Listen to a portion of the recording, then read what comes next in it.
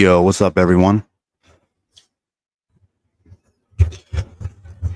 Hope you're having a good weekend so far. Had a good week. And thanks in advance for checking out the podcast. Take some time out of your day to hear what me and a few other people have to say. So, we got a few things, obviously, to talk about. Three topics. But of course, we'll get into some off topic discussions beforehand. And of course, Jinpachi's not here yet, but it's all good. So, he should be here soon.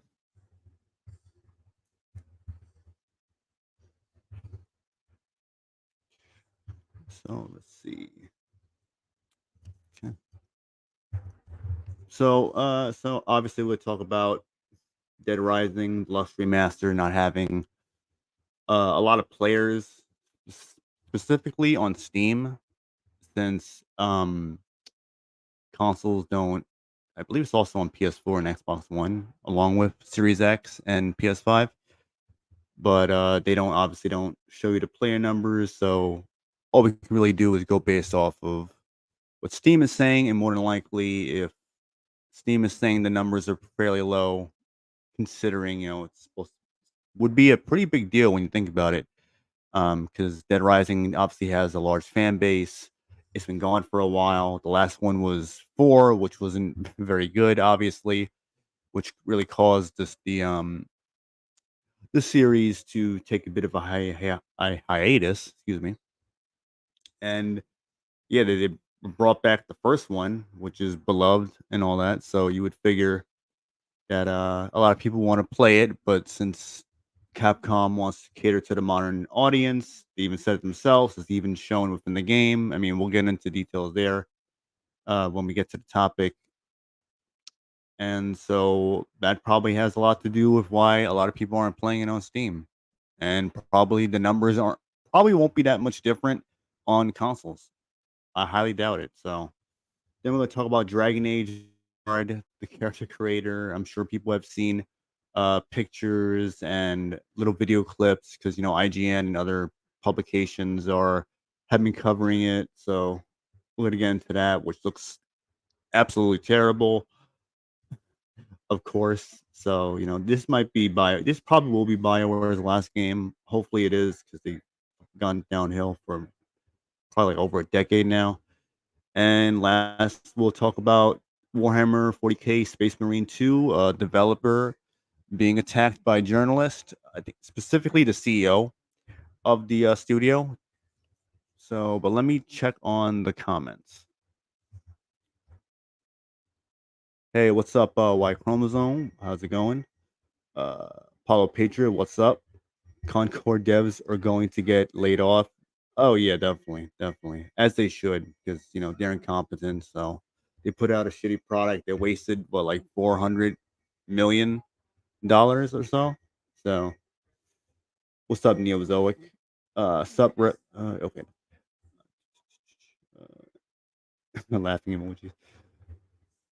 See, Y chromosome. It's like they're in competition on who can bomb the best. Concord wins, obviously. Yeah, yeah. They made history for all the wrong reasons. So, but you know, it is what it is.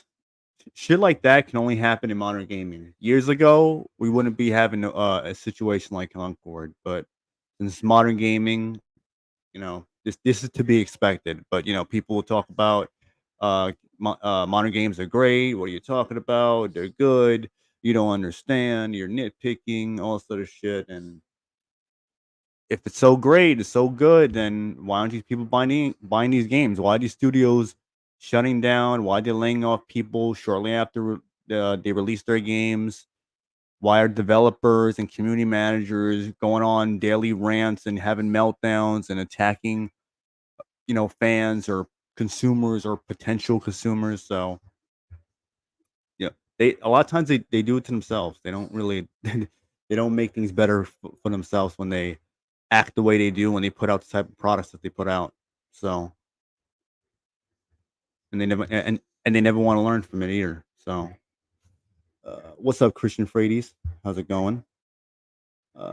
Apollo picture. I'm sitting back enjoying Skyrim mods. Nice. I know that game has a shit ton of mods, so I don't know about Starfield though, because I heard the modding community gave up on that pretty fast. I don't blame them. So back to Skyrim. That's really all Bethesda has at this point. So what you guys been playing, watching, reading? Anything interesting? Hey, what was I playing? I was playing what the fuck was I playing? GTA 3, the trilogy version, the alleged remaster. Um, because I wanted to play it on PS5, but obviously, they took out the original from the stores, of course. So, uh, then Jim Ponchi like, oh, I'll let you borrow the trilogy or whatever. Play the third, play three, and whatever, and try it out. So, but obviously, it has issues. I mean, yeah, they fixed it over time, but still, it still isn't great. But you know, so it's still a pretty cool game though. And I'm mainly talking about 3 as it is. I'm not really saying so much about the remaster. But yeah, I'm really just waiting for Litterhead. That was really good. It's by the people I probably had mentioned this on the podcast before, but it's by the people who did Gravity Rush 1 and 2, the Siren games, which I believe there's 3 of them, and they also the original team behind Silent Hill. Up until I think Silent Hill 4 was the last game they worked on. So, but I think most of the members had left around that time. So I don't believe the team that had originally disbanded, Team Silent, are the exact same amount of people as before. So, but most of the important people, I guess, not to take anything away from anyone else who was doing things in the studio, but I think you know what I mean. What's up, Spirit of Paradox? Good morning, good evening, and good afternoon. Yes, but I had downloaded the demo for Romancing Saga 2. Hopefully Square Enix didn't do any bullshit with it, so I wouldn't be surprised. But hopefully, since it's not really like a big major game like that, so who knows? It's definitely not as big as like something like Dragon Quest. So hopefully they don't fuck that up. But I haven't played the demo yet. I just downloaded it, so I'll try to get to it later. And what's that game called? Natus, whatever, the fake Final Fantasy versus 13 game that looks okay, I guess. I mean, the trailers is pretty good, and the gameplay, when they show an actual gameplay, it's like I don't know, but maybe the demo would change my mind. But either way, I don't plan on getting that game full price.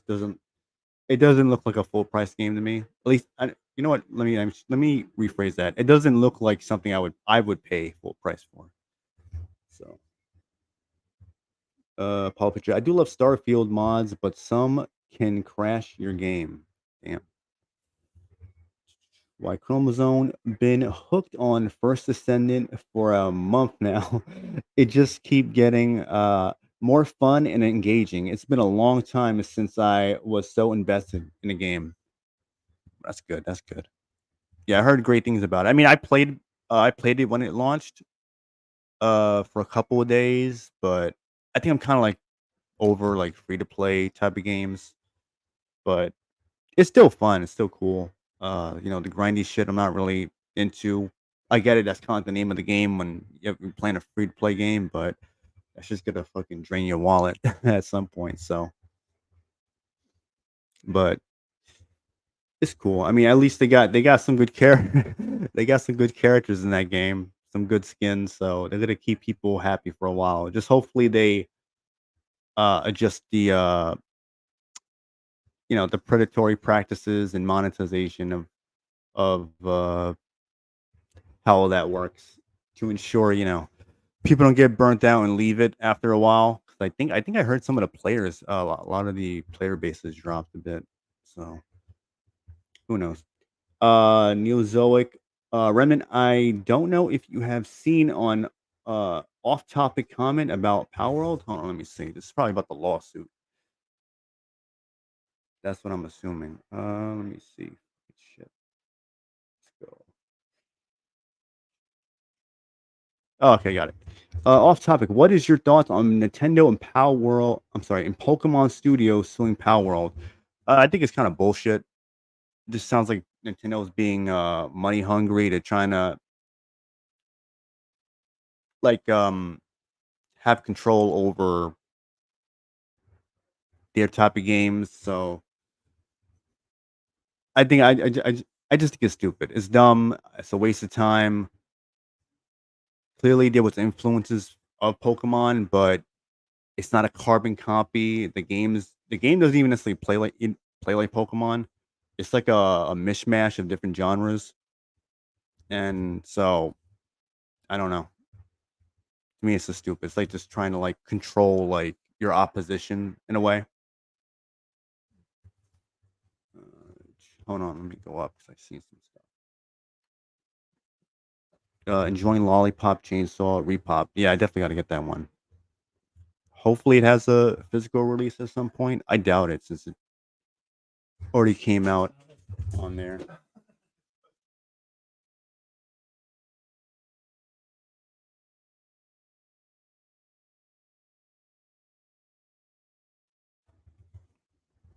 Ooh, let me turn my phone off. Got a damn video playing or something? Yeah, let me fix that. Anyway, where was I at? Oh yeah, so hopefully they do that. I know they've been patching Lollipop Chainsaw because there've been a few issues and all that, but thankfully it has not been censored from what it seems. The only thing, the developer, the producer, I believe, has been very transparent, which I like. We definitely need more developers, not even just from Eastern developers, from like all around the world, to be transparent with the community, with people, like in general. Just like be transparent, be honest. None of this double speak or corporate, lingo type of shit that most people aren't going to understand. Just be direct, be honest, and just say what it is. So he's breaking everything down about uh they were denied by Steam to lower the price for the game in certain regions, and they're waiting for approval of this, that, and the third. So he's being very apparent. He's being very apparent. He's being very transparent, and we need more of that.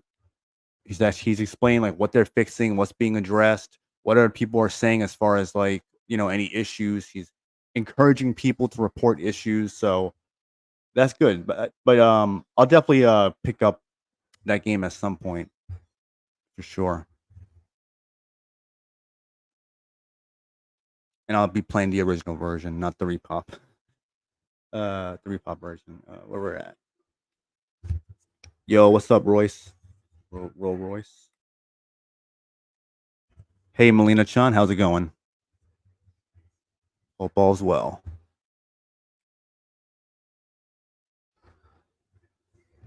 Keep it up the pressure on these losers. Yeah, gotta keep the pressure on them because they do the same. They do the same thing. They always want to do some dumb shit. Think you're not gonna respond. Think you're not gonna push back against it, and then when you do, they wonder why. They play the victim. You see it with the game developers, game journalists, community managers, fucking regular, like paid chill YouTubers or streamers that want to defend these companies, have good relationships with companies, even regular people, uh, like on social media, whatever it's X, YouTube, or whatever, defending these companies, all these terrible practices that they're doing, and a lot of it is just that they want you to consume the product and not ask questions, and a lot of people have done that for a while. They don't want to do it anymore, rightfully so. And a lot of people are saying enough is enough, and we're not gonna be quiet anymore. We're gonna say what we have to say, speak our mind, and on top of that, we're gonna speak for our wallet as well. And it's showing. Why do you think these studios are shutting down? Why do you think these even the journalist websites, some of them have been shutting down, laying people off, and that's for a reason. People don't trust the media anymore because they've uh, betrayed a lot of people's trust. And the crazy thing is that they don't even realize it. They don't realize what they're doing. It's like they're pointing the finger at everyone else but themselves, and that's where we're at now. So, but Jinpachi is here, so I'm letting him in. Should what the hell? Hold on.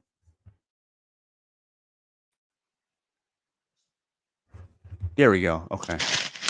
Well, hello there. Hello there, everyone. Tonight we have a very Um, special episode.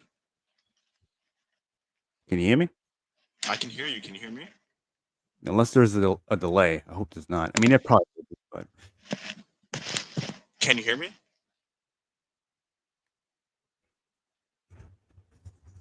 hello. Yeah, there's All a right. Well, crazy I'm gonna delay. read I'm trying to catch up with some comments before I mean, just say something. I'm talking, man. There's a delay. It's gonna be a hefty delay. I can feel it. Pokemon or beta cucks. Hold on. I'll join and come and return. I mean, I'll leave and return. Hold on. Concord, yeah, yeah. Concord lost 400 million. Yeah, I talked Can about you hear that me? before briefly. Good for them.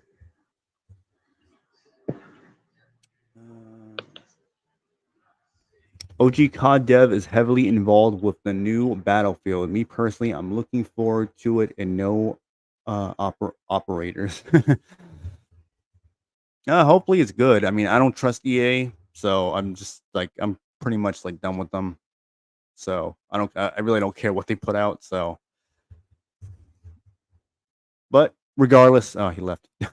Regardless, hopefully it's a good game for people. They enjoy it. Hopefully there's no bullshit in there.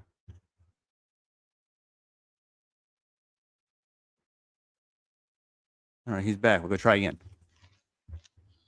Can you hear me? Yo, Yo. Yo, can you hear me? I don't hear you. That's really weird. You don't hear me at all. Saw the little thing. Oh wait, he's muted. I saw the little thing move when you were talking a few seconds ago, but I couldn't hear anything. Can you hear me now? Unless it's just me. Can anyone hear Jinpachi? Try Can you talking. hear See. me? Can Yeah, I you see it hear me? moving, but I don't hear anything. Can you hear me now? Can you hear me now? Huh. Anyone hear Weird. him? I'm gonna. Oh, I'll you leave and hear come him. back. Hold Why on. can't I hear him? What the hell? I don't know. That's bizarre. Hmm. That's really weird. Um, That's I so don't know. weird. That's What the hell? strange. It is. All right, let me see if I can try to Maybe. leave. I don't know why it's doing that. Yeah, it's bizarre. Well, for anyone who could hear me, we have a special show this morning for you. Well, this afternoon, rather. It's going to be hilarious. Hilarious. The Trent Report, huh? How's it going, Apollo Patriot, Spirit, Y Chromosome, Christian Frades? Glad to have you all here. You know, the usual suspects: Neozoic, Rolls Royce 24, or Rolls Royce,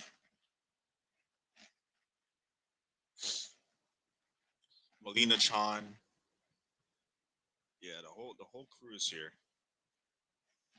Octo Commander. Yeah, they're trying to silence us, Octo. They're trying to we're getting silenced by the deep state. That's what it is. So I don't know. I was a little bit busy. I know I'm a bit late now, so hopefully we're going in and out, Jinpachi. All right. Oh, I'm going in and out. It must be something with the Wi-Fi. I don't know. I don't know what the hell's happening. There's clearly a delay.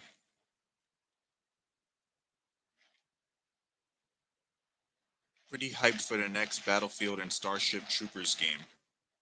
Yeah, I didn't know they were making a Starship Troopers game. That sounds really cool. That sounds very, very cool. I wonder how. I mean, did they show any gameplay of it, Apollo?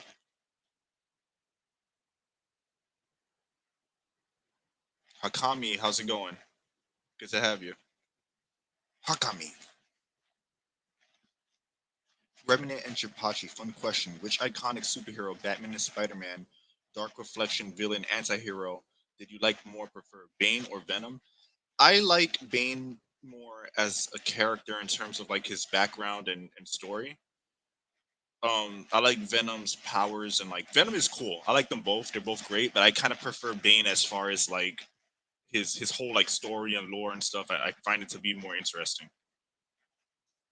At least for me personally. So PC players get early access, right? I'm gonna check it out when the stream ends because I like Starship Troopers a lot. So oh, you know what? Actually, I'm talking out my ass. I think I actually did see it. And I just forgot about it because now it sounds familiar. There was like a CGI like trailer or something like that, right? Deathstroke is a better Dark Reflection. Well, yeah, kinda. Like Deathstroke is more of like I wouldn't even call him a dark reflection of Batman because he's kind of his own guy and he sort of just happens to run into Batman. He's not like a real Batman villain. So, but Deathstroke, I do prefer Deathstroke to Bane in general. DC's Crime Syndicate. I like DC's Crime Syndicate. I'm not familiar with the absolute DC universe. So if you could clarify, Spirit, I'll tell you what I think. Like if maybe I have been exposed to it, but didn't know what it was called. Yeah, Deathstroke knows Green Arrow, but Deathstroke's like a overall DC villain. Like he's fought the Teen Titans. He's even fought the Justice League, Batman. He's one of the few enemies that actually whoop Batman's ass like straight on. So Ubisoft and Sweet Baby Inc are together. That's true. I mean, they're like, and Ubisoft might as well be Sweet Baby Inc. at this point. All right, so if it's like the Ultimate Universe, I think I mentioned it before, Spirit. I'm not a huge fan of the Ultimates. I like certain parts of it, but there are other things that I don't like. Like I don't like Ultimate Green Goblin, for example. Ultimate Hulk is like kind of interesting, but I'm also not a huge fan. Like I don't hate the Ultimate Universe, but I don't prefer it. I kind of like the 616 stuff better, even if it is inconsistent. But yeah, I can imagine. I did like this is not necessarily like a different branding of DC, but I did like Dark Knight's Metal overall. Like I thought it was a cool idea. Yeah, New 52 was more DC's Ultimate Universe. I actually agree with that because New 52, people hated it. I was one of those people that didn't absolutely hate it. I thought there were moments that were good. Yeah, Sweet Baby Inc. is out of touch, man. I don't know what the hell they. I mean, not just out of touch, but like Ubisoft and Sweet Baby Inc.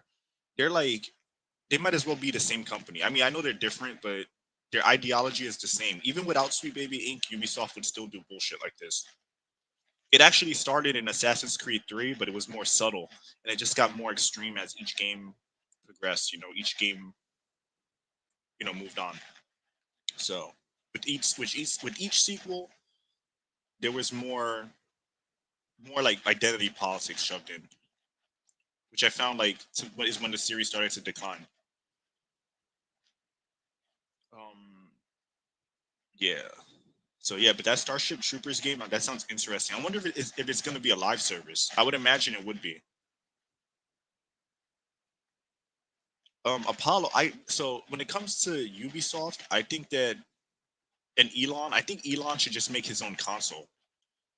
If he like just made a third party console, I've mentioned this plenty of times before, where you have a console that's basically like it basically runs like it's basically like a almost like a pre-built PC. So that way you're not tied to like brands like Sony or like Nintendo or Microsoft, and it's basically allows you to download things like Steam, Epic Game Store. But it's just the point of it being in a console form would be that it's just the ease of use of it. I think would be really cool. Genpachi, which Batman film universe did you prefer? Tim universe, Batman universe, or Christopher Nolan, the Dark Knight universe? So hold on a second. I got to think about this one. Um, yeah, like so I would say I think that I like the Nolan verse the best. Well, it's tricky. It's really tricky. It's really. I'm trying to think about it. It's really tricky. Like, all right, if we're talking about the Tim universe, as in the DCAU, I kind of prefer that version the most. If we're talking about the movies strictly, I like to think I like the Dark Knight storytelling. Like the Dark Knight trilogy storytelling, I like that it was cohesive and I enjoyed that. But the original Batman 89 holds up very well. And I like that it wasn't necessarily trying to be like super realistic. Because I find it like they're trying to make Batman so realistic where they kind of lost some of the magic overall. Which is why like I think the Matt Reeves version is ass of Batman. I hate the Batman. I think it's just a total hack job. But that's a whole other argument. Oh, Tim Burton universe. Okay, so um, mm, I kind of like. I prefer the Nolan trilogy just for the storytelling, but I do enjoy Batman '89 and Returns a lot. It's a hard comparison because they're so different, but I do enjoy both of them. But I would say like just for like the cohesive storytelling, the Dark Knight series. Yeah. So, but again, Batman '89 is a true classic, and I actually think that Batman '89 overall is better than Batman Begins. So it's like Batman '89 is a great standalone story. Yeah, and again, like they should make a so like I wouldn't make it a Steam console, Spirit and Apollo. What I would do is I would make it into I would make it into a console that you can download Steam on it. You can download Epic Game Store on it. So it's basically like a ease of use PC.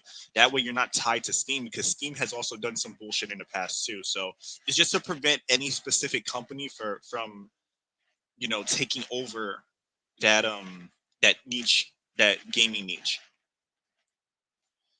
So I would do that. And I would also make it available to indie devs since it would be like a pseudo PC. You could just download indie games with less of a middleman. I think a console like that would make fucking Elon even more rich, and I think that it would work very well. You can hear me? I could hear you. Can you hear me? Yeah, actually had to do it through my phone. I'm restarting my laptop, so I don't know what the hell's going on. So because Maybe at it was first a bug. yeah, it might be because I tried opening up a new reopening up Google the browser, and it still was giving me issues. So I was like, let me see if I can restart it. So for now, I'm on my phone. So and it's kind of shitty because the way like the layout of this thing is kind of like ass, but It whatever. is. It definitely sucks. It 100% So sucks, but it's better than nothing, right? yeah, of course, yeah. So So I want to answer a few of these comments because I'm actually having a good time talking to my boys.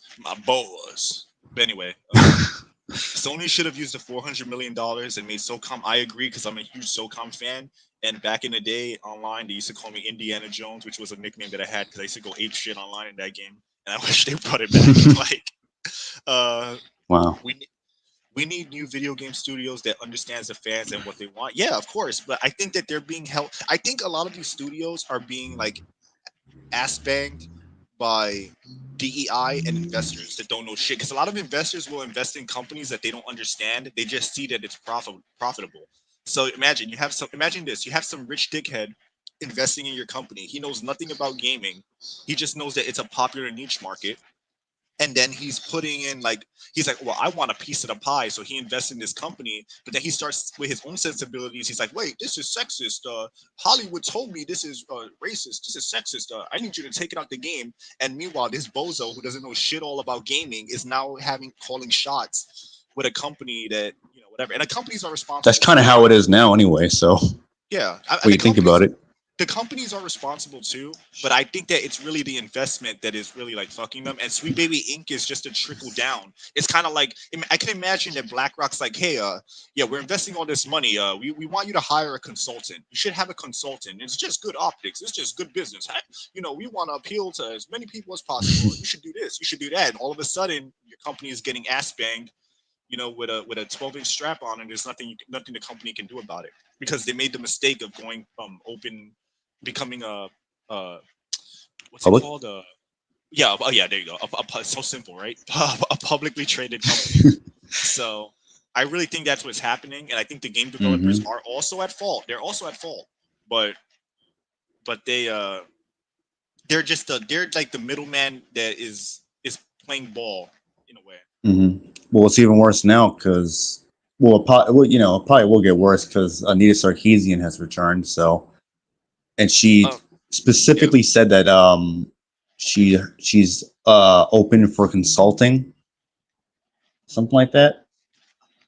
Which is a death sentence these days. Any company Yeah. that does that has lost the plot. Sure. Spirit of Paradox says, what would a Jinpachi DC game trilogy look like? So if I made a DC game, if I did a universe, what I would do is I would make it more than a trilogy. I would make different games about different superheroes in different genres, but take place in the same universe. So, for example, you could have like a game like Arkham. I'm just using that as an example, which is your Batman game, which is what I would start with. And then you make mentions of other superheroes, but it's never like they're never important to the story. It's never like a big plot detail. It just kind of acknowledges that they exist. So the games are all standalone, the Batman games. Then I'd make a Superman game that plays differently from Batman. They would be like entirely different genres of games. And then I would do this with several superheroes. Then I would have a crossover game that takes place in the same universe but plays differently. So it would be like as if you had your Spider-Man games, you had your X-Men games, you had your Daredevil game or whatever, and then you have Marvel Ultimate Alliance, and each game would be a different genre, but they would all take place in the same world with the same continuity. That's how I would do it on Spirit, and I think that way every game stands alone, but so you can enjoy each game individually. But if you want to play the other games, they still connect, and you can still have like that. To me, that's how you're supposed to do that kind of thing. I hate when they start off with a universe so early. It's like they're going so crazy to say, hey, yeah, Superman is here and Wonder Woman is here and they're gonna help you fight and whatever. And meanwhile, it's supposed to be a Batman game or a Superman game, and he's barely in his own game. Like, I don't want that. You should have your game stand alone, but make mentions of the greater world, but in a very shallow way, because you want the story to be about the actual character. And it's a shame that we don't have a decent Flash game, for example, which I would think would, because you can't and the other thing is like they try to capitalize on these markets. Like I wouldn't people say they want like an Arkham game where you play as the Flash. I'm like, why would I want a Flash game to play like Arkham? That's gonna hold back the game. The Flash game should be totally different than an Arkham game, for example. Yeah, it should. Doesn't need to be a copycat.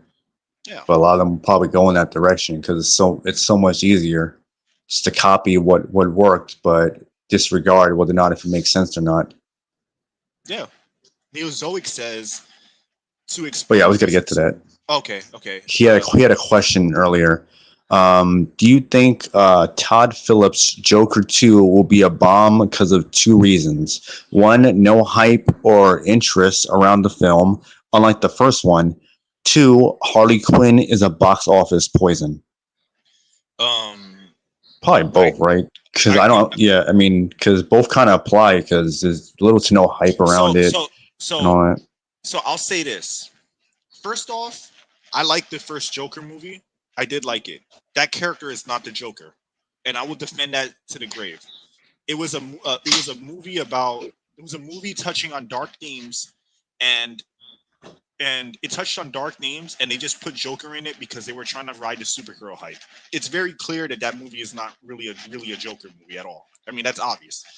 The second movie, I think, will do okay because people were waiting for Joker for a while, and I think that it will succeed despite Harley Quinn being in it. But that doesn't mean that Harley Quinn doesn't bomb. It just means that the Joker sells. I think that movie is gonna have woke bullshit in it. 100% gonna have woke bullshit in it, especially with Lady Gaga involved. It's just gonna have that. I do think that the problem with Harley Quinn is not that she's box office poison in and of herself. It's because they keep trying to do Girl Boss Harley. First off, Girl Boss Harley fucking sucks. But they keep trying to do it without establishing her relationship with Joker. It could work. It would actually work if they had movies with her and the Joker together, and then eventually she breaks away, so we have time with the character's relationship, and then she could be her own person. But even back in the day when she became her own person, it wasn't that bad. It's just that writers had said, "Hey, Harley Quinn's her own person. She's popular. Let's make her a fucking girl boss, douchebag, feminazi character," and that's what she is now. Yep. So that to me is why That's all Harley she Quinn is. is. That's what why Harley Quinn is failing. Harley Quinn was a great character. She was one of the best characters in Batman the animated series.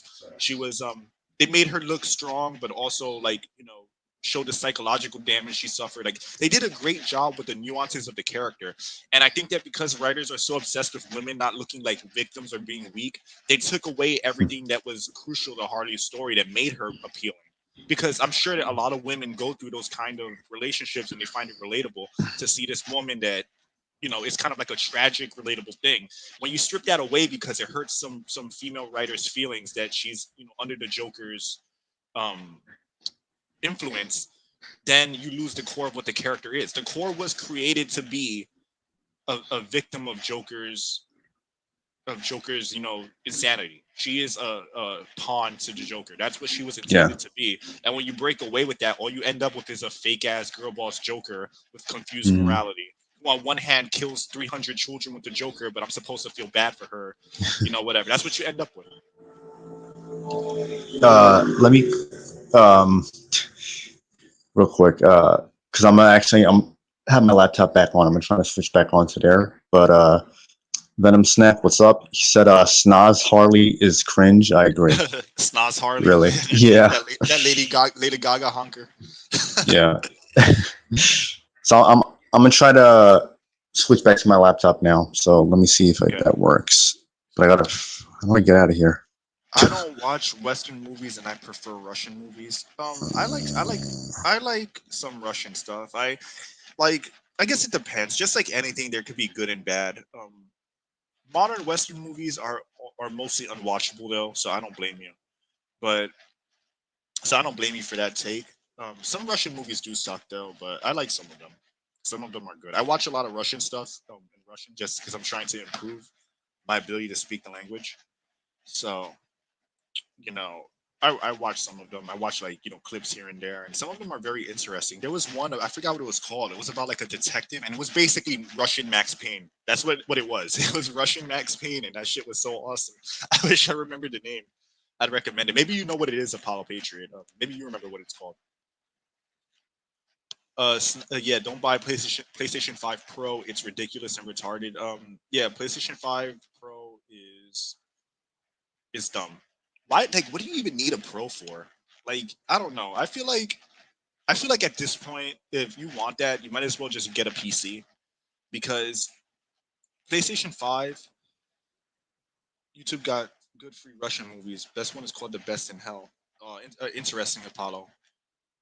But yeah, if you know which movie I'm talking about, like definitely post in the comments. I forgot what it was called. It was really cool. Um, but back to PlayStation 5. PlayStation 5 is Pro is unnecessary. They barely maximize the potential of the base PlayStation 5. There's barely any games on there, and you're gonna pay more money and not even have a disc drive on the console. Like that's just on the surface.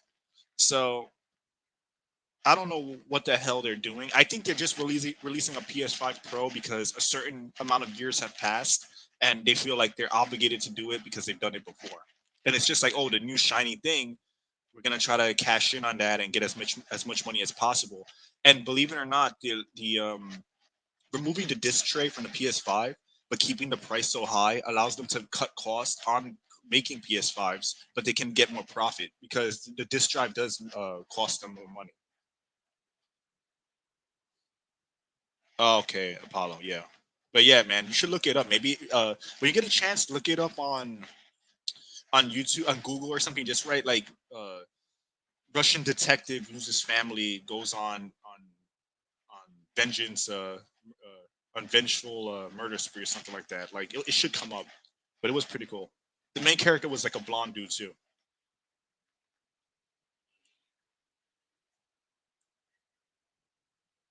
So Venom Snack says the base PS5 isn't necessary either. I really regret buying it. I just use it for the UHD utility, really, and even that can't do Dolby Vision because Sony is cheap, I guess.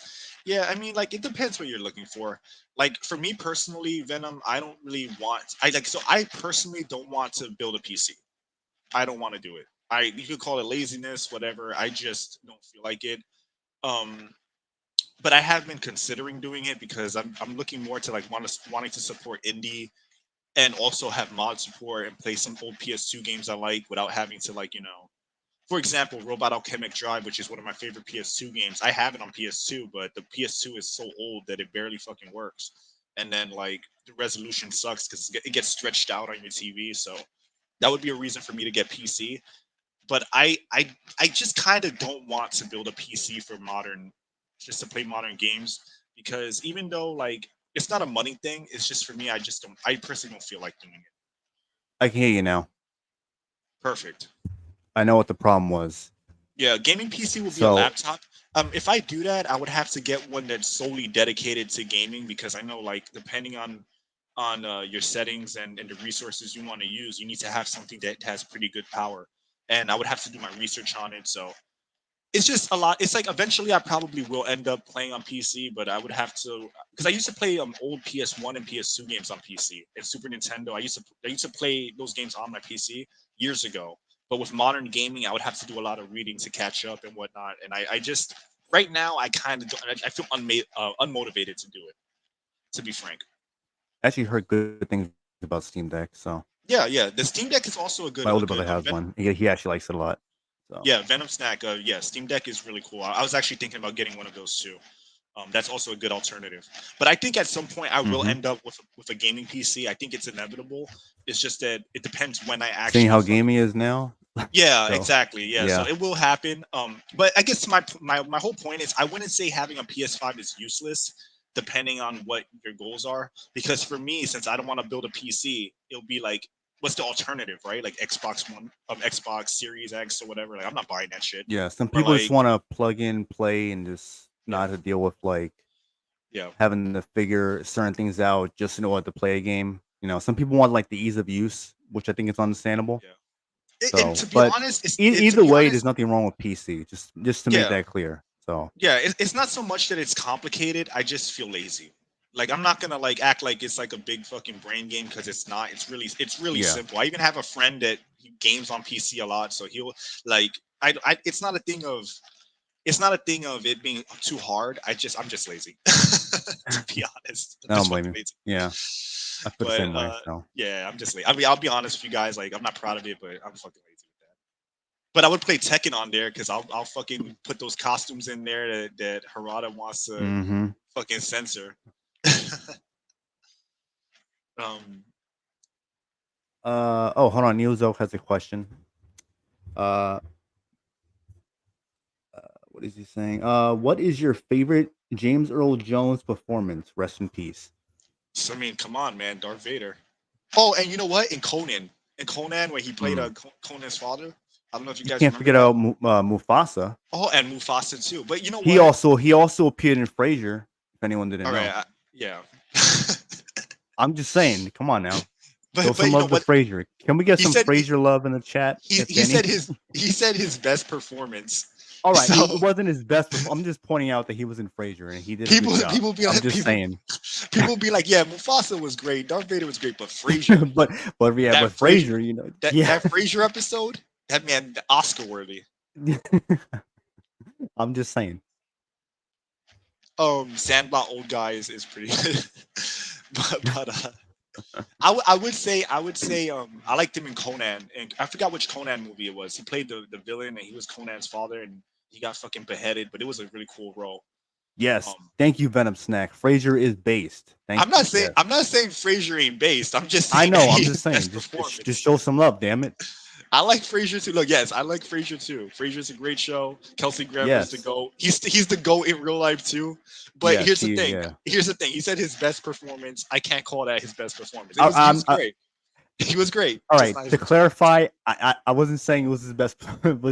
Was his best performance. I'm just saying he was in Frasier. He did a good job. Wasn't his best. I don't think it was intended to be his best, but he did a good job.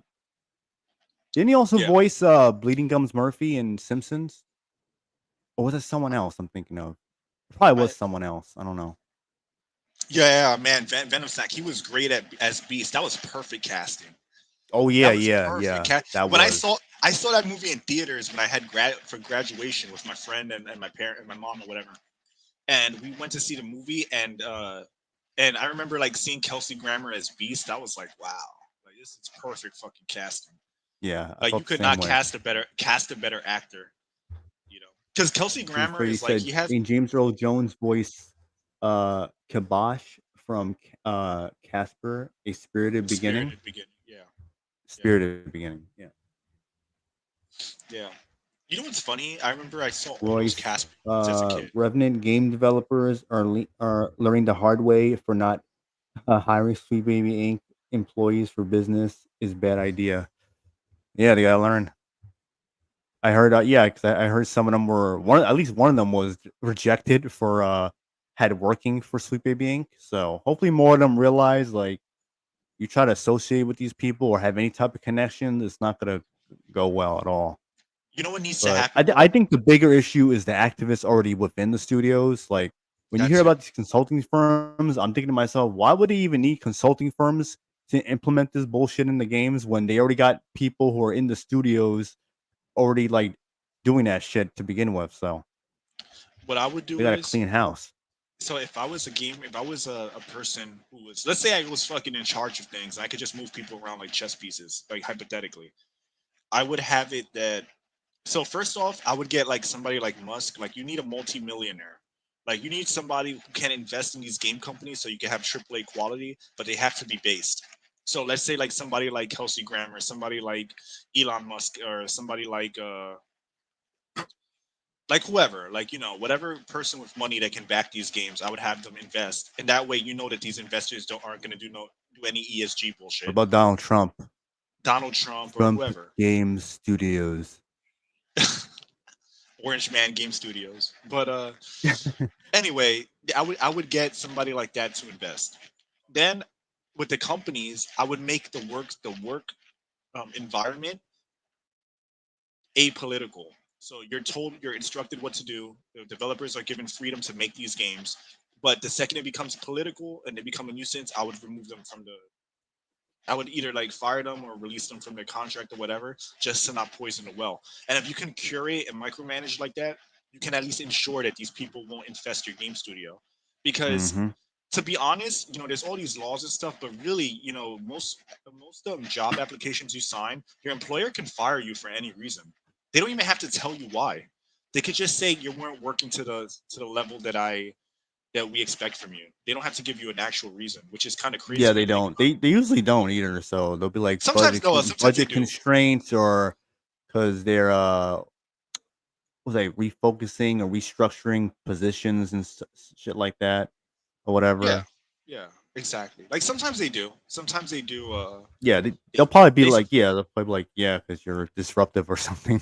Yeah, they'll say that. Oh, what So you did, you broke protocol. Like they'll sometimes they'll give you a reason, but yeah, really yeah. they don't have to. So I would just say like, all right, if I Hmm. get whiff of it, they're getting fired. I'm just gonna get rid of them because you have to Yeah. prevent your well from being poisoned, and Hmm. that's the only way. You have to really gatekeep your own company. I mean, there's plenty of other woke companies that would hire them to make failures, but Oh yeah, that won't be my yeah, company. yeah. And I think Uh, if they do that, that's what we'll say. That's what will change the gaming industry. yeah, that is true, Hakami. He did do that before. So You know what's funny, Hakami?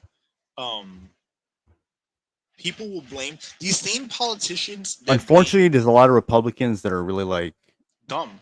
yeah, dumb. Yeah, Dumb, yeah, yeah. more or less, yeah. So But Trump, like like stuck in their ways. with that being said, these people will blame video games for mass murder, but then they'll watch horror movies, they'll watch war movies, clap Hmm. like seals, and then go the next breath blame gaming for all these shootings and stuff. Yeah, Everyone's right. trying to They'll be blame, watching kill count videos and shit. yeah, everyone's Or trying to like, oh, blame. the list of the most gruesome deaths since Friday the 13th or Well, the point Nightmare is on that Elm Street or whatever. well, the point is these are movie fans. These Yeah. politicians like movies. They like entertainment. They're just hypocrites. That's why, like, and I'm talking about politicians in general. They'll blame all these things for mass shootings. They'll even blame guns, a gun company for making guns. But the reality is that you have to understand that the bigger problem is mental health in the country. There are lunatics out there that are not getting the mental health that they need, the mental health support, and they're going werewolf and fucking doing crazy things. You can't, it's proven in the UK. You take away people's guns and they get stabby. Mm-hmm. Real So it's quick, like, Venom yeah, Snack had wrote, these activists aren't brought in for their programming and writing skills. Let's be honest. The right wing pretends video games barely exist when it's the most profitable form of uh, entertainment, entertainment, entertainment. Why look for that different letter? because he it's a typo. Oh, okay. I thought it may have been just me. I don't know why. It's Okay. entertainment, but I agree with Okay. that. Yeah. No, you're definitely right, Venom Snack. They Yeah. gotta get on the ball with that. Like they're like Well, so far behind, and then you wonder why they lose when it comes down to like shit like that. As far as like God, what is the word called again?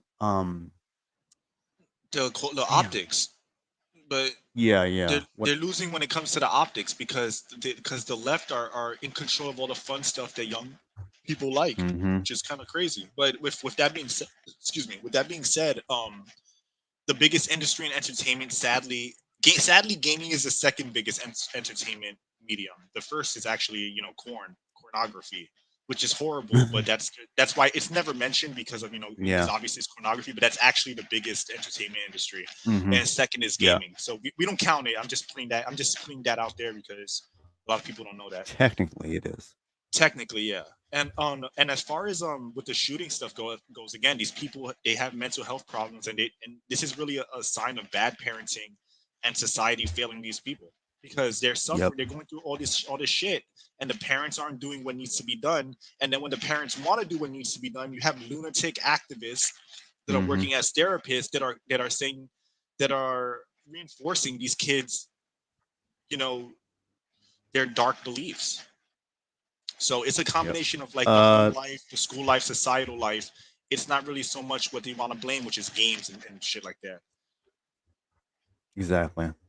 Uh, let me answer Neil Zo's question, and then see if you want to talk about uh a certain someone. Okay, Um, David News. Okay. Remnant and Jinpachi, although didn't video games have political elements before, such as BioShock, Fallout, Call of Duty, Deus Ex, etc. They have. It's not like they haven't, but the way they were handled, it was more like nuanced, and it wasn't always so one sided. A lot of times they would be more like thought provoking, and would leave it up to the player to come to their own like conclusion or assertion of whatever it is, like certain ideals that are being put into place. And a lot of Well, on times a, it would show like how certain ideals could be destructive or have like cause it cause an effect to them. Fallout is a great example of that. Fallout Yeah. has that's rooted in It every wasn't so faction. much like, oh, this side's bad no matter what. This person's terrible. Believe But in but this there, no matter what. there's This is there's a good. There's deeper nothing layer. flawed about this side when yeah. But there's a deeper layer because even within those games, they're talking about fictional world politics that are universal truths, right? Like for example, Star Wars. Yes. Star Wars is political. It's about an empire that colonized the universe, basically, the galaxy, and they're Yeah. they're basically like space Nazis. Literally, they're space Nazis. But it's a universal truth because across cultures, a lot of people have experienced oppression, totalitarian regimes, dictatorships. That's not unique to any race or individual. Modern politics and gaming is more rooted in social politics, like women, uh, being black, being Hispanic, being whatever. Like they're focusing on those aspects, and it's political in a social political way. And even then, it's like Revenant said, they have a biased slant with the real world politics because again, a lot of these people are activists. So and I would say communists. A lot of them, they're basically communists. So of course they're going to interject that into the stories. Back in the day, it wasn't about, yeah, you had those themes in games, and movies, but they were universal truths. Nobody likes being oppressed by a dictatorship. nobody likes being bullied. You could be bullied because Mhm. of your skin color. You could be bullied because you're short. You could be bullied because you're ugly. You could be bullied for bad teeth. It's just the idea of being bullied is a universal truth. The idea of a Mhm. dictatorship is a universal truth. Nowadays, everything's on the nose, and they're basically like Yep. saying like, yeah, white man bad, orcs are minorities and they're oppressed. Baraka and the Tarkatans are all allegory for minorities and stuff like that. That's what they're doing now. It's not the Yep. same. So in that Yeah, it's not. context, in that context, I would say like, yes, they've always been political, but now they're heavily focused on social political, and there's a heavy biased slant.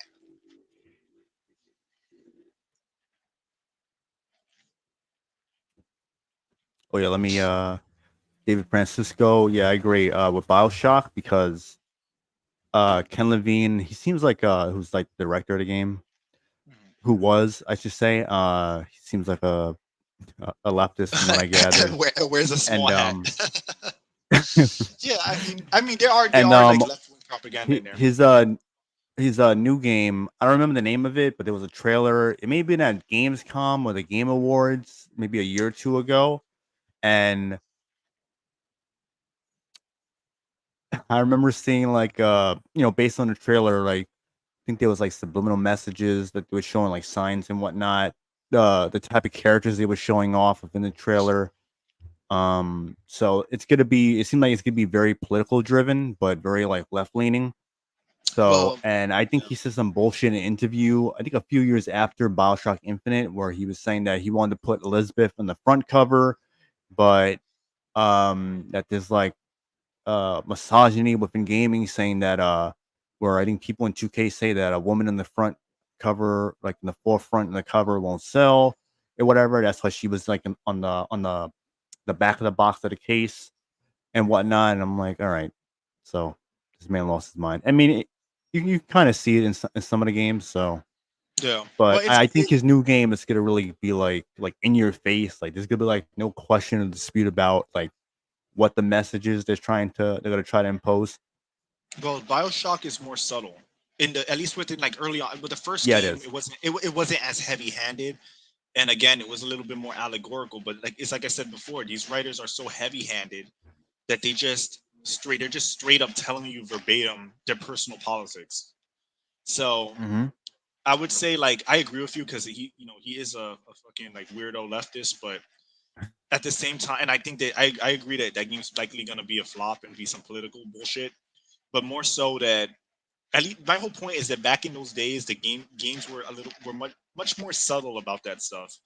Where nowadays it's like insufferable. It's like the beginning of Suicide Squad Kill the Justice League, where Harley Quinn is complaining about capitalism or something like that. Like Yeah. they're now they're not even afraid to hide their communism, while before they tried to hide it within their writing. Now it's like, Hmm. hey, we're communist and proud. We're socialist, which basically not really socialist. We're pseudo communist, even though socialism is fucked up as well. Hmm. So, should we address the? Yeah, let's just get uh, that over with because Yeah. I want to keep it like concise and then move on. Okay. Okay. So you want to start off?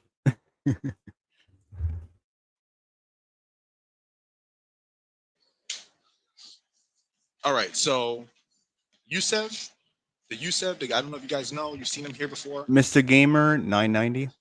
Yes, he's a fucking weirdo. He is not going to be on this podcast anymore. The guy is a nut job and acts like a fucking woman. So he is not going to be on this podcast anymore. In case people don't remember, maybe by name, maybe you remember by voice.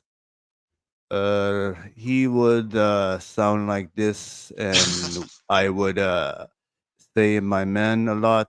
Um, Amen, brother. And I would also go into the DMs of Rev and Jin, Rev and Remnant and Jinpachi, and I would complain about people like Christian Freitas and and people like that because I am very how you say intolerant to these people, and I looked at Rev and Jin as my therapist, so I can cry about other people, even though I blocked them on Twitter.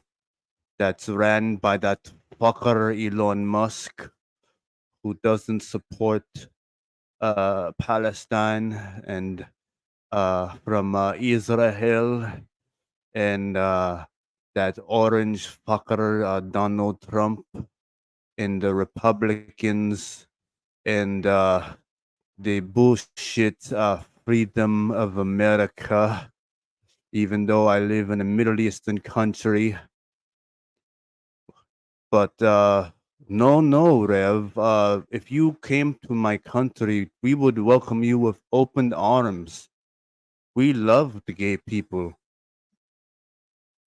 And in past moments in the videos and podcast, I had a personal issue with Mugen Lord, so I complained in the comments about him and Jim Pachi's opinions, even though Rev had the same opinions as them, and he refuses to listen to what's being said. Yeah, like like I said, the guy's fucking in inboxes complaining about Christian Frades, complaining about other people in here, and then fucking talking shit about people. Christian Frades called him out, then he fucking blocks him and she gets mad that he called him out. Like the guy is a fucking nut job. I'm very upset that Los Chabito blocked me for Yeah, disrespecting his country because I'm very Remaster like intolerant, laugh at him. but I don't know what I did. Nothing wrong to Los Chabito, The dude, but yeah, he lacks self awareness. The guy is like what all I over the did, place. He talks about fucking all he does is talk about fucking Palestine, trying to tell me and Revenant how to run the podcast. You know, so he tried to he got fucking crazy. So I got in the comments, in my DMs, I kind of walled out on him, and then he wants to fucking run from Revenant and me, basically acting like a little bitch. So I'm gonna leave it. I'm gonna leave it at that. He's not gonna be on yeah. here. Fuck him. He's a weirdo. There's a reason why he keeps complaining about people dropping him. The guy is a fucking nut job. And again, I actually told Revenant this, but I'm gonna say it now because it proved me correct. I even warned him. I said this guy is unstable, and the second you say something he doesn't like, he's gonna start saying leftist shit. And then on top of that, he's on fucking X posting a shit ton of leftist garbage. Like, now all of a sudden the people that are against woke stuff are all morons. Blah blah blah. Like the guy's a fucking bitch. He knows he's a bitch. I called him a bitch. He's a bitch. He's not gonna be on here anymore. Let's leave it at that. But also complaining about Amen, brother. Melina Chan talking about like, oh, I can't see myself being friends with her. Why? Because she's a woman. Like the guy fucking is a fucking joke. I tolerated it because I wanted to give him the benefit of the doubt, but at a certain point, it's too much. I'm not gonna let you disrespect people on here. Fuck you. Oh, Venom Snack. We're talking about a guy who appeared on the podcast a few times, Mr. Gamer 990 or Yusef, whatever you want to call him. Yeah, so we Yeah, explained it. yeah. That's what we're talking about. I'm not gonna I'm not gonna harp on him for too long. I just want to make it clear that this guy is all over the place and he's a fucking bitch and he That talks he's a shit about coward that blocks people, then yeah, wants to complain about other people blocking him, yeah. and runs He his basically mouth and acting like a woman, takes acting like takes no basically accountability. Yeah, despite acting him like hating women so much, he acts like a woman. acting like a fucking sussy ass like emotional woman. For real. Like talk shit about people, then block them, saying that people don't call they don't call him out or like they don't publicly say shit. Then Christian Frades calls him out and he acts like a little bitch in our fucking DMs. Like, get the hell out of here. That guy is a fucking loser. He's done here. He ain't coming back on. Yeah, just want to put that out there. Yeah, so Gotta expose in, this shit because you know what? You're not gonna talk shit and then try to fucking mhm. block me and Revenant and think you're gonna get away with that. So just gotta air that Yeah, out because so he's a fucking idiot. he wanted to act like a clown. Now he's gonna get clowned because he didn't want to act like a man. He wanted to act like a woman, so that's what's gonna happen. He's got to deal with it. So maybe I don't know if he's watching. If he is, hopefully he is. He hears what we're saying and gets emotional about it because we know he's emotional. Or maybe his several bot accounts are watching. Maybe who knows? Because that's what this guy likes to do. He wants. Yeah. He's chronically online all day Well, with he's bot running. accounts and shit. He So was running from me and Revenant, but then posting on that. I saw on his X post. He was posting on the hour, literally every hour for about real, yeah. Palestine. Like While this guy's avoiding what was being said. 'Cause I even yeah. responded to one of his posts like days like a day or two before he ended up blocking me. Where he was like talking about the Trump shooting was staged and fuck the orange man and something about Palestine or whatever.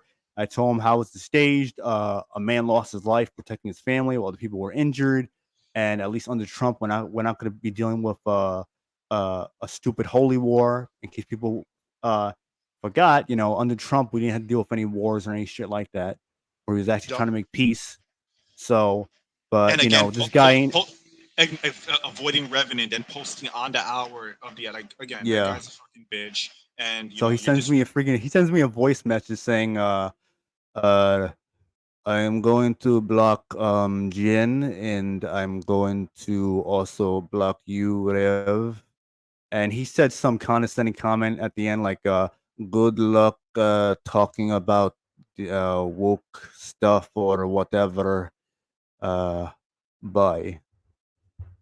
yeah. The guy's So a my fucking thing is like, if you ain't about it, then don't pretend that you are. Because there was a oh point. I remember there was a time where I don't remember if it was a voice message he sent or some shit on X or maybe on a comment on YouTube where he's saying like, "Oh, I'm more against the woke shit than you and Jim Pachi," and I'm like, "What?" When you're defending yeah. Resident Evil 4 censorship, And even as a gamer, he calls himself Mr. Gamer, but at the same time, this guy is fucking. I think he's a fucking liar. Because I remember we were talking about Elden Ring, and he's like, because he apparently loves the lore of Elden Ring. So I posted one of my characters, and I Jim said, "Oh, Pachi, what's fix your mic a bit. It sounds a all little right? muffled. Does it sound better now?" Yeah, better. Okay, so we were playing I was playing Elden Ring, and he asked about my character or whatever. So I posted a picture or whatever. I'm because I like doing shit like that. He's like, I said, "Oh, but you played a game, you beat it?" He's like, "Yeah." I said, "Oh, show me what your character looks like." And he fucking avoids the question and goes around it. We're talking about the original Resident Evil 3 because he has such a fucking strong opinion about the games not being fucking woke. But then at the same time, he's talking about how in Resident Evil 3 in the original, you start off with an assault rifle and all these weapons, and he didn't understand it. And I'm like, that means you were playing the game on fucking easy mode. So I told him, yeah, only on easy mode. That's the case. He's like, no, it wasn't easy mode.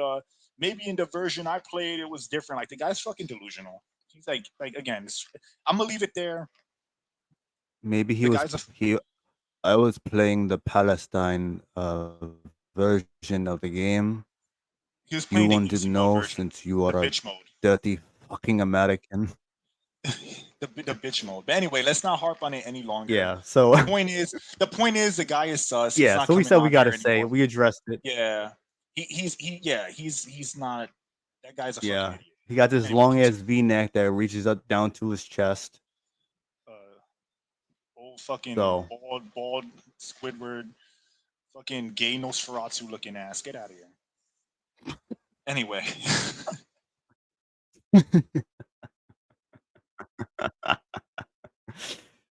so who we refer to as Mr. Sus long V-neck. anyway, let's move on. Let's move on. I don't want to harp on this any longer. We said what we need to say. He Yeah. got enough of So the podcast anyway, time. That's all he's gonna get. Let's move on. yeah. So should we get into the topics? And I can send out the links.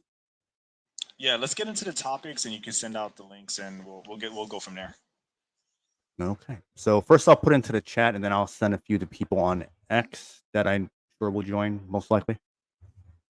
Also, check the chat, the comments as well. See if anyone else has commented because my phone is, I think it's delayed. Okay. Let me check it out.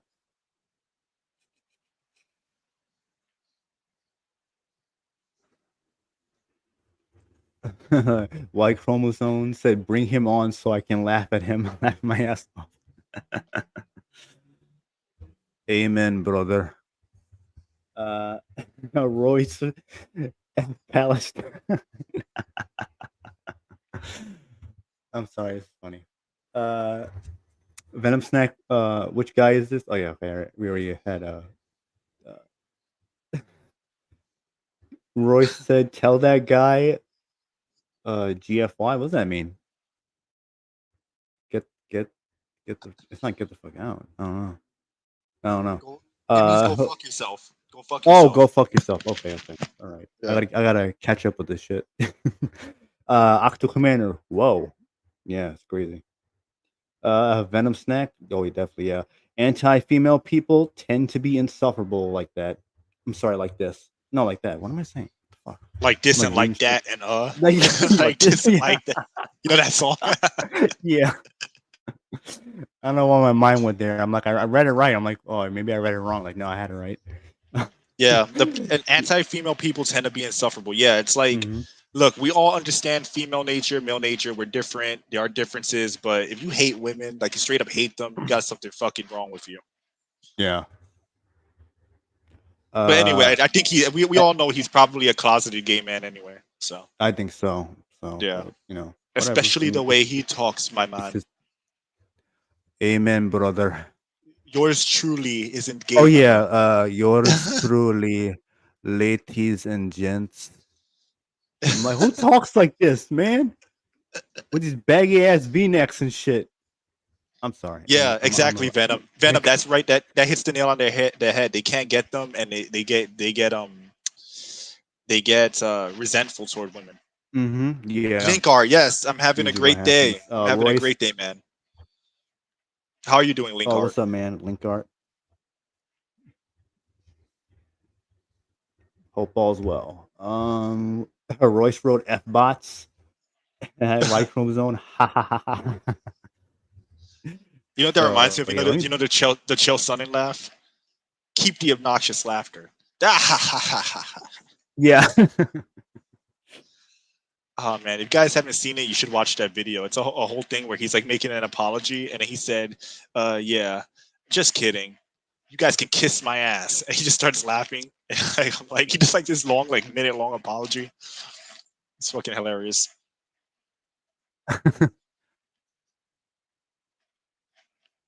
So anyway, moving on. So yeah, I'm excited to talk about these subjects. It's gonna be really interesting. Yeah, so we're gonna invite some people on, and it's gonna be a good old time. Yeah, I got the link from the Forward to it. chat. So now I'm just opening up X. And, As they say in seeing what's out. Japanese, "Oishikata desu," because well, it's gonna be delicious. Hey, what's good, everyone? Hey, Spirit of Paradox, Yo, what's up, my Spirit man. Paradox? How's The it going? homie. Good, all good. Everything good, man. How's everyone? I'm doing great, bro. Despite all the news and Doing gaming, good. I hope everyone's good. I'm good, man. You know, it doesn't affect Yeah, me because I'm gonna good. be honest, I wasn't a big fan of Dragon Age anyway, so it's just more reason to not play it. I was. I mean, really up until Inquisition, I kind of like fell off because like I noticed a few things, and yeah, so I kind of saw where they were going, and then it just got worse. It really got worse from there. Since we're talking about BioWare, I have a confession to make. Go for it. So, I was late to the Mass Effect You don't work for them, right? original trilogy. No, hell no. None of that. None of that. But my Spirit's like, fuck you guys, I work for them. You Sons will of bitches. never catch me doing that. Never. But It's like, oh, I damn it, they was caught late. me. Like, I was late to the original Mass Effect trilogy. And the first game that I played was Andromeda. Okay. I Oh, remember man. playing that Damn. game. I remember playing it and hearing all the controversy. I thought it was good, but I never completed it. And I've Okay. actually got it on my shelf to this day. But I got the Mass Effect Legendary Edition on PlayStation Plus. And then Okay. after I played the trilogy, I was like, okay, now I understand why Yeah. everybody was pissed. It's like, oh, now I get you. Even with the Mass Effect 3 ending, I remember watching Angry Joe's video about that. Yeah. So it's like, oh, I get you now, Back when fans. Angry I Joe was actually good. completely understand. So Even it's that like, Mass yeah, I Effect was 3 late to ending, that. Mass Effect 3's ending was still better than fucking Andromeda as a whole. Like Mass Yeah. Effect 3 outclasses that game in every way. But I feel you. I can imagine it now. You're playing the game and you're like, yes, I get it now. How dare you? Like, Because it's like, because after I completed it, I was like, now I understand why people were pissed. Because it's like, it's a whole light and day difference in quality, even though those games are older. Like, the story for one, like fighting Seren, and then in 2, coming back and building your team, and then in 3, finally having the Reaper War. It, it was like gaming Star Wars, you know? Like, Yeah. if movies have Star Wars, like gaming has Mass Effect. That's what it was when I played Yeah, that even remake, had the I remaster even read a thing trilogy. where after KOTOR, when they did the first KOTOR, they wanted to try to make their own like type of Star Wars game, which Mhm. ended up being Mass Effect. I'll also raise you this that you probably didn't know. They actually censored Mass Effect Legendary Edition, where they Yeah, they did. Ah, yeah. So I'm gonna explain what they did in detail. They altered scenes where the camera would be flattering toward like Miranda's body type, you know, showing like her from like behind, like low camera angles. They changed that because apparently it was offensive. So even then they did some censorship. Not but which is dumb considering these women are covered up and you can literally romance and have sex with these women in the game. So it's kind of like but you see, redundant. the thing is, like, having to romance characters takes a lot of work, but it's so damn satisfying. Miranda So, Lawson is so Yeah. Go ahead, oh, Christian. God. Miranda Lawson is so beautiful. I agree. And Yvonne Strahovski right. was amazing, man. Beautiful actress. It's like, damn, can we get more women like Miranda in video games, please? And she's strong. Like, Mass Her she Effect. was literally genetically enhanced to Yep. be perfect. And it's like, she is perfect. Ladies, yeah, if you want representation, we want more of that, please. Like, that's Yes. what, don't, Yeah, ain't right. that what She you wasn't want to be? insufferable or anything. She was And actually well written, well designed, all she that. was very charismatic. She was also very charismatic as well. hmm Um One of And the better had a characters in heart that if you game, did her probably in the and series. companion mission. and She had has a a heart, heart too. exactly. But my thing is like think about like I just want to say a few things here. First off, why would you censor camera angles that show off her butt covered up when you can literally romance this woman and literally like sleep with her Right. in like a drawn out cutscene? Why would you hmm censor a camera angle with where she's fully clothed? First off, in a game where you can literally have sex with her, that's off the bat. That's dumb. Then secondly, this is like not a bad thing. It's actually a good thing. The actress who she's portrayed by, Yvonne Strahovski, is even more beautiful than Miranda, the character, which is insane. You know, it's really cool. hmm She was in Dexter. I don't know if you hmm Hello, ever seen everyone. Dexter. Yeah. Yes, Hello. I watched Dexter. Love Yeah, Dexter. and she was in hmm Dexter. You remember she was like in toward like the later seasons, I believe. So, Ah, um, she was the blonde girl. Oh, Remember the blonde girl? Um, it's been a while. I remember the I think crazy bitch that she's loved Dexter. she was the one that had his baby, I believe. Oh, Oh no! It oh, wasn't her. It was the second. It was the other woman. It was the other blonde woman. oh, okay. You know what I'm talking about, Oh, right? yeah, it's been a while. So Yeah, what I can remember is like at the end we're like, no spoilers, but you know how Dexter goes off in the moat and that. But yeah. It was the final girl. It was the final woman that he was with, I believe. That's the last. yeah, That's who portrayed her. you know my favorite character in that. I think I'm getting his name wrong. Was it Dokes? Was Dokes. it Yeah, the black man? Dokes. The black man. What was his name? Surprise, motherfucker. Dokes. Yeah, yes, that was Surprise, it. That's motherfucker. yeah, love that scene, man. But yeah, he was my favorite character in the show, but it was so painful to see him Yeah, go. it was I the was like, serial killer girlfriend. no. She was fucking hot. All I'm saying is that actress was fucking hot, and she's a great actress. I actually like that character. I like the show in general. So You know, and that, if I don't, like if you're saying bad as in the character was bad, I disagree with you because I just like the show overall, but it is what it is. But at the very least, she So was beautiful.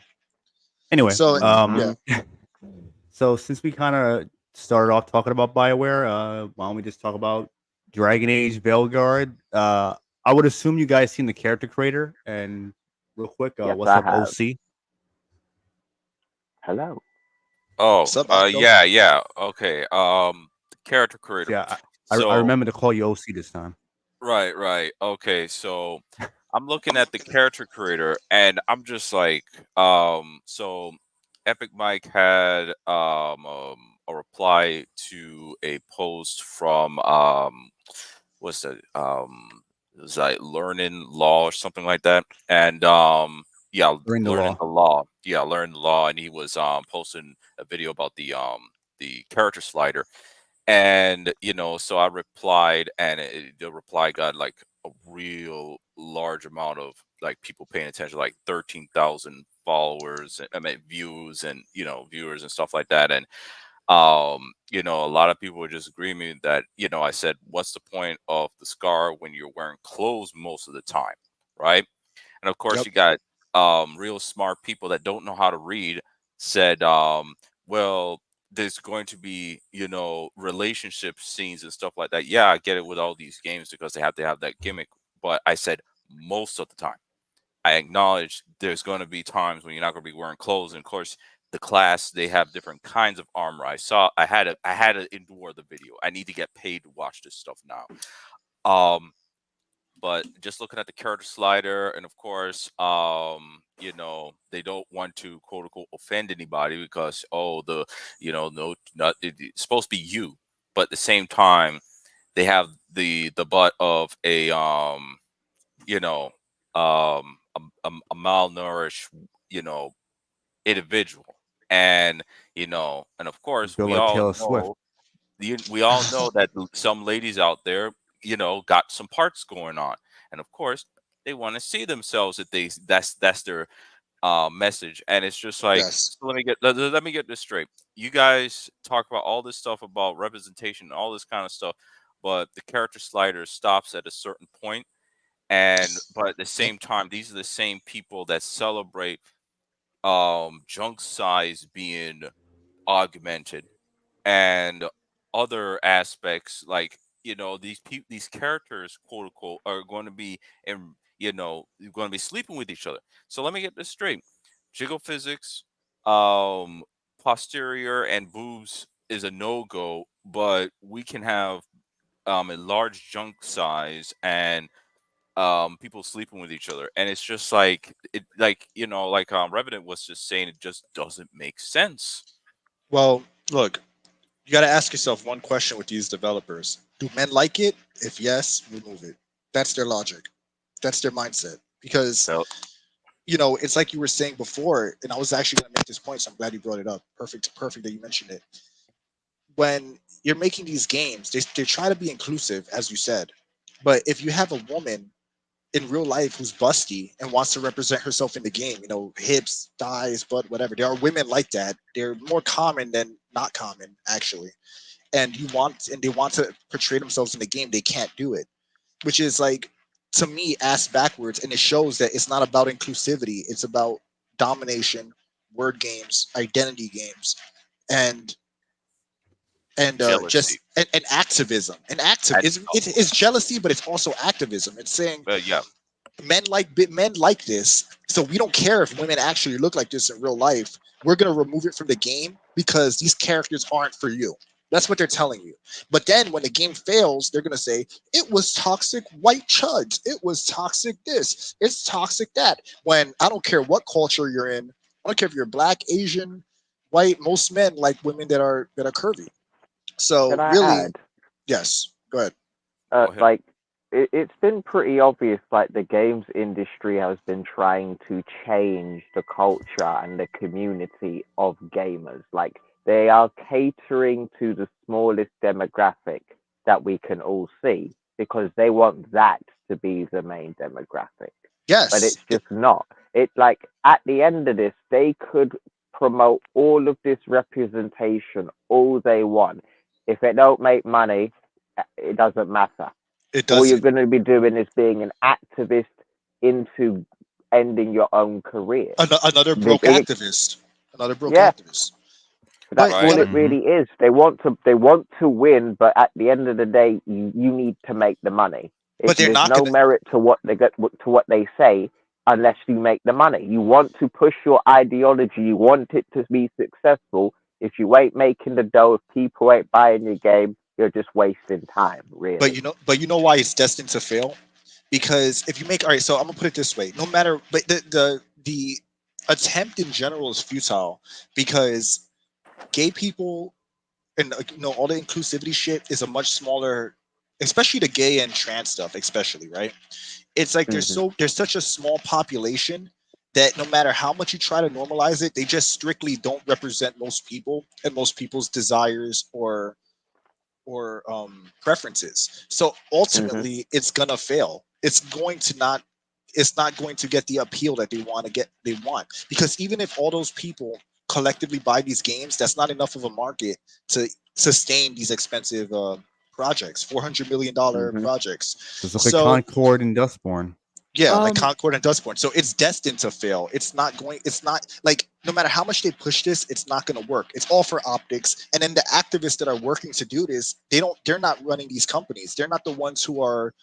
They're getting paid, and then they fuck things up. They get paid, and they move on to something else to fuck it up. So in their mind, they're like, they don't care if the game is successful. For them, it's all about the optics. Like, hey, we put this Hmm. on screen.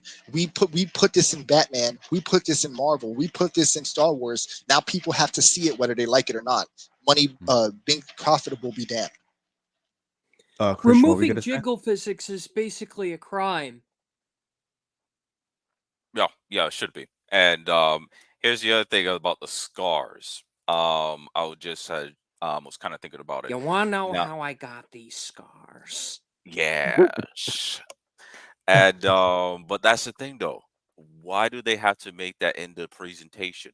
The funny thing is there's other games that allow you to add scars to your characters. Some of them can actually be placed in different portions of the body, like for example, Soul Calibur 6. Dragon's Dogma. Uh right, right. So they had to add that talking point to the presentation, and it's just Hmm. like, how is this going to sell a game? That's one. Number two, of course they got to go and pick this person, and the way how she's talking about, oh, I just love having so much fun customizing, and it kind of just sounds like she's playing a different game. It doesn't Fake, come off Yeah. like a script. right, not just a script. It just sounds like she's talking about a game like Second Life or Sims or something like that, and it's Oh, just I'm like, glad. I don't mean to cut you It's off, fake. no, OC, but yeah, you made it. You mentioned The Sims. A lot of the people within Bioware currently were actually who used to work on The Sims.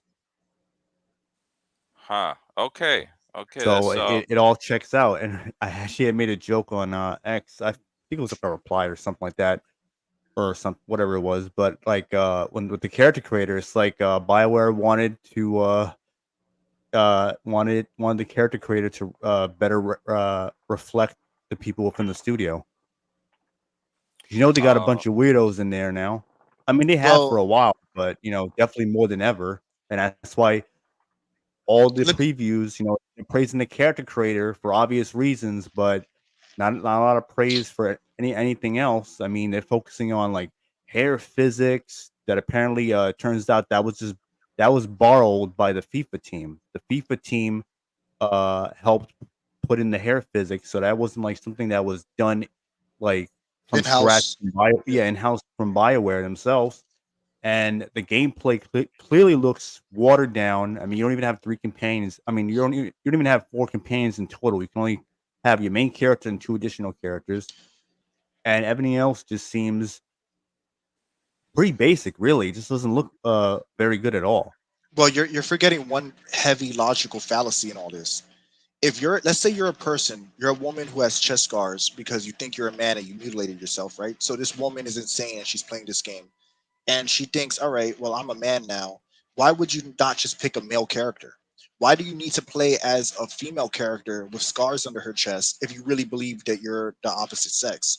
So it makes no sense to even have it in the game because it's the same thing for a trans man. Why would you want to play as a man in a dress when you're claiming you're a woman? Why not just pick the woman character that you think you are?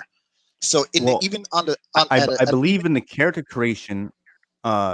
There's male, female, and non-binary, but also in the description, if you're if you're a male, so it may not be within the gender. It's somewhere within the character creator. I forgot where you can pick non-binary, and the main character by default is called Rook or whatever.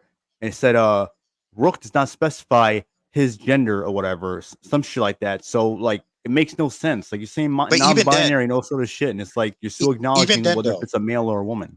yes, exactly. Because even then, a person who's non-binary in real life will walk around saying they're non-binary, but have the body of a woman. They'll have tits and an ass and hips and ovaries. There'll be a man that says he's non-binary, walking around with his dick swinging around, and Hmm. it's a man.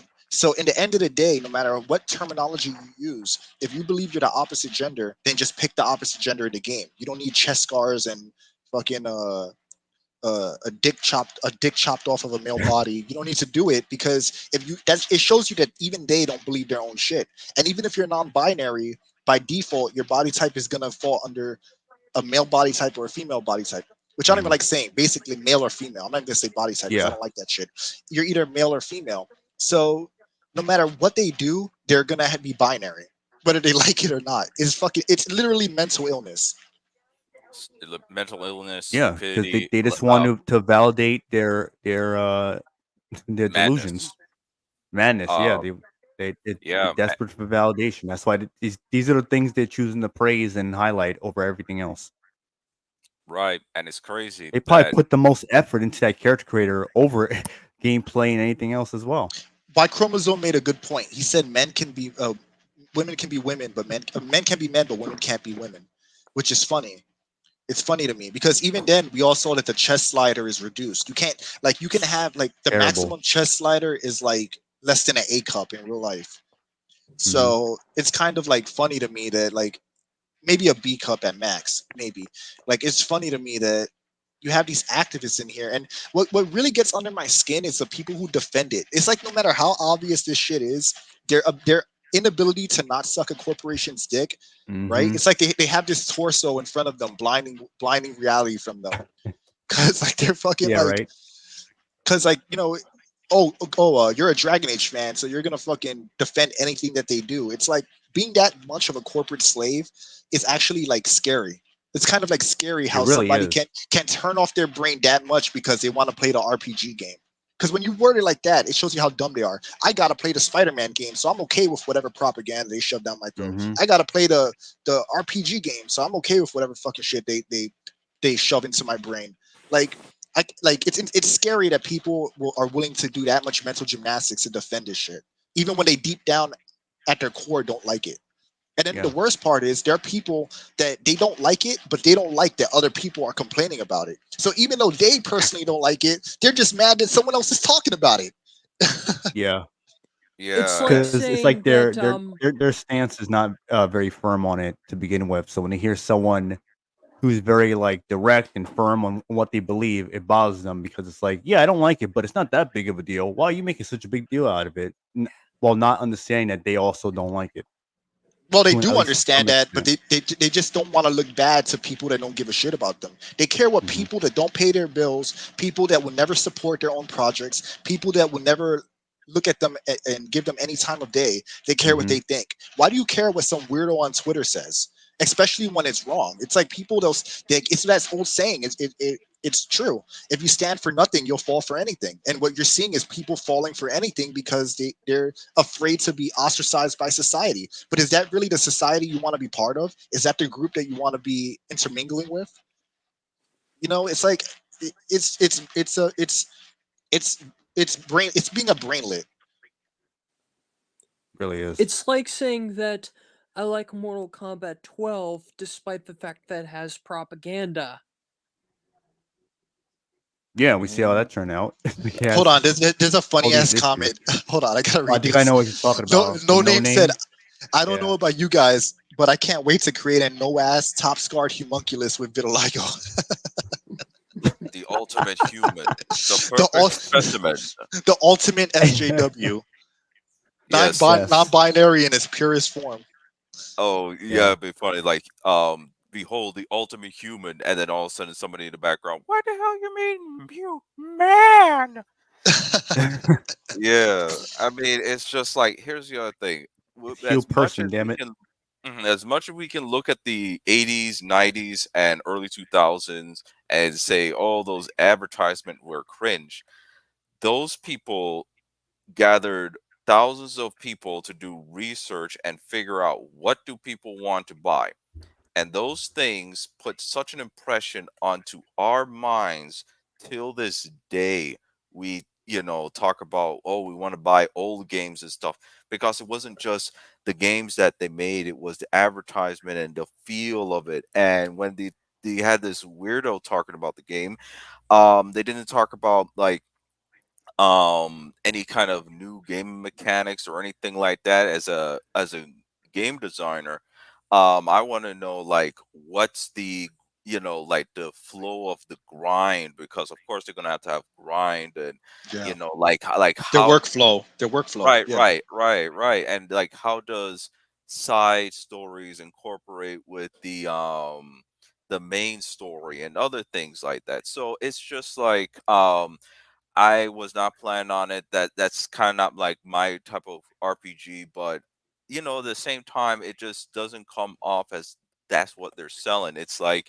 Um, it's like they were trying to sell They're Doom. selling you propaganda. Sell, yeah, they're trying to They're sell, se- but here, oh, they're but sell, selling you well, activism. well, activism, but also the other thing is like they're trying to sell Doom, but they had the structure and mindset of selling Animal Crossing. It's Yeah. like, yeah, it's kind of funny. I just brought up Animal Crossing and Doom, that meme, but it's just like the inconsistency, and it's just like, what is this game? So Well, that's what well, I gotta again, say. they don't care about the game being good. They don't care about it being a fantasy. Like, not to mention that the fact that it's a fantasy, if you really wanted to do that, there'll be magical ways where you could probably change your gender, like a potion or something.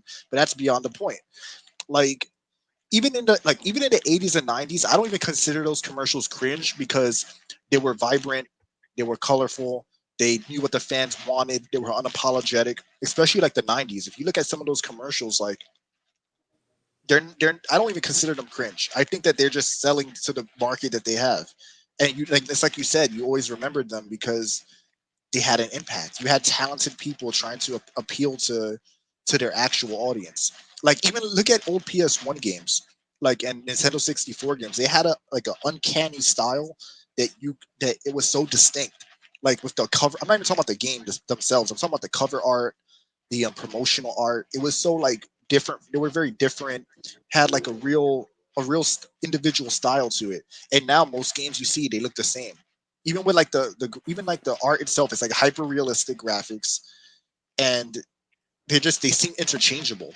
Like, when you look at a game like Dragon Age and Horizon Zero Dawn, it's the same like uncanny realistic face with a oversaturated fantasy environment.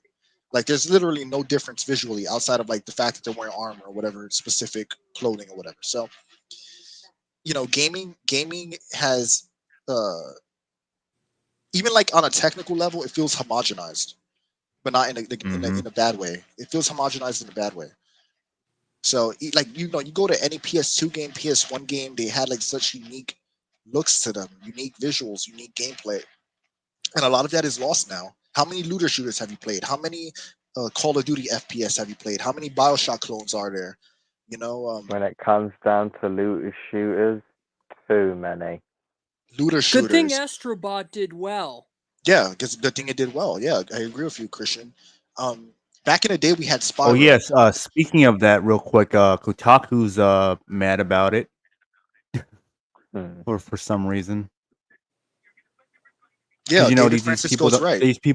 they don't like fun. They just like propaganda. So if your game doesn't Yeah, have propaganda in it, then they're gonna go after you, complain, deduct points, or refuse to cover your game, or David Francis. anything they can to ensure that there's nothing positive to be said about it, in hopes that it doesn't sell well because they just want their propaganda that they enjoy and promote to sell well, and to There's basically overflow the industry, which it already has. there's a couple of comments that I want to read because they're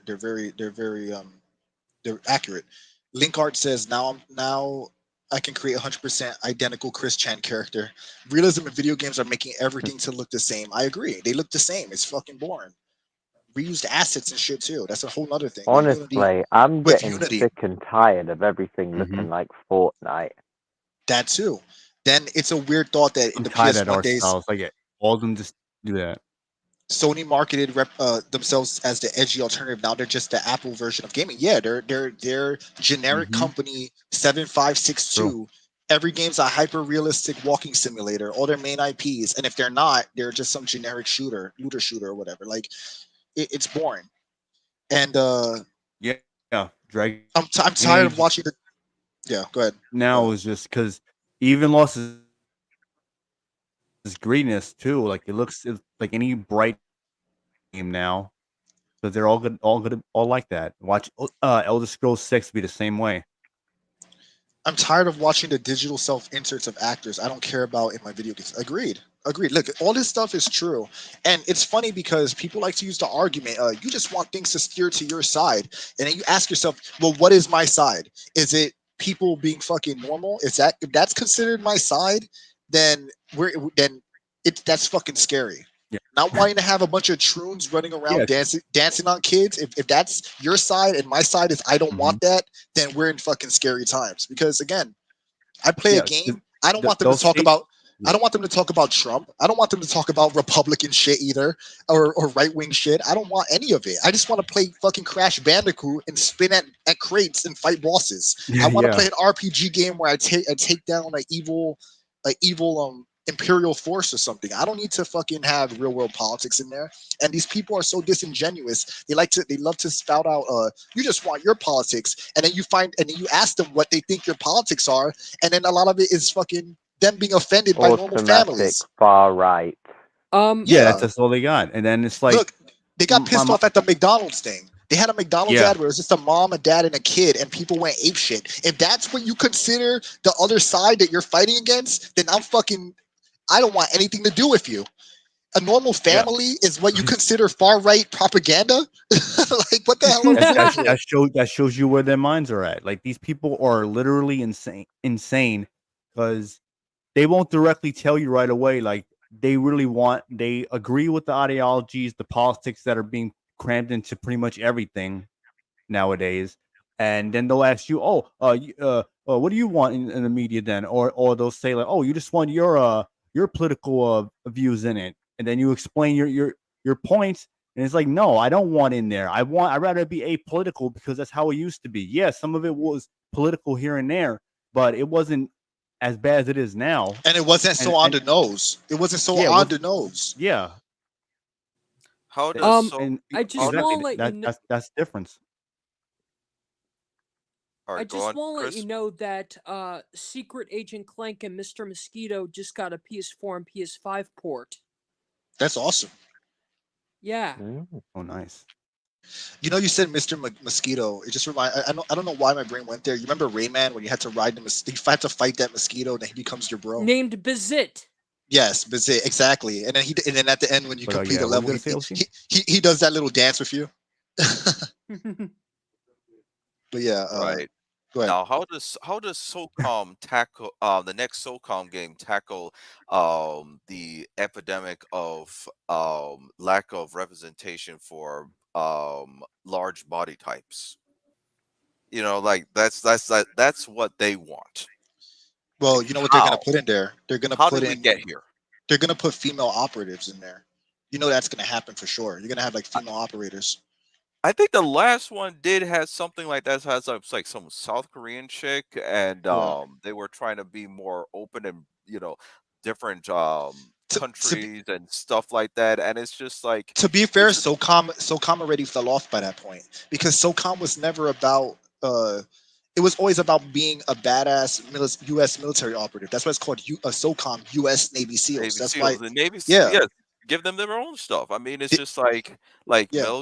Metal Gear is the Green Beret, Snake, and of course you have Splinter Cell, even though he's supposed to be a SEAL, but SOCOM is more realistic because they work in teams instead of the one man army of the army, and it's just like Well, look at Navy SEALs though. Look at Navy SEAls in general. They're all alpha male men that go on the right. most dangerous I missions in the just world. want to say, like, I really would love a Snake and what's his name, Sam Fisher crossover in something.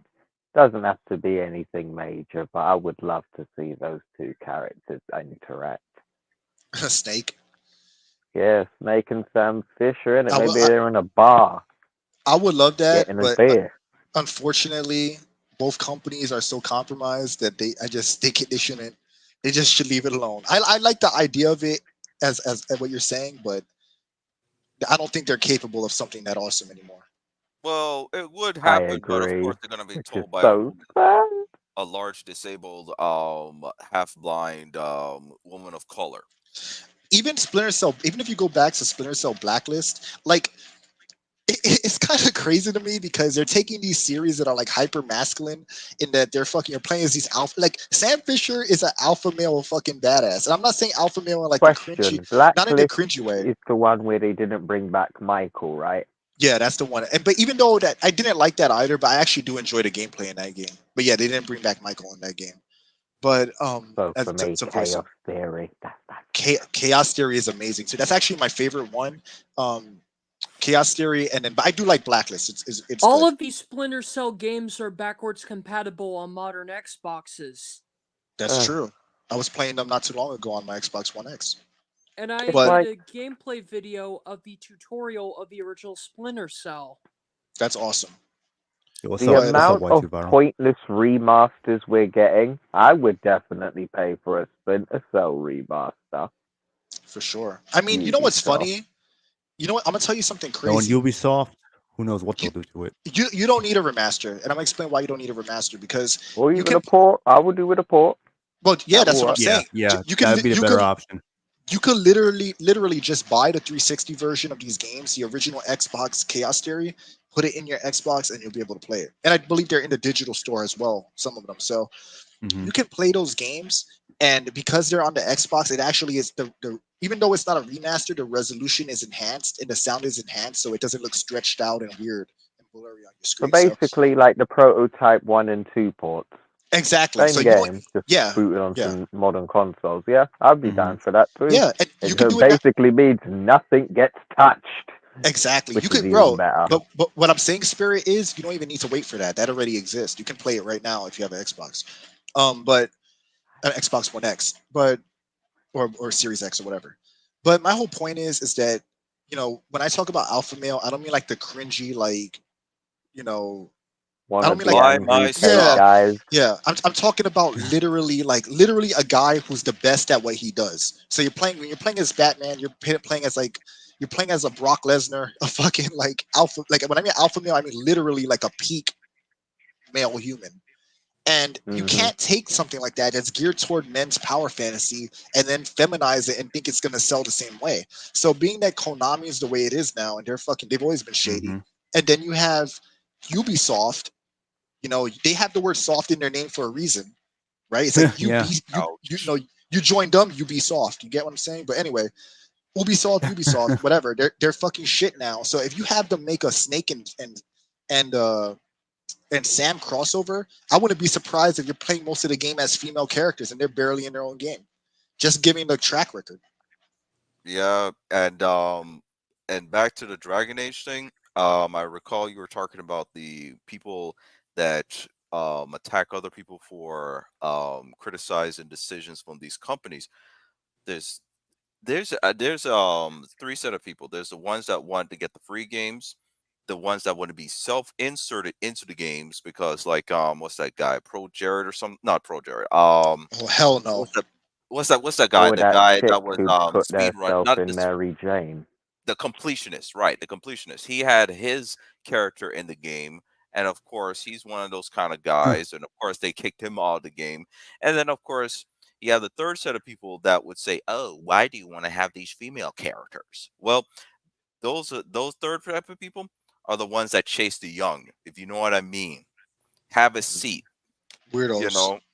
Exactly, because it's just like um they just they come out the woodwork. They could say, "Oh, this anime is this, or video games is that, or why do you want to have these female characters?" Because they don't like those physiques. Because you're gonna ask, "Oh, do you like the same gender?" And they would reply, "No." Then what's your problem with me liking this kind of stuff? And they end up getting caught with evidence and whatnot, talking, quote unquote, sexting with minors or trying to meet up with them and all kinds of stuff. So it's just like these people, they project, and we mentioned this time and time again. They have this weird thing of trying to they trying to pretend that they're defending a certain set of people, but they feel they have to attack a certain set of people to defend these kind of people. That's not how it works. So if Well, you want to yeah. have scars on your chest, I don't care. Don't tell me about it. I don't care about your problems with your brain. Don't tell me about it. But don't come around here bringing that bullshit about me being a problem because I'm normal. Yeah. Hmm. Well, the Yeah, outliers exactly. don't make the rule. Outliers don't make the rule. That's like the end all be all, because guess what? Most people, for people want to take that as a bad thing. Most people are not, as they say, neurodivergent. Most people aren't gay. Most people aren't trans. Um, and it is what it is, right? Like, as far as like the minority things in games, I don't mind that at all, as long as it's not the whole focus of your character, right? That's a whole nother argument. So, you can have, look, here's my thing: if you want to make all that stuff, make your own game series such as Dustborn, and you could fail in your little corner, in your little echo chamber, and cry about Yeah. it. But don't Make it and don't see what fucking happens. but don't take Spider-Man, don't take fucking Batman, don't take X-Men, don't take God of things that War, God of War, and then interject your politics into here. Because the thing is that Mortal Kombat. they think people like hate these people, and really what it is that they don't want you infringing on what they like. It's like, stay, like, don't enforce your beliefs on me. You don't want me to enforce my beliefs on you. You stay in your niche, I'll stay in mine. I won't buy your game. I'll watch it fail because no one's gonna buy that shit. But at least you're doing it with your own original ideas. Don't come to my side of the things where these are apolitical IPs, and then make them into fucking activist talking pieces. Because that's when people have a problem. Yep. It's funny that gay They want to make into social experiments. social experiments. That's why, like, back in the day, people get. It's kind of funny because we've regressed. Race relations in the '90s and and the 2000s especially was much better than it is now. Tolerance Hmm. toward homosexuality and stuff was much better in the 2000s and '90s than it is now. It's worse now because they're trying to enforce their beliefs onto other people. You stay in your corner, we'll stay in ours, and we can get along just fine. And I think because people can't do that, that's why you end up in these like crazy debates, these crazy like crazy conflicts of interest. So in the end of the day, like, you want to make your woke ass game, fine, do it. You can make it. I don't even hate you for doing it, but do it with your own things. Don't ruin things that already exist. Yeah. Hmm. Because when they try to attach themselves to something that's established, they're basically telling everyone that we know our original shit won't sell. So we're going to hope that brand loyalty saves the day and people will ignore or look past or begrudgingly just accept their ideologies being crammed into to these games and And hope if they that don't works. Then, accept it, but your company goes under. Exactly. yep, They pull out their yeah. investment money, Mm-hmm. which is And funny then you hear because the statements of today's a sad day. We had to lay the number of people off or whatever for so and so corporate reason. well, look, they told us what they want to do. It's not a secret. They told Look, Spider-Man's director said we're gonna give people what they thought they didn't want, and put it in there. I don't remember verbatim, but that was the quote more or less. That he's gonna put things in there that people don't realize that they want, and we're gonna put it in with something they like, and they're gonna learn to love it. Larry Fink, we're gonna force behaviors, and if you don't play ball, your company is gonna have a bad time. Again, I'm paraphrasing, but that's what they said. They told you what they're doing. It's not a secret. That's why it's not It's even a funny because a lot of conspiracy. these companies will even like say or even do the exact same thing that Larry Fink said himself. Yeah, it's not a conspiracy. It's not a myth. Forcing It's behaviors, I for, believe it was. yep, forcing behaviors. Yep, yeah, that's what it was. Yeah, he said we're gonna enforce behaviors, and if these people don't want to do it, I'm paraphrasing again. They don't want to do it. They're gonna have a bad time. These companies are gonna have a bad time. That's what he basically said. Very And similar with again, Kim Belair, what she said.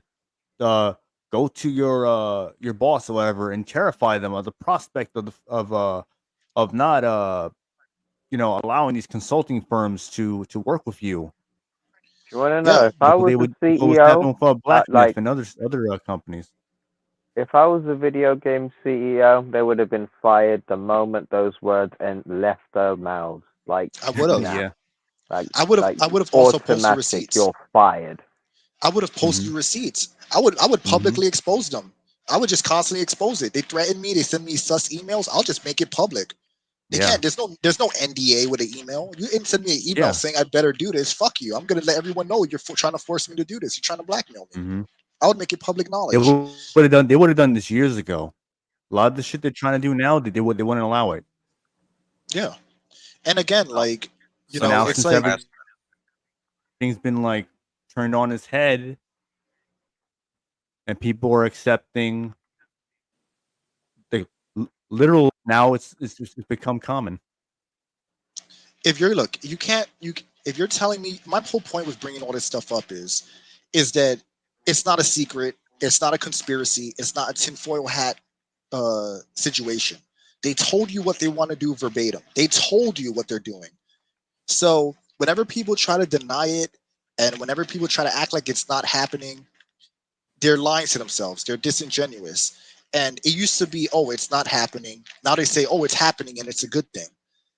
And again, they just switch the narratives, But in the end of the day, they're telling you what they want to do. It's not a secret. It's not a conspiracy. No amount of gaslighting is going to change that. And keep continuously trying to force these things. It's not gonna be profitable, no matter how hard you try. Mm-hmm. So yeah, no, I agree. So here, before we move on to the next topic, do you guys? I'm gonna ask two questions for you guys. Do you think this character creator in Dragon Age: The Veilguard is the wokest character creator thus far? And do you think that this game will do well? Yes, and I think it would flop. I think it's gonna flop as well. I think that it's a Yeah. toss up between that game and Dragon Age, maybe. It's probably going to be bordering on a flop or somewhere where it's just not bad, because you're going to have the set of people that are just going to accept the terms that they're given, because it's kind of like some of these games. But and of course they have the brand name Dragon Age, but at the same time, I'm not counting on this to do like numbers, like big numbers. So they're not going to break even. I can guarantee you that. Yeah, I think it's gonna it's gonna Yeah, fail. It's I gonna agree. fail, no doubt. But it's gonna fail, no doubt. Because I'm just saying, apparently as far no, what were you gonna say? no, I was just gonna say, as far as the wokest character creator, I was just saying that it's a tie between Baldur's Gate and Dragon Age, with Dragon Age edging them out a little bit. But they're both equally bad. I But the think game, they the edged game, them out.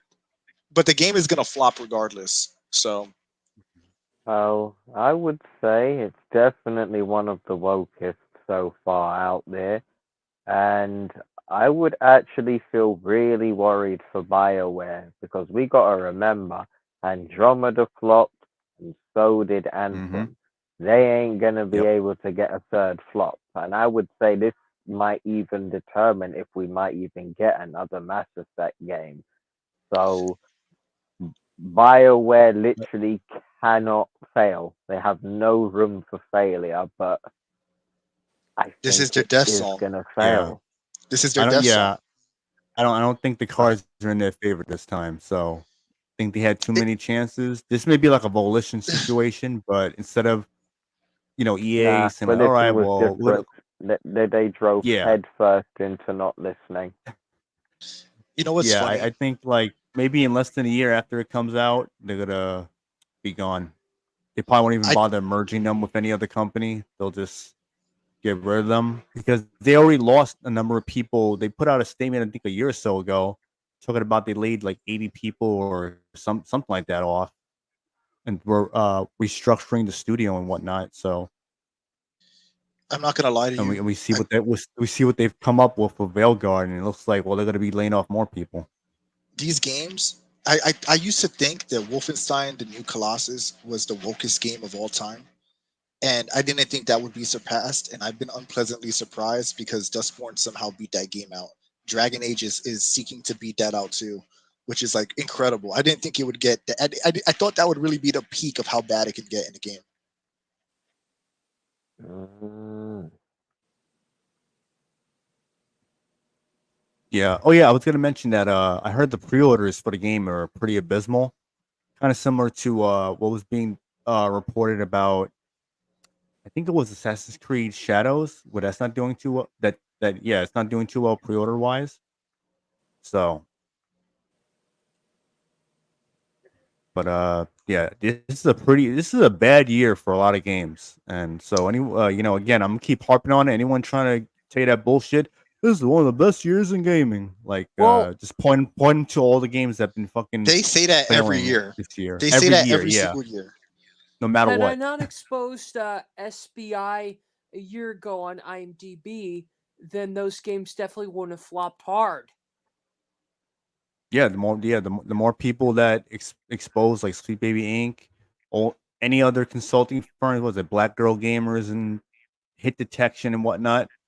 Uh, more They're people just are aware, and then they take notice. Okay, now it makes sense why this game looks like complete and utter shit.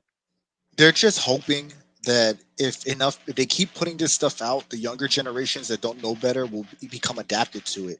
So guys like me and you and Octo and Spirit will be phased out, and this new generation of like broccoli head kids, if you know what I'm saying, they're gonna be all over these games, and it's gonna be normalized for them.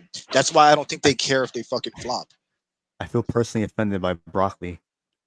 Listen, these kids with the broccoli head, Bruh. I'd be having bruh a is broccoli head, yeah, bro, yeah, yeah, but I'm Octo, not from that bruh, generation. bruh, OC, bruh is really that generation. They're hoping that What's they'll that become the word new they use market. now? What's that new word they Which one? use? Which one? Which one? Bussin'. Bussin'. Yeah, there you go. That's the one. Yeah, that's they. That shit is flames. That shit's fire. Yeah.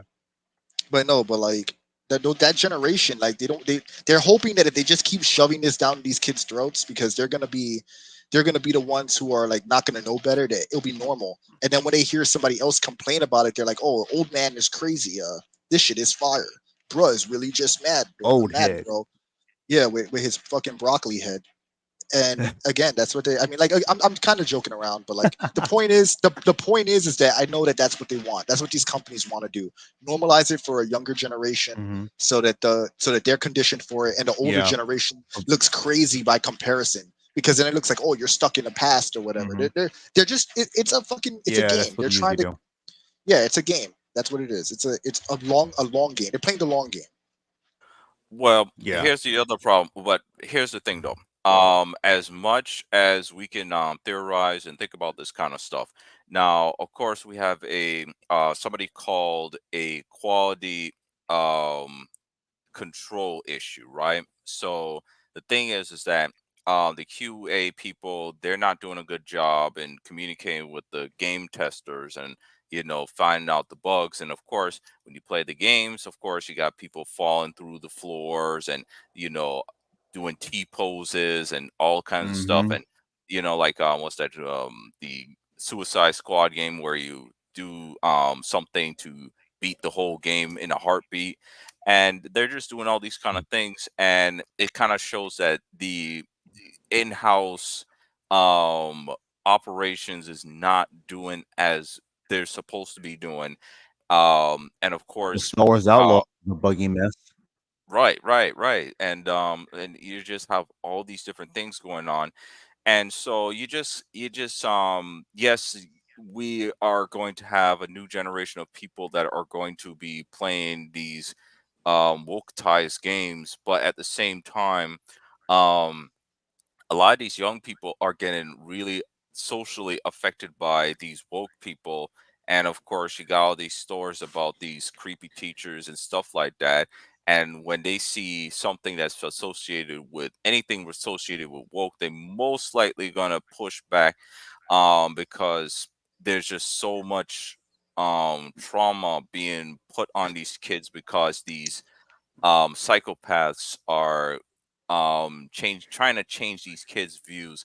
So in terms of that, it's what I'm seeing right now is we're having video game systems like this whole excuse of making the Pro, PS5 Pro, which should have just been put into spending to make the next system, even though um the new systems are being more expensive, new games are being more expensive to make, and they have to find a way how to maintain the momentum, because it's like Warner Brothers. I mentioned about Warner Brothers, like how can you beat Batman? How can you beat the Matrix? It's just going to just Mhm. reach to a point where um they're going to have to change things. There's going to be more PC, there's going to be more mobile, and eventually video game systems we're going to probably see, which Sega should be doing. They should be making a Dreamcast 2. That's what they should be doing right now. Sega should get back into the console game market. Don't think about trying to outperform PS5 or even 4. Just put out something that is going to have Sega games and, bring back, that kind of optimistic view of Sega's not modern capable of that games. anymore. I got some bad news, man. Sega's compromised.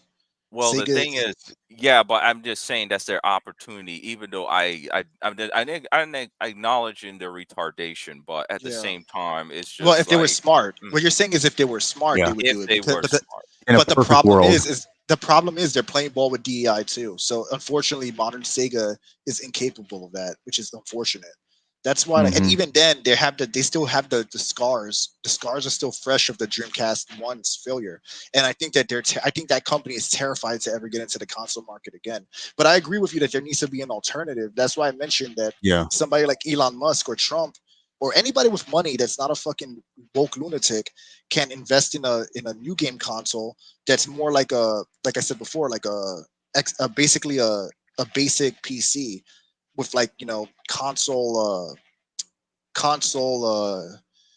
what's the word? It's not a HUD. It's like a interface, like a console interface, so that it's more accessible to people that might not like want to have a PC, but they have access to Steam, they have access to Epic Games, Mhm. they have access to indie PC games. I think that would be the thing that needs to happen in order to get Sony and Microsoft to check their bullshit. Because a lot of people don't want to get into PC because they don't want to learn PC. But if there was a console that can do similar things without the bias of Sony or Microsoft, I think that would absolutely whoop both their asses, especially if power wise it was comparable. Um, Right. Mhm.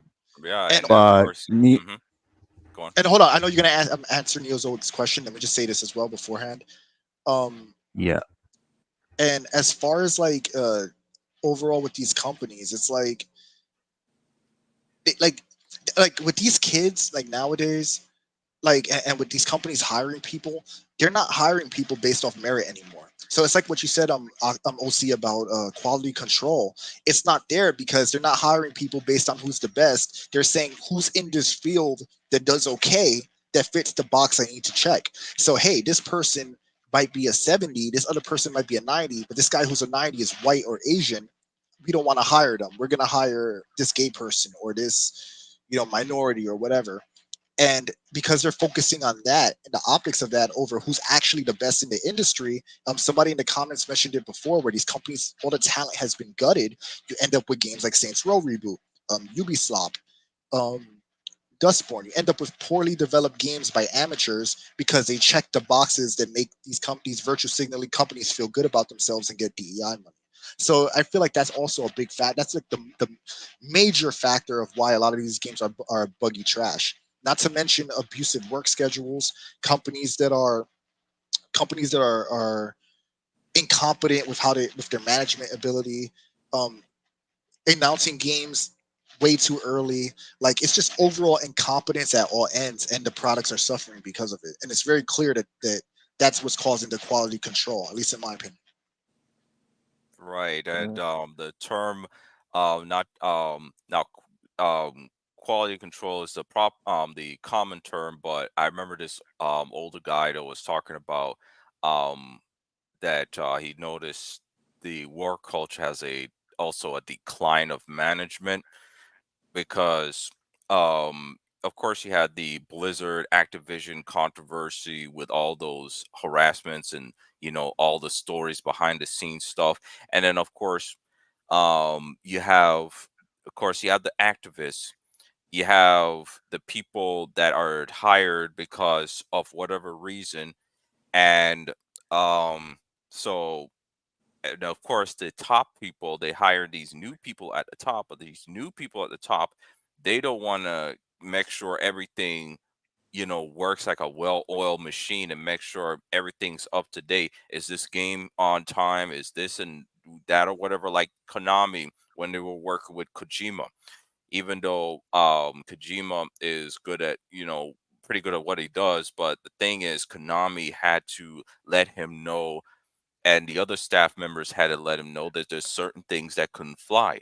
But now with these new people, they're talking about things like chest scars and like, how can I be represented with this whole thing like the Pokemon Go, but you look like Gumby, and it's just like Gumby.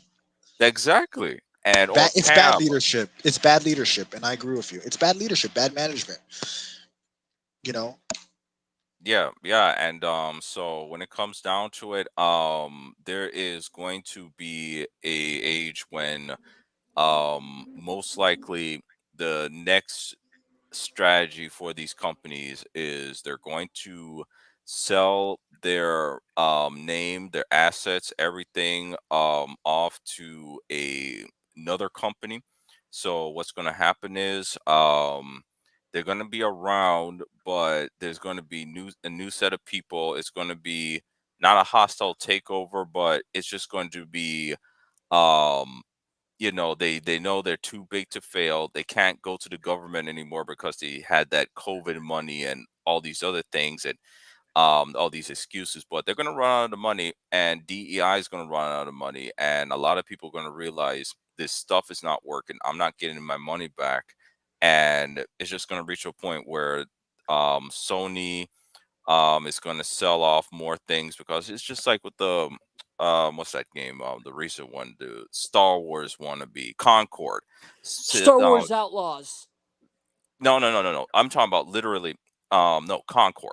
Concord was sold in the whole inner circle of the development as being the too many next tards, not enough wranglers. next Star Wars, and they said spend 6 to 4 to 600 million dollars.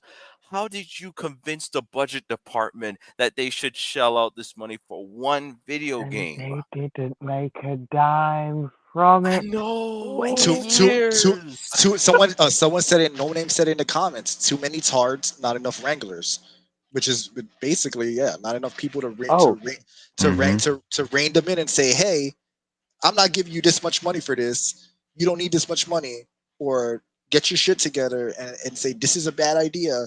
It's poor leadership. It's poor leadership, and Yep. They need to. did anybody hear about the toxic positivity that was going on in the studio? I'm Exactly. sure. Yeah, I heard Yeah. about that. Right. Good point. Everything Everyone's is good. blo- Everything's good no matter what. No accountability. Nothing's Yeah. wrong no matter how Just evil or nasty it is. Just keep just doing delusion, just delusions. it. Well, But I'm sorry, Octo. Go ahead. Finish what you were saying. the printer is on fire. We are fine. We're fine. It's just warming up. Yeah, there you go. Yeah. It's Yeah. like the Yeah. dog, the meme, everything's fine while the house is on fire. Everything's fine. Yeah, everything's burning. Or as Exactly. Bubs from Homestar would say, "This is just fine." Yep. Basically. Exactly. Right. So, Yeah. Revenue, you What's want your to? favorite video game character Yeah, creator option? yeah. Soul Calibur 6, no doubt. Soul Calibur Mm. 6. Go on, guys. Yeah. I would say it's a toss up between Dragon's Dogma or the WWE games. 'Cause they're pretty I would expensive with say that. I would agree the WWE games probably had the most in-depth character creators. I would argue Saints Row 2 and 1. Well, mainly Oh yeah, 2 that's another one. Saints Row 2 had a really really good character creator. I mean, graphically it hasn't aged the best, but it is pretty in-depth. Dragon's Dogma is a good one. Um those are basically the main ones that I could think are like really good because a lot of them are like pretty choppy. They're just like very very basic. Um, yeah, I would say though the best is probably WWE.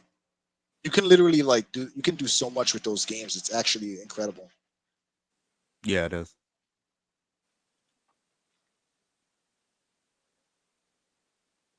All right, hold on a second.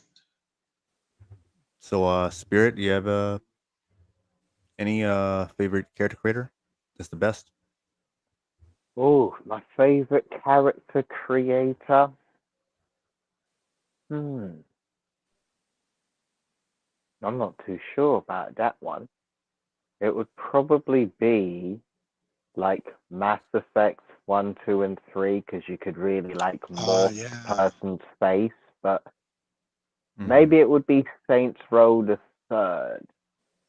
Saints Row the Third was That one pretty was good. that one was actually good too. Yeah. It was. So It was. that's the So only one what it that I was. can remember like fully just going nuts with it. But I would that's say with the only Saints one I Row. can remember. So Saints Row should kind of be like a blanket term for best character creator because 1, 2, and 3 all had great character creators from what I remember. Even though in 1 you couldn't make a female, so I agree with you there. That Saints Row in general is really good. And Mass Effect, I totally forgot about Mass Effect. Saints Row, the original has great characterization. Yeah. Okay, I just remembered something. So I was just thinking about that person making a presentation for the Dragon's Age and looking at that, side haircut thing they always have because, they're open-minded people. So, that's a hint of sarcasm. Oblivion. Right. So here's the thing I just remembered. Now we know we got a new name for our boy. We're gonna call him Mr. Baby Oil. You know what I'm talking about, right? No. Mr. Baby Mr. Oil. Baby Oil. P Diddy. Who? Oh, Mr. P Diddy. Oh, him. Yeah, Okay, there we okay, go. okay. That's what I'm talking about. So Diddy. I remember one of those videos we're talking about how he wanted his woman to have her have the hair, and technically he had that hairstyle in mind, and I think some people were saying that he was the one that started the trend pretty much. Of course he So had so Diddy created that trend pretty because of his sick I think preferences. so. I gotta look it up again because I'm just looking at this, I'm like, why are they bringing this up? And of course they have photographic evidence with the woman herself and stuff like that, and it's just like um these people, they're all in the inner circle, the top people, the producers, and all these kind of people, music, all forms of entertainment, they're all interconnected, they're all part of the weird set of um freakazoid control freaks. And yeah, so of course It's Will crazy Smith. how much influence he had. I didn't realize how much. Like I never really thought about how influential Diddy was in rap culture. It's pretty wild to think about. I know he was, but I didn't think that the depth of it was at the Yeah, level that it is until all this stuff started coming out. right. They should make an anime where Diddy's like the evil like corporate like villain, and like these rappers got to stop him before it's too late, and everyone becomes a gay frog. I That's think that would be gnarly. pretty. Yeah. That's gnarly. Yeah. When it comes to Y2 that, Viral wrote thoughts on Griffin Gaming. I don't know if any of you are familiar with him.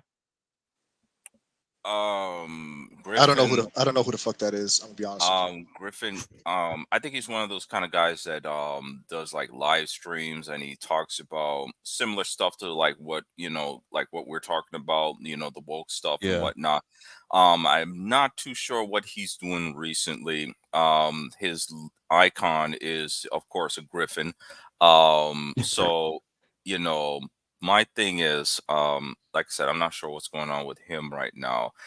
But when it comes down to like Dragon Age and all these people they're trying to appeal to, it's just it's like I said, it's a recipe for disaster. It's going to fail. So rest in peace, Dragon's Age, before it actually get Well, anywhere. So Dragon Age Yeah. is dead. This is gonna probably be their last Yeah. game after it flops. Get But the grave ready. yeah, but you know what's messed up? I find, and this is what I find with content creators, a lot of these people are anti-woke or they're anti-politics in games until it's a game that they like and that they're hyped for.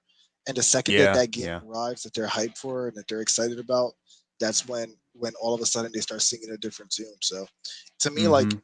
at least with myself, I can trust myself with these games, but I feel like most of these content creators, I give it a grain of salt because there's always a Mhm. movie, a video game, something that they like that they're a heavy fan of, and then that's Yeah. when the blinders come on, and that's when the mental gymnastics start, and you see it all the time. Yeah, I So mean, look what happened with Starfield. A lot of people who allegedly against the woke shit and yeah, all that, all defending of a it. All sudden, of a sudden, they did the same thing with Baldur's Gate 3.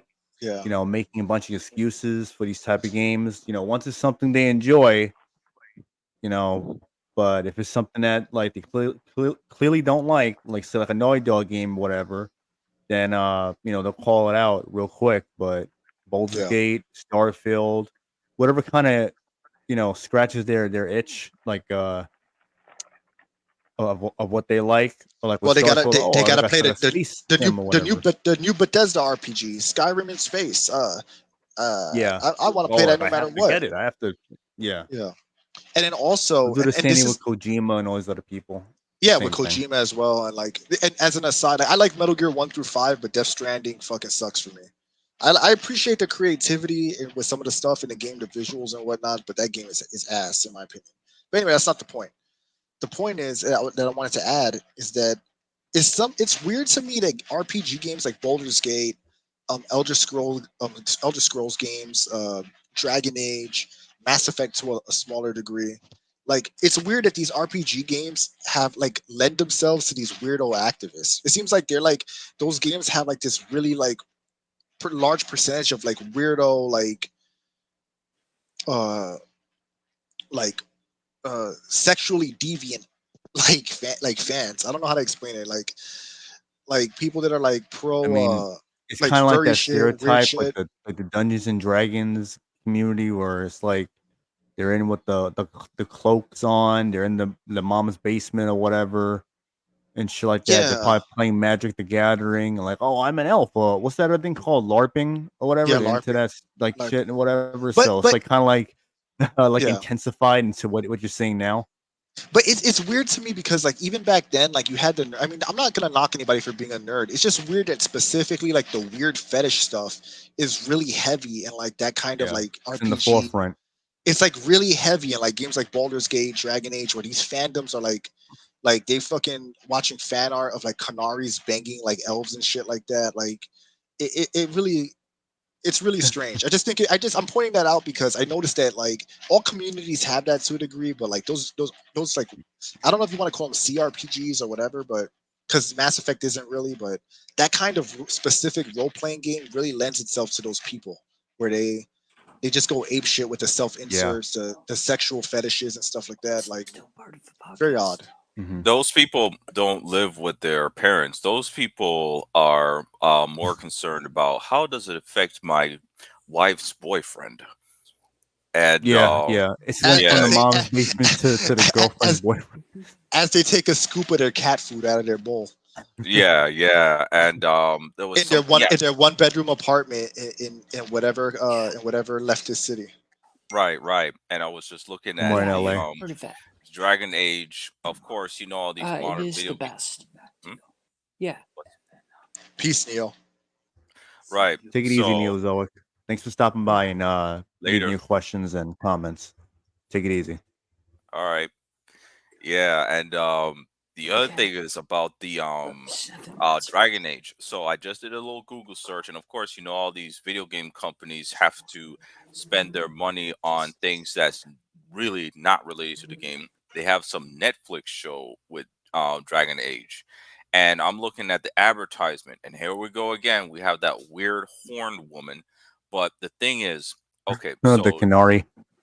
right, so you have Dragon Age, the original one, the Dragon Age Origins and stuff like that. You look at the advertisement, you have this red dragon with the white background and stuff like that. It's trying to convey a message that, this is a violent story and it's dark and it's gritty.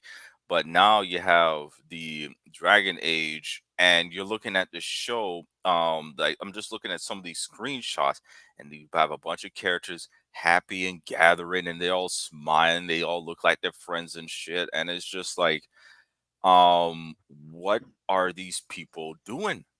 It's Join the just cult. it's Join the cult of happiness. the cult of happiness to make your wife's boyfriend happy.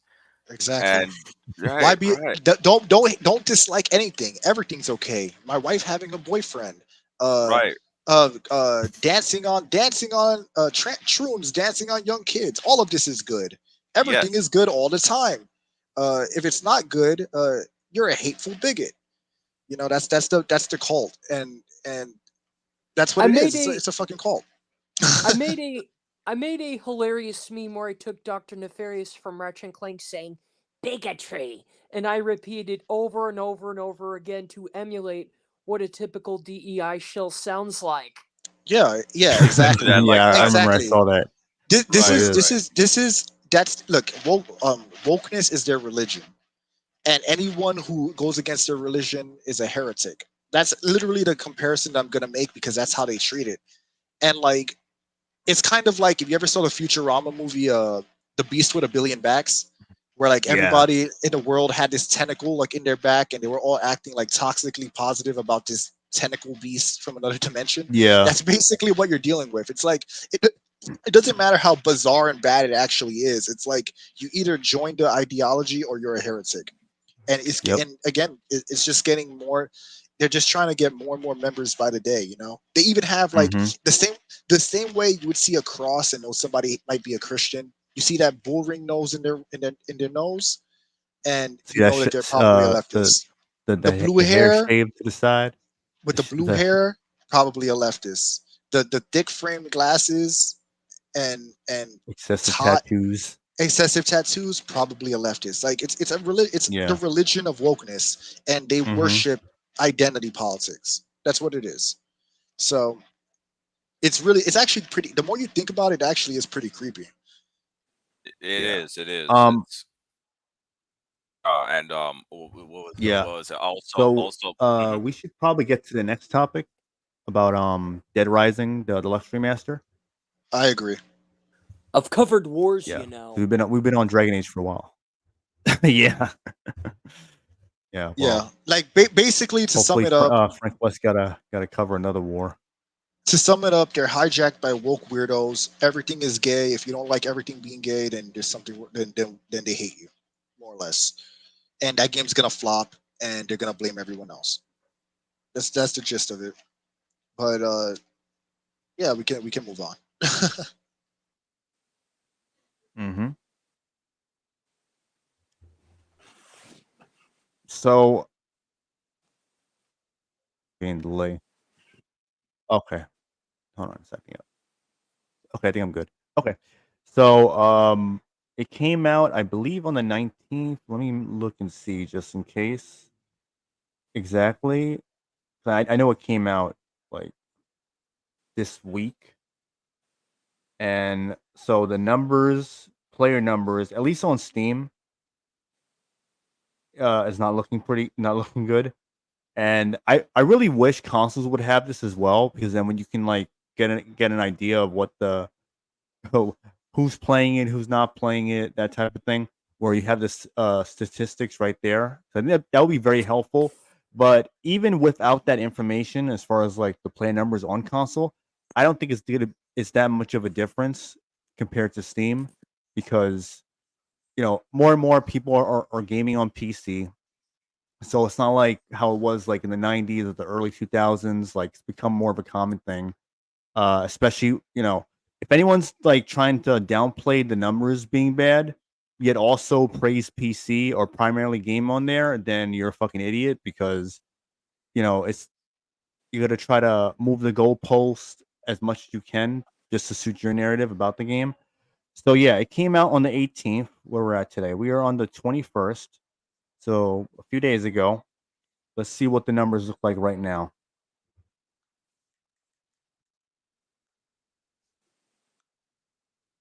Let's see what it looks like.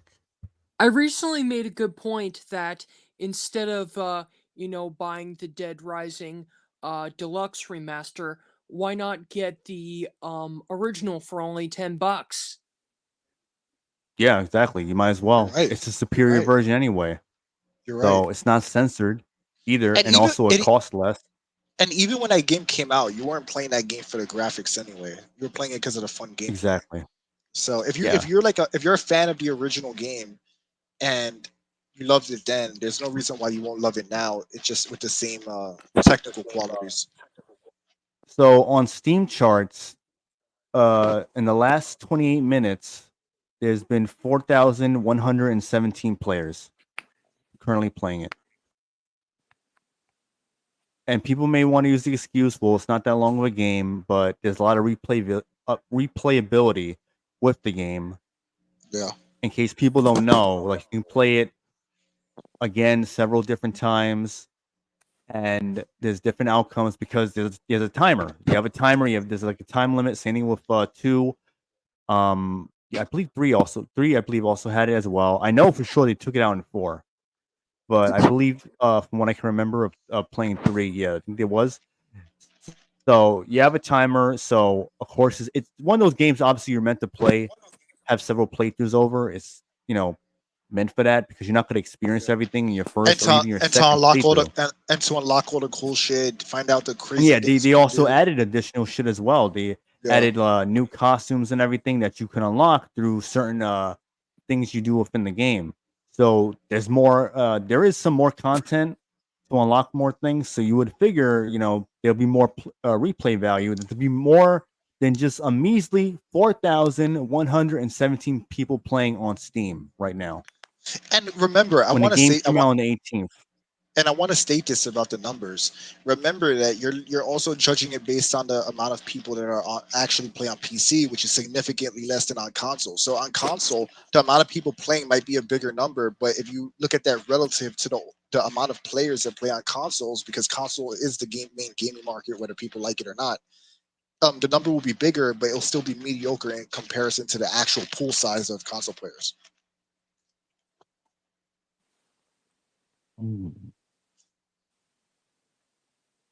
Yeah, you're right. At this point, we need re-releases than remasters. Is why too viral? I agree. I agree with that. Yeah, I wholeheartedly. Yeah. agree. That's what we'll get less of given this that I'm a crap. lesser media fan, I really want Capcom to do uncensored releases of Haunting Ground for every current console, including PC. Exactly right. That would be great. That, They they is on should the do money. that. They I should dare actually. them. I double dare them, as Samuel L. Jackson would say. I dare them too, but you know what? They ain't gonna do it because they're gonna want to modernize it for the modern audience, and they're gonna Well, fuck it up somehow. Whether we're if it's a talking. remaster or a remake, but if they were to do a reboot, they'll definitely just ruin it for sure. If we're But talking about remasters, I mean, not like re-releases, there's a shit ton of games that should be re-released, and it would be super easy. First off, Resident Evil 1, 2, and 3 should be available on all modern consoles. Period. The classics, I mean. Dino Crisis Yep. should be, and Dino Crisis 2 should be on modern consoles, in a re-release state. Robot Alchemic Drive, along with like Splinter Cell Chaos Theory. The fact that we gotta wait so long for them to do a remaster when people would be okay with ports is kind of a shame, because like all these games should be available, and if your remaster is good, people are going to buy it anyway because they're going to want to play an enhanced version. So there's no reason for Yep. them not to do it. Yeah. Quickly answer. Respond to what Ukami wrote about. Let me actually put it on the screen. I find that hard to believe considering they re-released the original Dead Rising on PS4 and Xbox One a few years ago. I think in 2016. So, and with this, they made other changes. It would be one thing if it was just that was being changed with Cliff's dialogue being changed. It'll be one thing if it was only that. I can probably believe it then. But they made additional changes to the game as well. They changed they removed other aspects of dialogue. They took out They gender-specific signs of Yeah, some to for some degree. Estelle's Fine Lady cosmetics. Now it's just Estelle's Fine Cosmetics, and they race swapped Larry. People can pretend that that's not the case at all. Like, oh no, they did. He's still Chinese or whatever. I'm like, all right, They well, made him go from a Chinese butcher to a knockoff of Kingpin. You know what's funny? yeah, You know what's funny? They're both. How can you say that that's a Chinese racial stereotype when the fat ass greedy stuff his face with food American is also a stereotype? So what they're really telling you yeah, is one stereotype is okay and the other isn't. Like it's hmm hilarious to me. Like they're so short sighted with their actions that they don't even like. They're not even self aware of like what they're actually making. Like whenever you think about like some and hot dog eating chef, fat chef, like Guy Fieri type, you think of like that. That's an American stereotype. So it's kind of mind blowing that yeah, they pull that shit. and the series is known for its satirical humor and how it approaches characters. So it's not like this ultra serious, realistic type of game. They even left the a lot of the animations in the remaster because they claiming they want to be faithful. There's certain things that they want to mess with and whatever. Like I And heard this you know what some the point attention was? to detail is not there anymore, like the glass breaking. Yeah, the glass Um, breaking. I saw a video. I saw. I think Learning the Law yeah, posted that, right? and yeah, he did. But And you know, I was watching Synthetic Man's stream of it, and he had even made mention of it. I didn't see it when he was streaming it, but he was talking about it because people in the chat were making mention of it. So and I had to wait for his also review to get the full rundown of everything that they fucked up in it. people often forget that Dead Rising was supposed to be the opposite of Resident Evil. Where Resident Evil is pretty Yeah. serious, Dead Rising was supposed to be some goofy and over the top shit, so that Capcom could make a zombie Yep. game that wasn't just another Resident Evil. That was the point of Dead That's Rising. why Off the Record was so funny. Like Uranus Zone. Oh Yeah, yeah. exactly. That too, yeah. Exactly. So That's why a like lot of people didn't like the direction of 3. That yeah, because well, it was more trying to be all serious. serious and gritty, like The Last of Us or whatever game they Or were Resident Evil. trying to, It's like or Resident Evil. Dead Rising is not supposed to be Resident Evil. That's the point. If you make Dead Rising Yeah. serious, you lost the plot. If you make Resident Evil goofy, you lost the plot. They're the reason why Capcom, the same company Capcom made both of those games, is because they wanted to give players a different experience. So as you said, it's satire. So the fact, like even the fact that people are offended by satire in itself is a joke. Yeah, and my whole thing is like you can make the claim that, oh well, it's a minor change, who cares, it's not that big of a deal. Yeah, they changed this stuff, but everything else looks good, or well, since the game is out, people can say that the game it plays well and whatnot.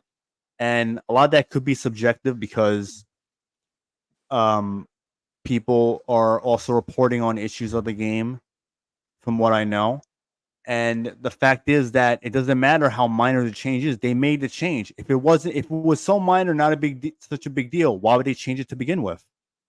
This happens all the time with plenty of other games. What they do, and then you have a bunch of people that want to defend these changes.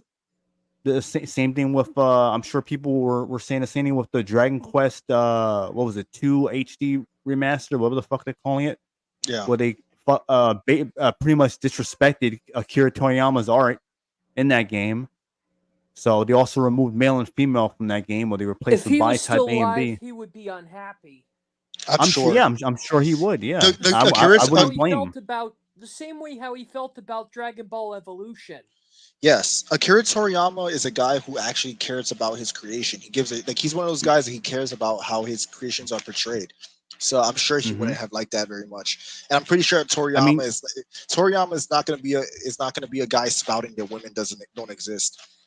It's funny yeah, because I agree. Y2 Viral posted a thing saying, "How do we go from feminist to gender doesn't exist?" I wouldn't be surprised if 5 to 10 years from now, uh, the word woman or lady is considered hate speech. Yeah, they're gonna make that a law where you can't say it, otherwise you'll get a fine or arrested or some shit. No, Some some weird Some human. dystopian crazy shit. shit. They'll Yeah. say human is offensive because it has man in it. And the other thing is, okay, so I did a little quick search on the on Google with the remake and remaster. This is different remaster. And How you so doing, guys? How's it going? you Hey, how's it doing, going? Marty? Hey, All what's up? right. Hello. Hello. Oh, Okay. yeah, I'm doing well. I Yeah. so I'm here because I mean, the original Dead Rising does not need a remastered again. I mean, the whole purpose of creating Uh, this recent hold on, Marty. remaster Hold Hold was. on. on, Wait, hold wait, on. wait. Let Hold on. let Octo Commando finish what he was saying. I mean, Oh, my OC, Yeah, I bad. mean, and OC. Sorry, my yeah, bad. You're then you good. can talk after. So Oh, that's all. all right. So just gonna make it brief. So I looked at the price, $50. Who's gonna pay $50 for a remaster of a game when you can pay like 10 to $5, right? And that doesn't make any sense. Like, why would they do that? Number two, the censorship is part of it. Number three, what are the other games that were released at the same time? Because movies and other forms of entertainment, they look at what's going to be released and they say, all right, we're not going to go compete with something like Legend of Zelda or whatnot, right? So that's how I'm looking at it as well. So of course, censorship is going to turn off some people. The price is going to turn off some people, and it might have been something that other people were paying attention to. And so it wasn't going to work, and it also was kind of too sudden. There was too much bad press Also, about it. also with graphics, even sometimes these companies they do a remaster and they try to enhance the graphics, but then it loses the art style. That it loses Which the its remaster original, has actually. which is Yeah. it loses its art design. So, for example, GTA remastered the three games, Vice City, San Andreas, and GTA 3. They remastered it, but by changing the visuals so much, it actually removed the art style and made it look weird. It took Oh, away not the Oh, iconic art it was style. comedy I gold. hate to say this, but they didn't remaster it from the original source since they got rid of the original source like years ago, not knowing that the original source would end up being used for future generations. But that's how fucking Rockstar is. They're a Yeah. bunch of Well, idiots, well, well. assholes. Regardless of the reason why, the point is that it lost its iconic art style. Like it lost the design that was intended for the game. So that's what usually That's happens true. when they go crazy with the remasters visuals. Sometimes it works for the better, sometimes it works for the worst. Like another example would be Arkham Asylum. Arkham Asylum Remastered has things that look better, but a lot of it looks worse too. Like the shadows in the original are give the game a unique look and design that's lost in the remaster. But they also added rain when you're in the outer areas, and the rain enhances that feeling when you're exploring the asylum. So a lot of times, even at best, it's hit or miss. Right, right. And Mhm. emphasizing the contrast between Dead Rising and Resident Evil. I remember I was looking up one of these real deep dives into the Resident Evil and Metal Gear Solid. It was this website that had PDFs talking about how there were themes of eugenics in Resident Evil and how serious that story was, and how Dead Rising, you had serial killer clowns and stuff like that. So that's a good point that you mentioned about it. Yeah, so in terms of Dead Rising, that's pretty much what I gotta say. What was that point you were gonna say, Marty? So so here's my point. Like, I'm not just gonna talk about Dead Rising in general. I'm also gonna talk about remasters. But before I get into it, what I'm saying is like, what's the point of remastering the original Dead Rising once again if we already have a remaster like a few years ago? I mean, the whole point of doing that was that, oh, we're gonna remaster it once again, but it turns out they're doing that for the so-called modern audience. Like they got rid of the the erotica picture shots because it's offensive nowadays. Well, dude, we already know what it is. We're all adults. It's M-rated.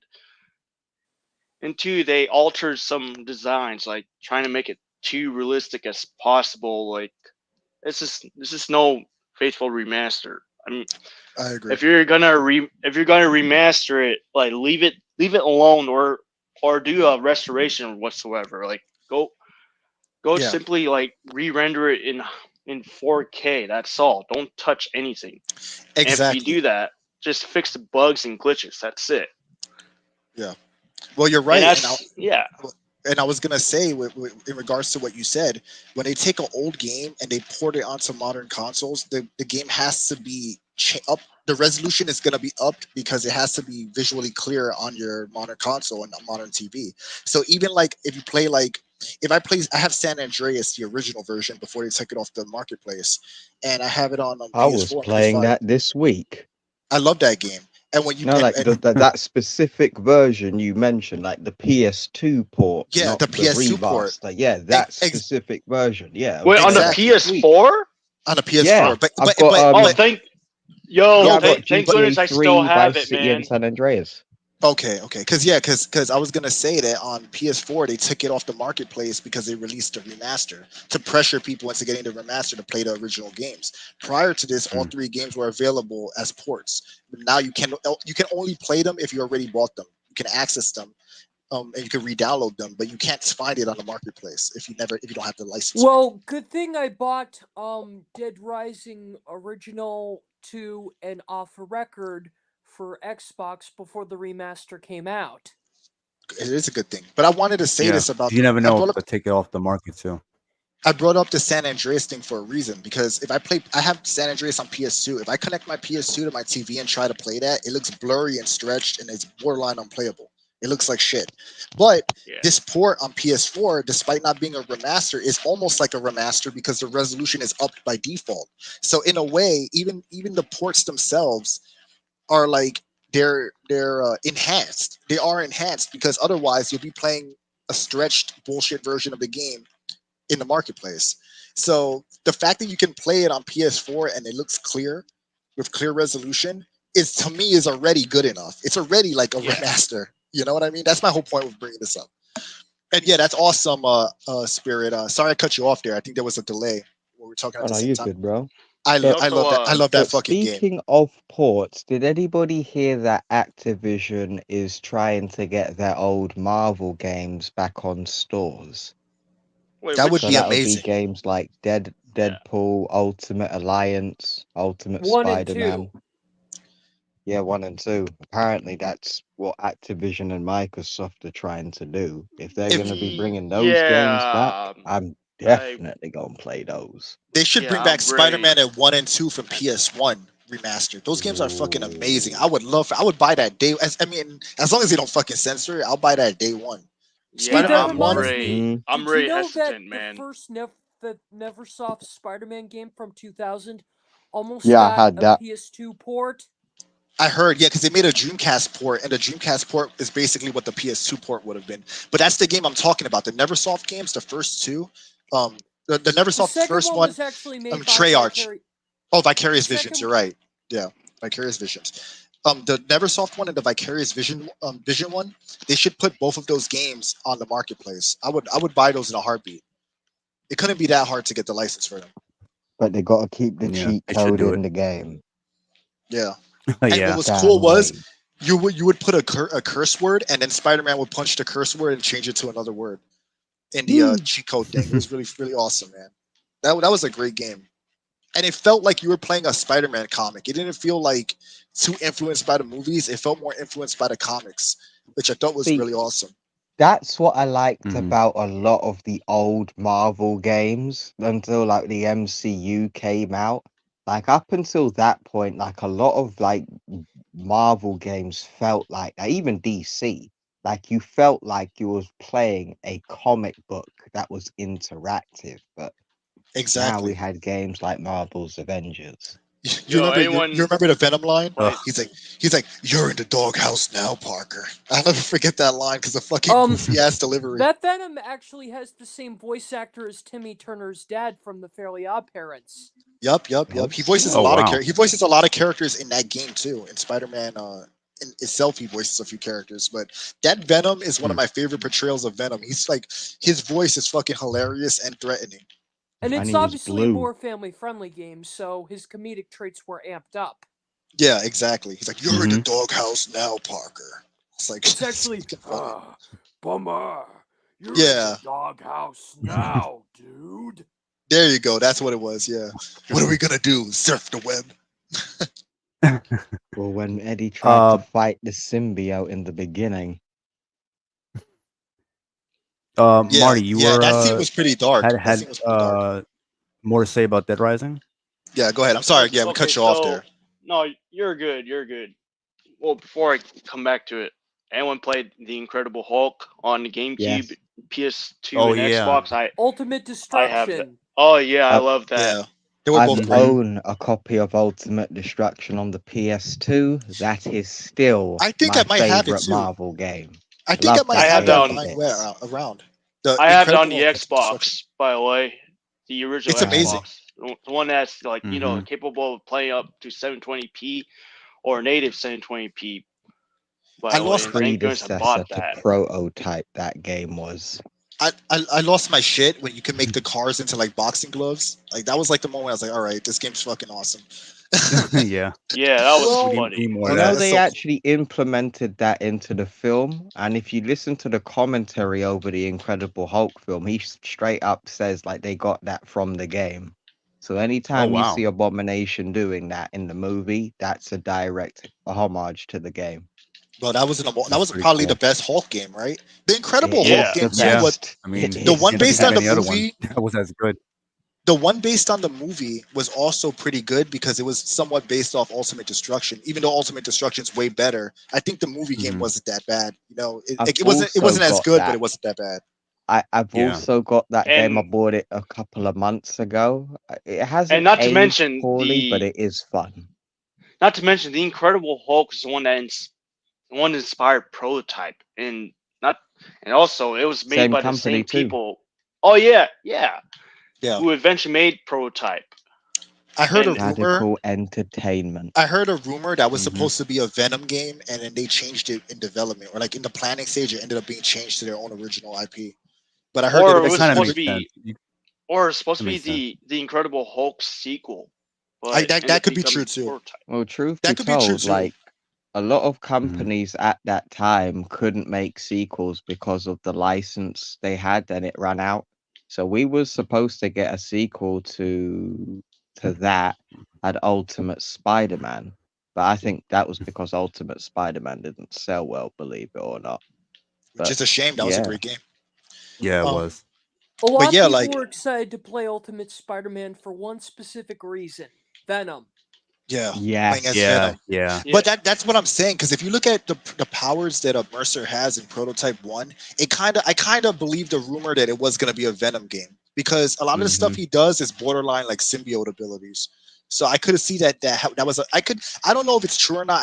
I heard it as a rumor, but I feel like that there is some like reasonable doubt that might have been the case just because of Alex Mercer's powers, which are pretty different from the Incredible Hulk. You know.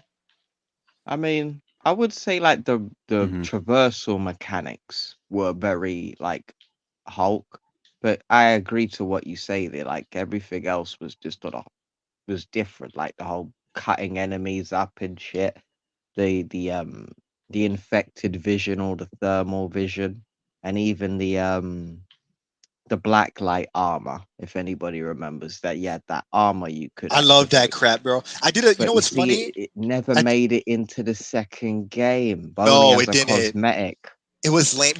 Listen, you're preaching to the choir, Spirit. I've been Revenant listened to me complain about this for like 40-minute rant. I know he wanted to fucking shoot his own brains out listening to me complain about fucking Heller not having the armor because I did a stream. I actually did a stream of Prototype One, like the full game, and Mm. And like I had so much, like even now the game is a ton of fun. Like it's amazing. Like that, I love that remaster because I don't even care that they didn't like really change it that much. I just like that they kept it as is. Same. That And it game is makes you so fun. appreciate that even more in this day and age. Like they didn't touch us. Actually, there is one thing they didn't keep, but it was one ability. It was that dive ability when you go up into the air and you hold triangle in one, and you basically like shoot down to the ground and make a massive impact. No, it's still in the game. I was No, doing it in the for stream. two, for prototype two. For two. So Okay, yeah. Okay. so that ability was a pre-order bonus.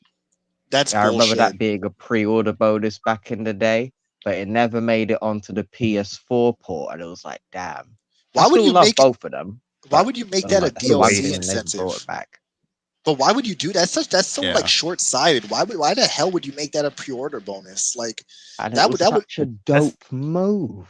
it was Pretty I Dummy. dude, you know when you fight Elizabeth Green and she's like her giant monster form, like you know at the fight with her, I would like go to the highest building I can and then dive down with the giant blade.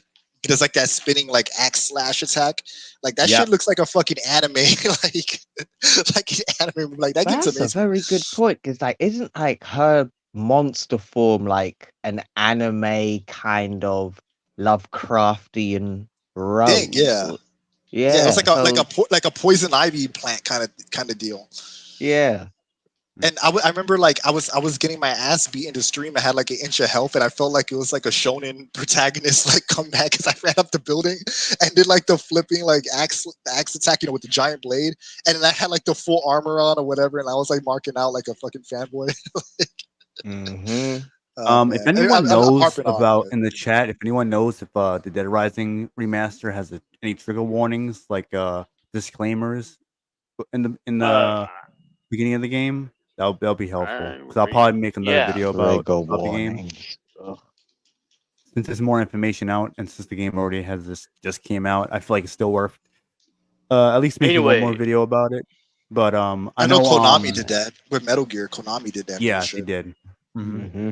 I But mean, I know the only thing Konami didn't do is that. Come on, man, you gotta include dual audio. You gotta include the original Japanese audio just for us to Yes. choose you want to play English or Japanese or the original Japanese. And that's something that I'm afraid that they're gonna repeat the same shit. I mean, if Metal Gear Solid 4 is gonna be remastered or Volume 2 Metal Gear Collection is gonna happen.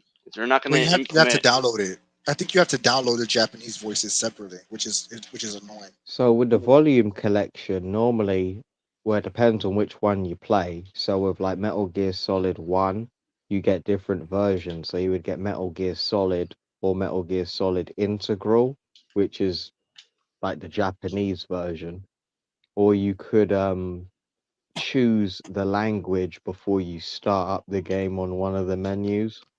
So you don't actually get to change it in game. It's one of them Yeah. things you choose before you start the actual game up on one Well, menu or two. from what I remember, you had to download the language pack separately, even if you played those versions. I don't know about Metal Gear Solid 1 specifically. I don't remember fully, but I know with 2 and 3, you need to actually go and download the language pack for Japanese. So that to me is terrible. That should be built into the game because why would like I don't get why like it's you technically it's there because you can download it, but it should be in the base. As I download the game, that should just be an option. I don't know why you have to download that. That's very bizarre. Well, because Konami's being Konami, that's what it is. And yeah. In the I don't know if they about even CD Project Red. Yeah, I've heard about that, and this is why people shouldn't have, or even now shouldn't even be acting like CD Project Red is like the savior of gaming, because they basically expose themselves as being frauds, being fucking assholes, and being no different than other companies. They release buggy, broken games, try to sell everyone these promises, try to act like the good guys, and then look what they're doing. Invested in ESG. Now they got these fucking obviously sexist programs that are against men. So the way I look at it is like fuck them, and I wouldn't mind if they went out of business, because they don't deserve people's money or support because all they got to do now is put out propaganda. Watch the next Witcher game, going to be full of propaganda. Cyberpunk is going to because that genre lends itself to modern day propaganda Yep, and whatever which else they end explains up putting why out. how Cyberpunk turns out to be, man. Like fucking, they promised it's gonna be good, but then by the time we have the actual product, it was like half-ass. And then the whole gender they got rid of male and female option in favor of bi type A, bi type B, blah blah blah. Yeah. And of course you can't make sexy female characters as well. Especially you can't give him a voluptuous body like through customizing or body parts and character creation, and especially you can't even slide their chest to big tits. However, you can give him a big dick though. That's what they want us to do, but you can't Oh do. yeah, Role playing games in and of themselves are going to lend themselves to that stuff, and I think that going forward, people should be very that's skeptical what when they're it comes doing to now. when it comes to any kind of role playing game. I'm not saying that they're automatically going to have this. I mean, we're not going to be morons. We have to look at each thing. We have to look at each thing individually. But I would have my guard up because most of these games now are implementing this stuff. Any game that you're creating a character and has like a role playing element, they're going far. They're adding a lot of leftist influence into them. Which is why Even I'm. Elden Ring had body type A and body type B, and the Yeah, DLC unfortunately. has some weird ass shit in it as well. So Hmm. Which is why I have great fear that Yeah, Soul Calibur 7 happens. They're gonna do the same shit. Like I said, bad enough. We yeah, already they're have gonna a do bunch that. of innocent people getting kidnapped by a cult and being turned to lizard people by torture and mutilation and fucking experiments. Yeah, they're gonna implement all that fucking modern day bullshit which never existed in the medieval era. well, remember, Like, Soul Calibur is a game that has Taki, has Ivy. It has all these sexy Hmm. women. You can literally obliterate them where their clothes come off. Their sex appeal in that game is like a 9 out of 10. If people yeah, think that if that game releases, in my opinion, I'm pulling these numbers out my ass by the way, but in my opinion, there's about at least a 70% chance that Soul Calibur 7 is gonna nerf the shit out of all of it. The reason why I say Yep. that is because if Tekken had to play ball with it, ain't no way Soul Calibur, which is far more extreme, ain't gonna play ball with that. Right. Yeah, So yeah. I And hope Bandai not, man. Namco is invested in all this other bullshit going on with DI, ESG. Sweet Baby Inc. is also working on that Unknown 9 game, whatever the fuck that Bandai is that are publishing. So the nine. localizers are obviously woke yeah. weirdos that are woke Yeah, weirdos that uh, outright in videos online saying that they're just as important as the developers themselves. So you Right. know. And the other thing is, so I looked at some more pictures. I had a recap with the whole thing with Dead Rise, and I looked at the protagonist, and they look like they aged him. That's yeah. one. Yeah. Yeah, Like Yeah, he they looks did, like yeah, which 50 years makes no old. Like, sense. yeah. He Yeah. looks. It looks like It his. makes no sense because in Dead Rising 4, if you can compare how he looks in Dead Rising 4, which takes place several years after the first game, he looks younger in that game than he does in the remaster of 1. And then some people will make excuses like, oh, and off the record, he was a little fatter and older. All right, and off the record, which is like a spin-off of 2, where Dead Rising 2 takes place 5 years after 1. So obviously he's going to age up a bit and look It's five different. years, and After especially as an Yeah, in older man, 5 years. the age difference is going to be more extreme if you're already in your mid 30s and reach your 40s, right? Right, but Yeah. people around, that small gap between the age is not supposed to be that extreme. If that's the excuse. That's almost like a 10 to 20 year gap. And the Hmm. problem is that Soul Calibur 7, there was a issue with some of the like the development team members. They had to step out. They like some of the devs left the Soul Calibur after Soul Calibur 6. Wow. I I don't mean, have that kind of names. tells you what's going to happen now. Right, right. yeah, Yeah, and of course, Harada you know, I said this is going to be the third time Harada had to ask for money to make the other Tekken games, and he was you know, desperate. And of course, these new games, of course, they have to step up the graphics and all this kind of stuff. And you know, if they're going to top the previous game, of course they're going to have well, they feel they have to have the DEI money.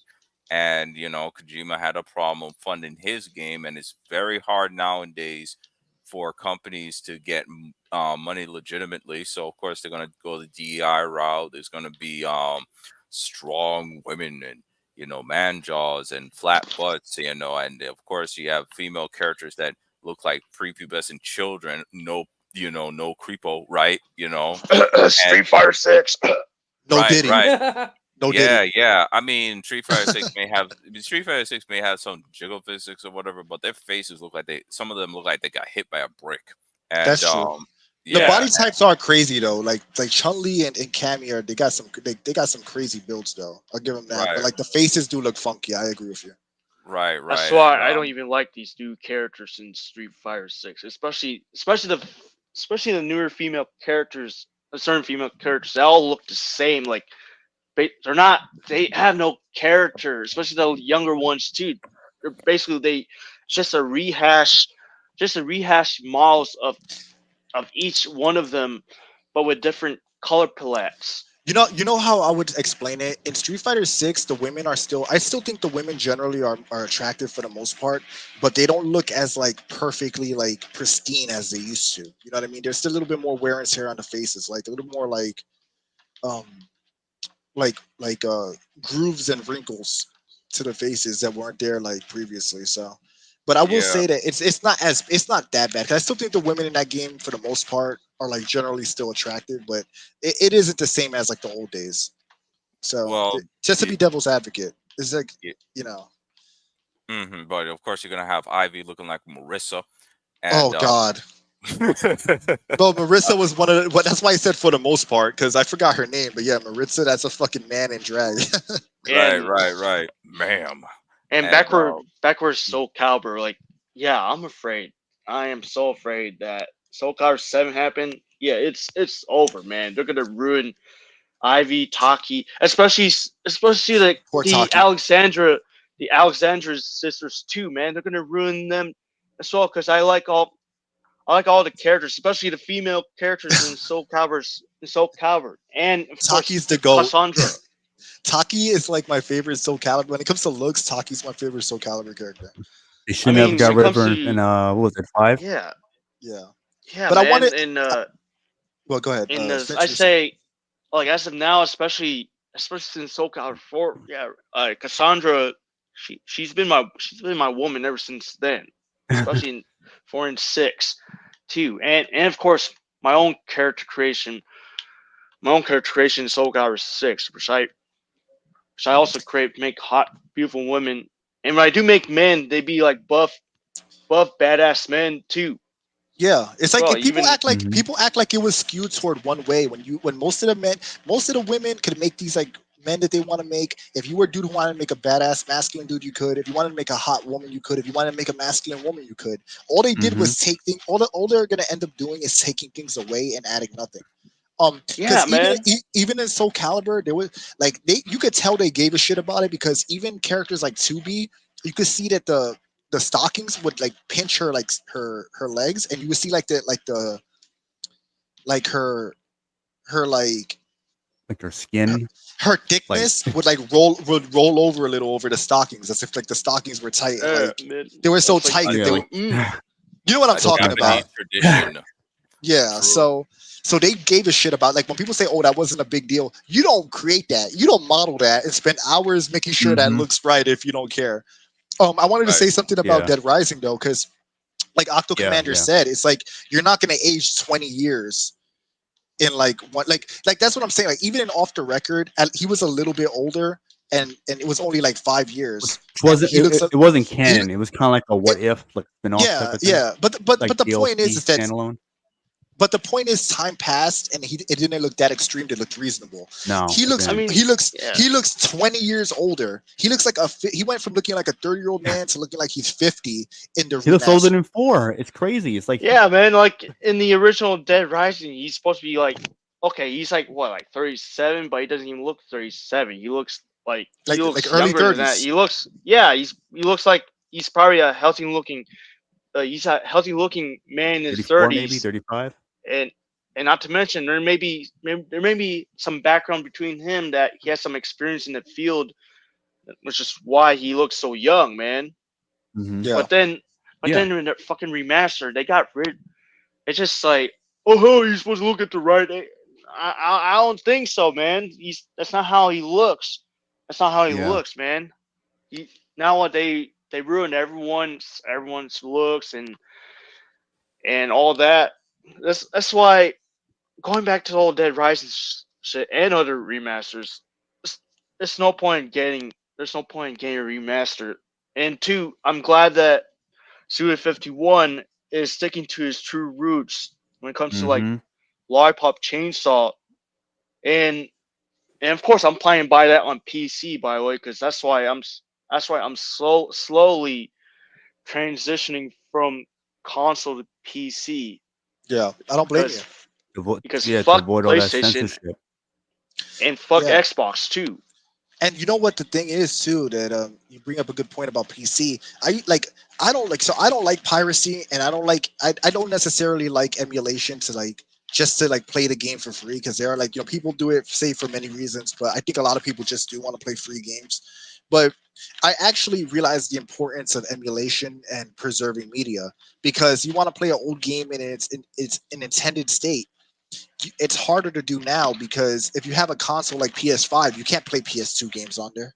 You can't play like Yeah, PS3 Mhm. games on there. Yeah. Well, on the So positive There's side, only a that select amount every of them. month, I was so saying di- on the go on ahead, the Christian. positive side, every month is that they release PS1, PS2, and PSP games to be playable on PS4 and PS5, even though they're digital downloads. Yeah, that's not that bad, but the difference is that when you Yeah. have these PS1 games and remasters, you have to hope that they don't alter them. With PC Mhm. and emulation, you can ensure that you're playing the correct version of the game as intended.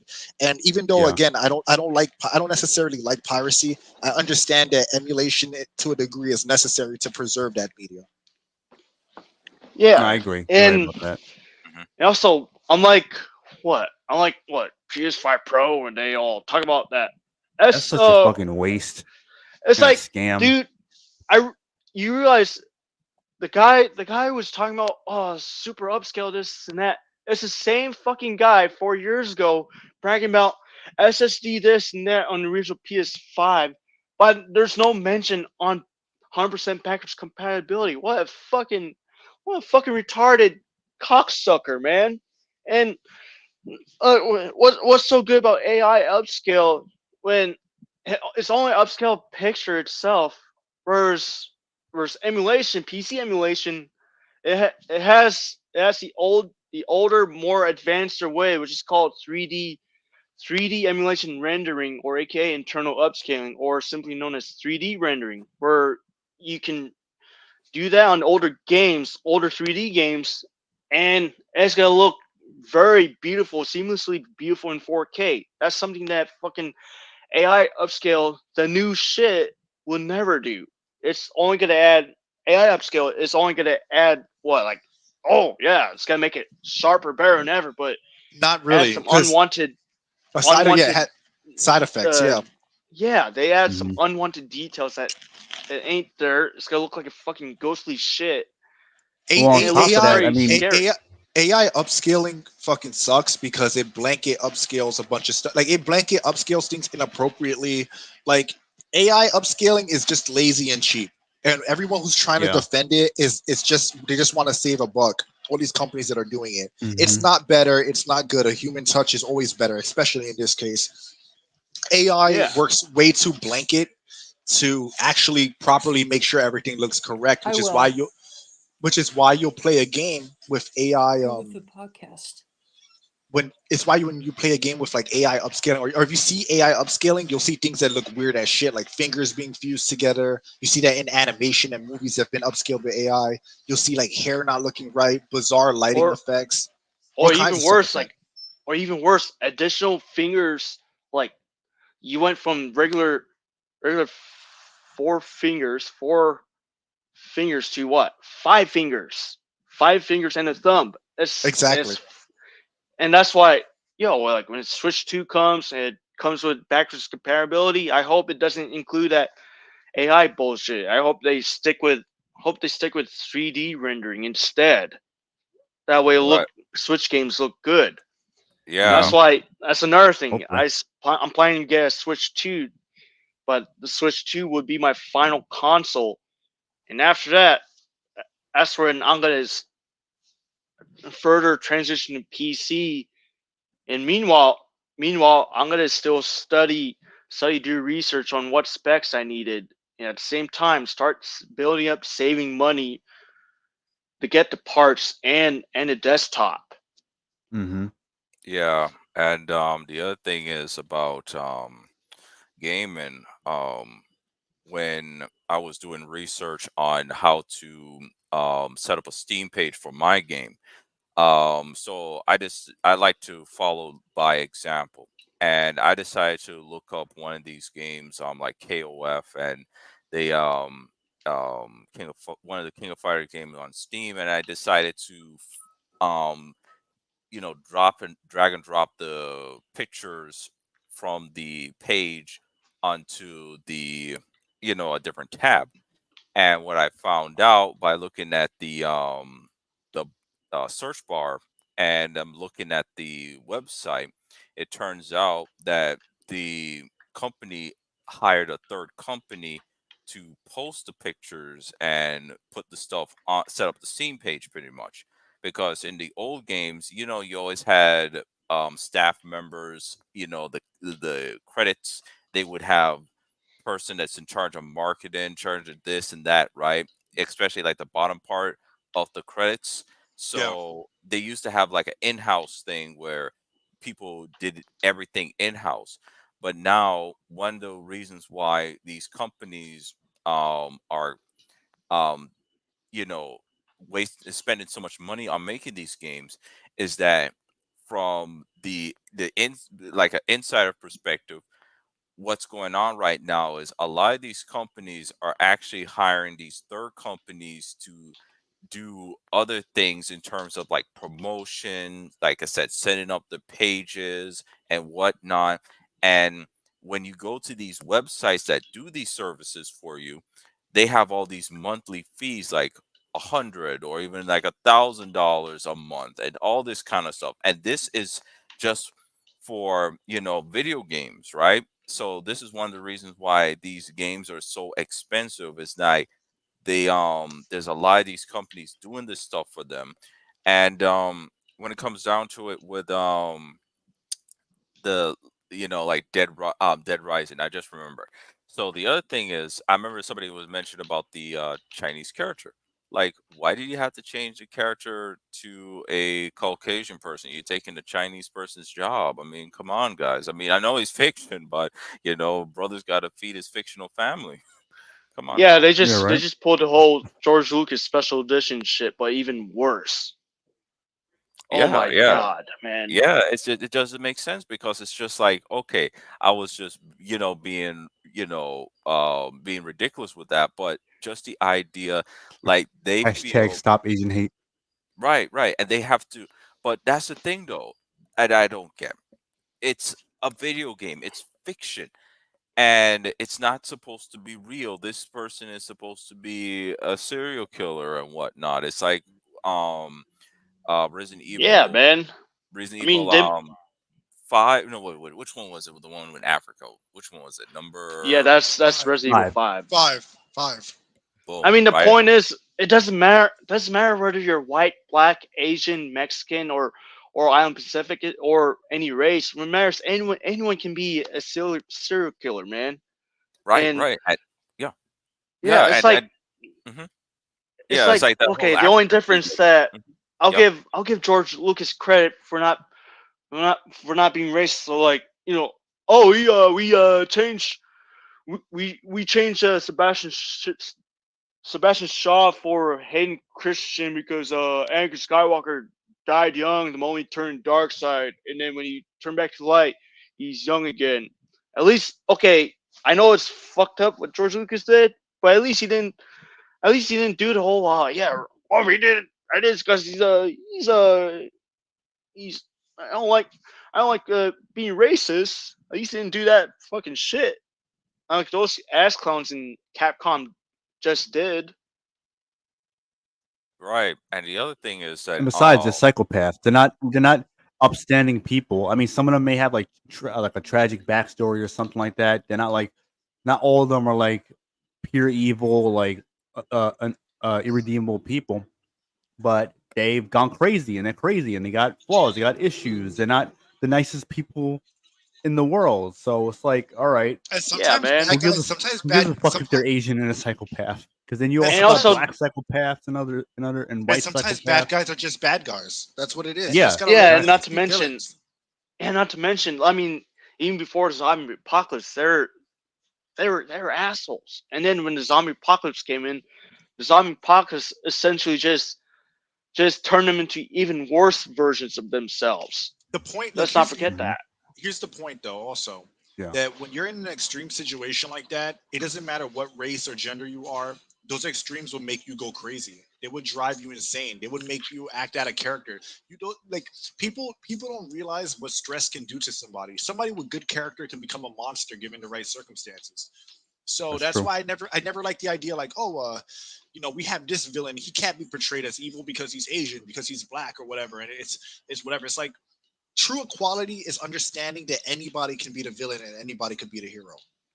And right. there, and Yep. sometimes it's like a Spider-Man 3 with Venom, where Venom says, "I like being bad. It makes me happy." There are people like that. There are people that like being bad because it makes them happy, and that could be any person of any race. Like, one thing that bothers the shit out of me is that whenever there's a minority villain now, or a woman villain, a female villain, they always make them have this super tragic backstory, when in reality, like, some people are just evil.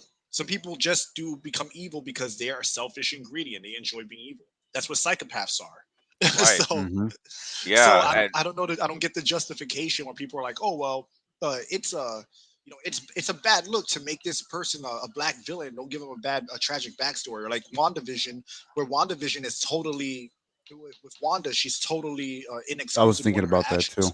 and people will defend it and say, oh, but she lost her kids or whatever. It's like, yeah, it's bullshit. She's a villain. She's not a good character. She is not not a Yeah. tragic villain. She is a villain. right. And Hmm. here's the other weird thing about it. These people, Yeah, I hate that shit, man. yeah, and Er, these wokies, they think they're smart. But here's the other thing about these people. They go around, they change certain characters' races and whatnot, and mostly is, they change it to like a white character if To it's a black, villain, usually. or if it's a good guy, they change a redhead into somebody that's black. Hmm. And it's kind of just like it's like they say, oh, well, it might inspire people to be aggressive towards Asian people, but at the same time, you can drive into a crowd of people and throw a Molotov cocktail at that same group of people in Grand Theft Auto because it's not real. It's not And real. That's the it's like, point. yes, exactly, because it's just Such like, a hard thing for these people to grasp. right, right, and it's just like they secretly want to erase certain races of people. And for example, with the Resident Evil The 5, gingers. right? Here's the thing. Resident Evil Hmm. 4, you had Leon go into a Spanish village. You had, authentic looking, quote unquote, Spanish people, and they're all the villains. There was nobody that had any kind of skin change color or any tourists, like a black or white tourist showing up, attacking you with a giant camera hanging around their neck, right? There was nothing like that. Everybody was straight up Spanish. As soon as Resident Evil 5 shows up, all of a sudden, oh, we have a problem because they're shooting black people. They're not real, dude. And here's And the other thing also, that it makes would have been more racist. It would have been more The racist voice if actors even if said there's they had no problem with it anyway. it would have been more racist to make the game in Africa where you're playing as you're fighting a bunch of white zombies, white people. It's like the population is majority African. The monsters in Resident Evil are usually Hmm. civilians turned monsters. So why would it make sense for them not to be black if they're in Africa?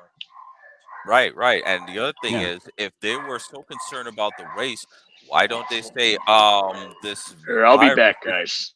okay? All right, man. This they All right. Why didn't they just say this new form of the virus gives people a weird skin coloration, and they could have done something like that. But it's just like these people. Uh,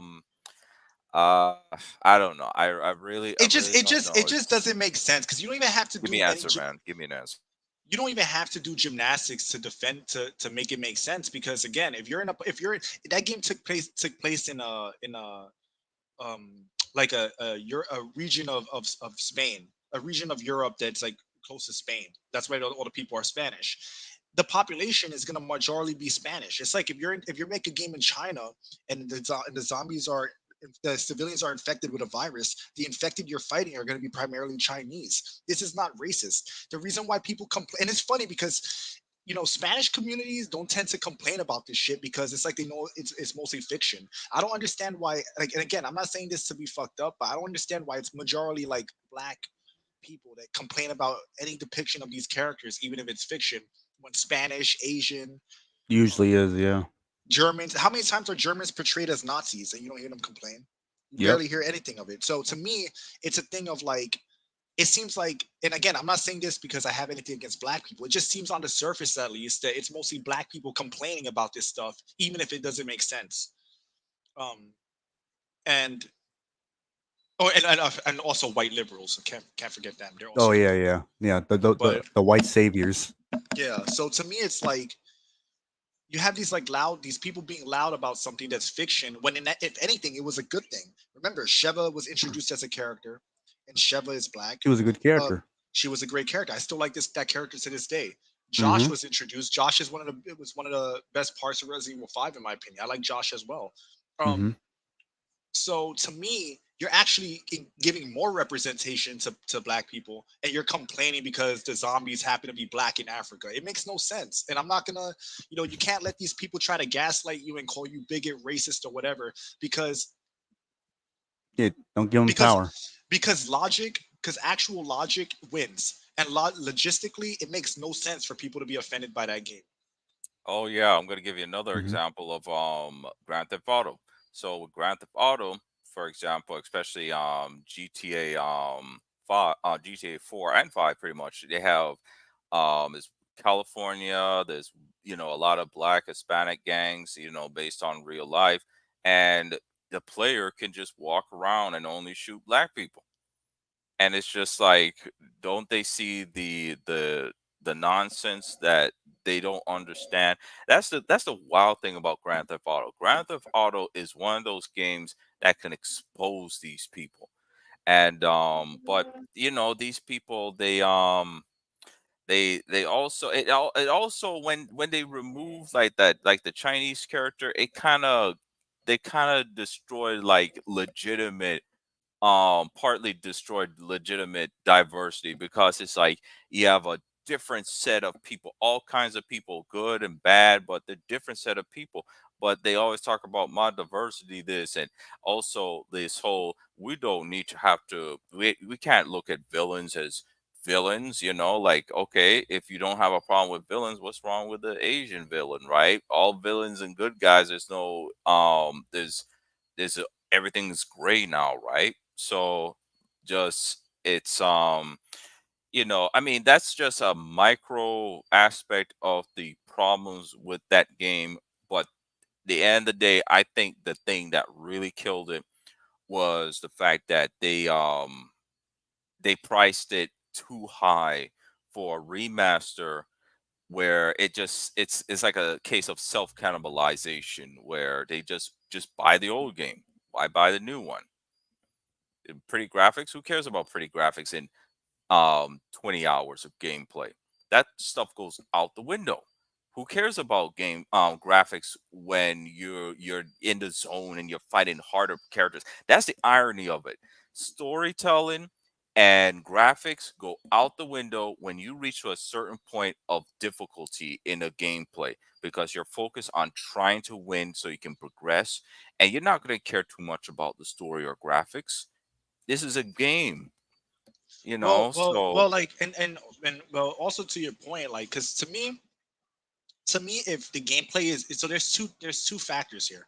If the story is really good, right? Like you have like this amazing story, people are gonna love the game, even if the graphics are mediocre, right? Which is why like you have games come out and they might have like an art style that's like kind of funky because it's obviously due to budget, or you have a game with maybe a mediocre story, but the gameplay is amazing. People will love that as well.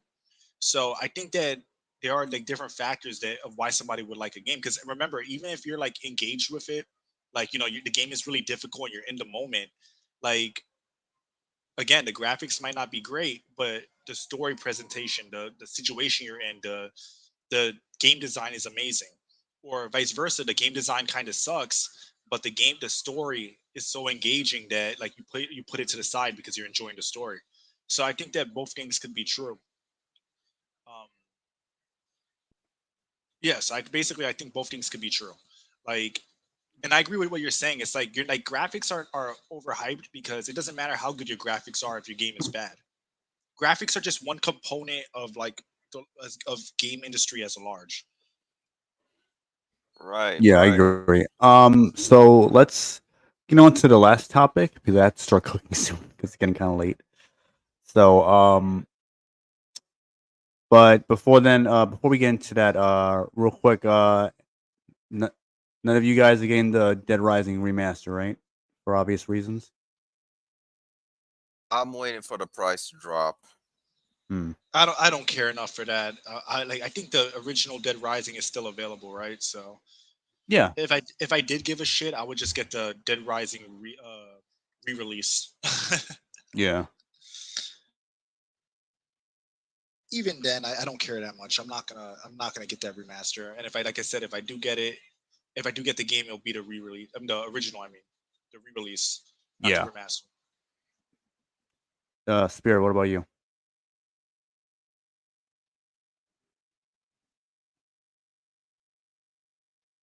Spirit, are you there? You have to become a medium and channel spirit. Oh, snap! Can you hear me? Can you hear Yeah, me? yeah, yeah. I can hear Oh, you. okay. So as I was saying, You eating I that pizza again? feel yeah, I was having something to eat there for a moment. I was having some barbecue wings, You so was that's why I stuffing your was eating. gob, stuffing your gob. Indeed, man, All right, indeed. chap, we're starving here. Yeah. Like, I think I don't mind remasters, but in this day and age, I don't think this is really necessary. It really is necessary if it depends on how old the game is, really. I wouldn't mind Hmm. having a port and a remaster, so I can basically have an option to pick either one, but it just really depends on what IP it is and how old it is. So for Right. things like Horizon or what was it, Days Gone? Was that the one? Hmm. Yeah, that's the one. Yeah, so That's Yeah, things being for Days, like remade. Days Yeah. that, Gone. I don't think those need a remaster. I think those games look fantastic already. So it just depends on the IP for me, man. Really depends. Yeah, and also how old it is, and if the game is intended to look a certain way, right? Like Crash Bandicoot, does it really need like that much of a remaster? Like it's fine as like I mean, a re-release for something like that Like is fine. a gameplay one, like just to smoothen out animations, but not really because it's a cartoon based one, really.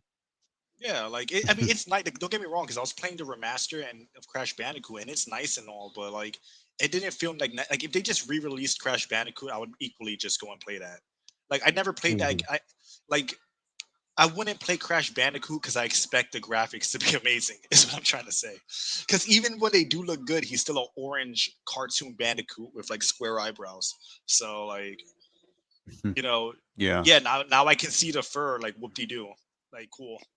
So, I'm Yeah. not gonna confuse this for real life anytime now. But like some game, and like you said, some games are newer games, and they don't really need it. Like that, Days Gone. Um, I really don't think anything. Horizon. Yeah, like there's so many games. Like I don't think that like a game. I don't really think most 360 games onward. I wouldn't even bother considering doing a remaster. I would just do a re-release because like Mhm. they still like the graphics are dated, but it's not like that bad where it's like oh you have to fucking remaster it. PS1 games and stuff like that, I could see why you would do it. Um, Yeah, yeah. but you know, a game like it's So like Last of Us. Why would you even remaster that? What's the point? Just re-release I the yeah, original it's know. game. pointless. That's one of the most pristine games ever made, like Mhm. graphics wise. Why does that need a remaster? Yeah, like it was already Exactly. groundbreaking. Why remaster it? Oh wow, it looks slightly better. Congratulations on spending $200+ million more for a minor upgrade. Yo, what's up, Emerald Taurus? Um, yeah, the remaster of Dead Rising. I don't think it's worth it. Stick with the original. They're charging you $50 for it. They have a deluxe, whatever the fuck, an extra deluxe digital deluxe edition for like $60. You know, save your money. Stick with the original. Don't bother with this censored, westernized slop, especially with modern day Capcom. So, anyway, but before we move on, quickly, that's why the player numbers are pretty low. I think people are fully aware of what's going on. So, Capcom. as much as many people want to deny it. Their new name is Capcom. It's in California. So let's move on to the last topic, and this will probably be a quick one, hopefully. Uh, but Warhammer 40K Space Marine 2 developer admits games that Embracer made him want to cry with their overblown attempts at messaging or imposing morals on gamers. He also appeared on one of he had a comment on YouTube where he's actually the CEO of Saber Mm-hmm. Interactive. That's the development team.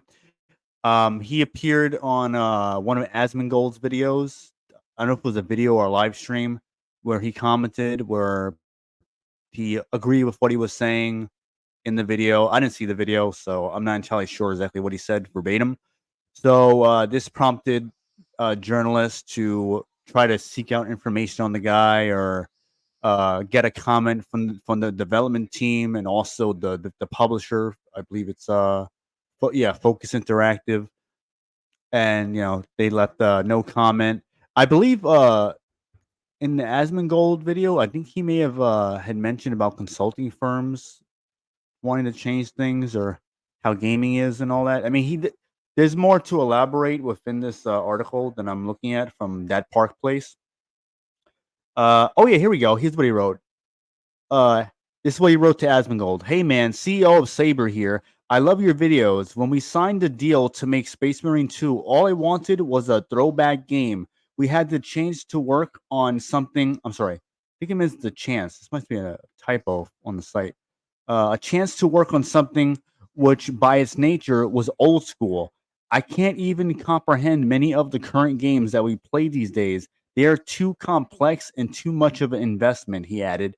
Next, he shared that he was inspired by Halo. We worked on Halo back in the day, and that game could be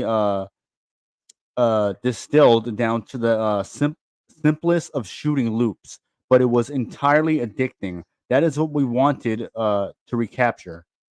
I think that's all he said. Yeah, so It makes sense because they compared it because other Based. people have compared it to Halo. Yeah, I agree. He's based pretty much. yeah, he is, and then that's why they're going after him because he's based and he's saying what a lot of people are thinking.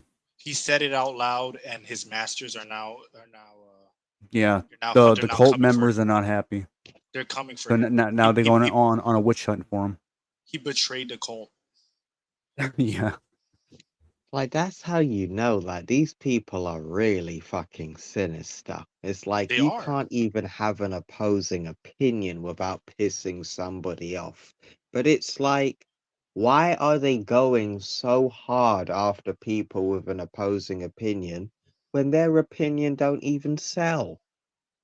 It's like, come that's on, true. man, you can't be out here letting these people in charge and trying to And push these messages when you got developers who just want to make a good game. And Mhm. It that's is what funny. this CEO is saying, like clearly. Yes. And to me, there's no reason to be angry about what he said. The games are too complicated and take way too much time for the investment. People Mhm. just want to have fun. That's it. Exactly. Well Yep. said, man. Well said. You know, It's when pretty when much people describe it, oh, it reminds me of a 360 game like that's an instant sell for me. that's a Mm. compliment. Yeah. Yeah. I feel like Stellar Blade felt like a 360 PS3 game Yeah, too. like a lot of these games that feel like a throwback, like Astrobot and others like that, you know, it lets you know like this is what people want. When people are praising it and they're selling and they're doing well, you know, that should let you know like this is what people want, more of this and less of the other crap we've been Supply and getting. demand, baby. Supply and demand. Yep. And then it even further when the journalists always have something to complain about, when they're complaining about this, they're complaining about that, that's when you know your game is doing the right thing. Yep. Hmm. Well said. I mean, again, like these developer, like these people, like a lot of these people got into the game industry because they love games, not politics. They're not Mm-hmm. activists. They're just people that wanted to make something that they enjoyed. And you know, when developer says something like that, it's heartbreaking because he just wanted to make something that felt like Halo, you know, something that was Yeah, fun and addictive. you can even imagine like they're working on it, and then fucking you got execs and fucking other people, you know, breathing Breathing down down your their neck. neck, and it's Yeah. like, you gotta change this, you gotta change that. Why don't you do this? Why don't you add that? We got to make sure we you implement this in there, and it's like you, the guys probably think to themselves like, can I just make the game that I want? Can me and my team who are passionate and actually give a fuck, can we at least make what we want, please? We know what we're doing. We know Hmm. what people want. We don't need you trying to, you know, put your tentacles in us and try to dictate what we do when we're the ones making it, not you. Well, the thing is that that's why I've said it many times on this podcast and previous episodes that people don't. It's not a for them. It's not about making something that makes money. It's about the message. These people are willing to lose money. Hmm. They don't care. They just want people to do what they say, and that's really the end of it for them. I mean, if you want to make money, this is not how you do it. Clearly, so Yeah, I mean it's been proven. Like you this know, year yeah, alone has proven that. L- yeah, Uh, never mind the past years where it has also proven that, but this year alone, like it's been like it's all this been other bad. shit that it's been backfiring on them hard. Yeah, it's bad. They don't want it. People don't want it, and it's very clear. And no matter what they try to say to the contrary to make excuses for it, at a certain point you have to either assume there's a like a spirit said, a sinister agenda. These are sinister people, or they're retarded. So pick one. You're sinister, have an agenda, and that's what you care about, or you're retarded. Because either way, it doesn't make sense. No, it doesn't. Hmm. So it is what it is. And like I said, these game companies, they're like this guy, you know, like all right, so Warhammer, like, and it's a shame because all this stuff that they're like forced to implement into the game, like you can imagine that you spend all this time in development, day after day in this studio, right? Like you come to this studio every day to work, or if you're working Hmm. remotely, either way, you're sitting there, you're working, and you hate the product that you're working on because it's not something that you actually wanted to do. It's a job that you have to do to feed your family, and you know that it's an Yeah. abomination. I can That's why I imagine think that a lot of them, Isuno left Capcom after 30 years. yeah, or even directors, like you have this cool idea, and like, yeah, that's a great idea. What about the women in there? Like, what do you mean? Yeah. Like, Like yeah, what? what about the gay? What about the gay trans people? Is there a part about trans people and discrimination? It's like, no, it's about zombies. You better add that. We're gonna pull your funding. Yeah, right. You know, Yeah. like these, like even at a creative level, you know, this is like corporate mandated bullshit.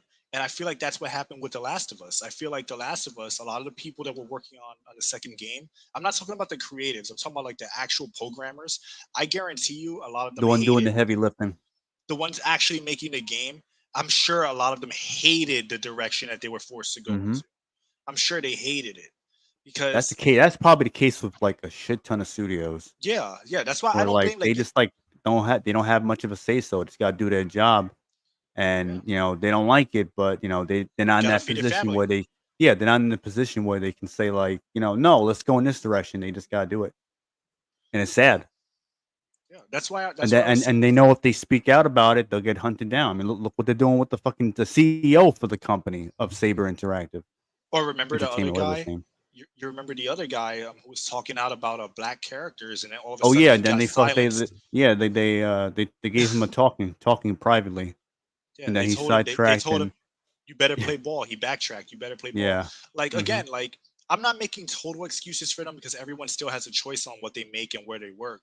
He could have went elsewhere. Those people can still go elsewhere, but I'm not worried about them because they're the ones that do the heavy lifting. Those are the ones that are going to be hired in other places. Like when these companies die, when they Yeah. fail, when they close down and they close their doors, those people that do that, that those companies that close down like that, those people working that didn't want to work on that game, they have the technical skills to make their own games or work in a different company. So I'm not worried. I'm not worried about them.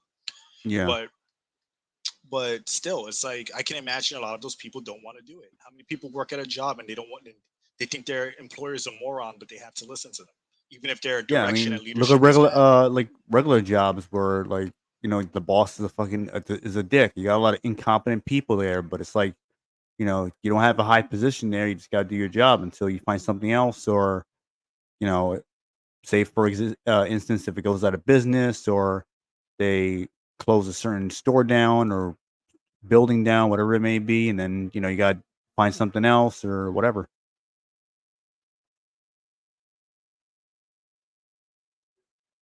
Mm, But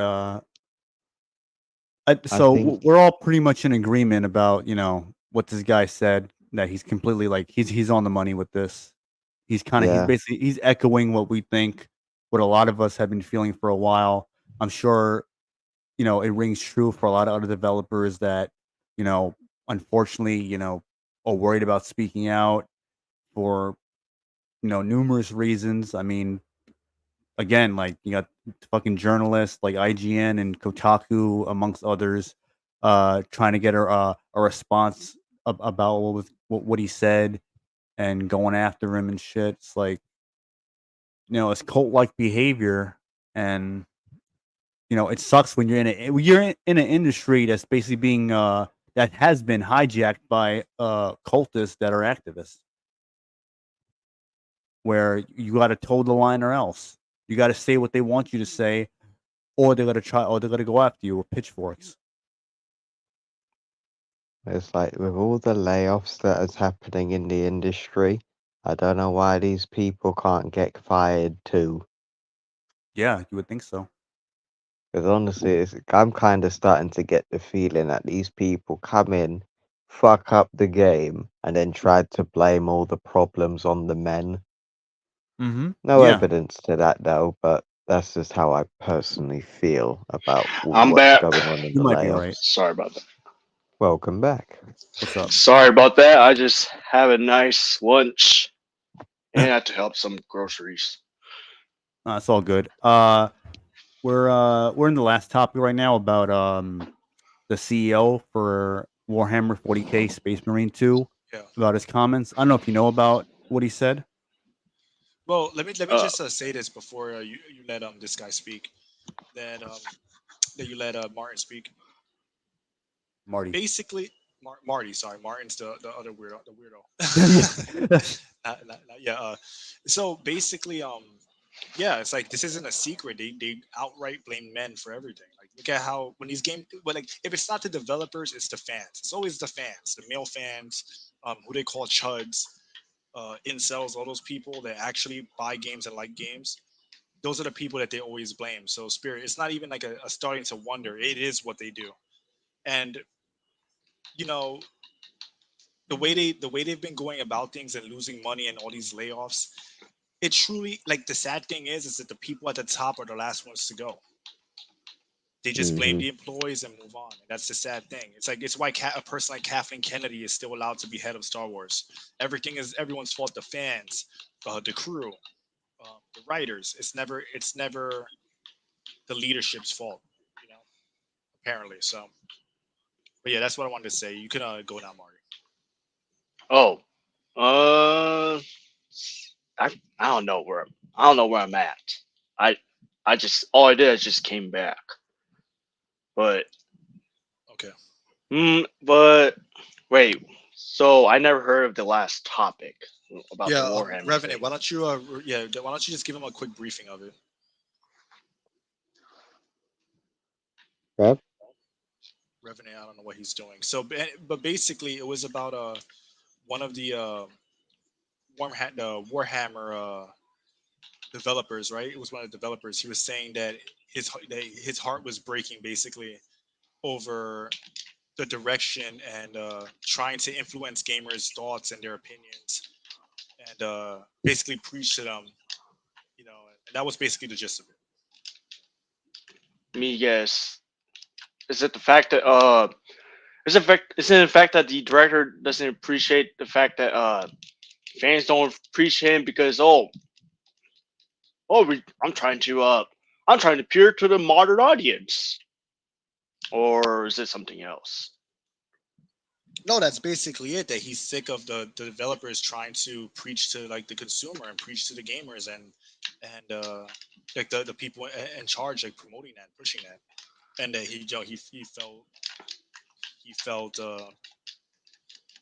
didn't like it. I think that the word specifically was that he felt like crying over it because of how bad it is, and now I they're can coming read. I after can read him, it again. I'll just have to and look now they're for it. and now they're coming after him basically. But that was like the gist of it, right, Revenant? From what I gather. Pretty much. I mean, I can read it over again if you want.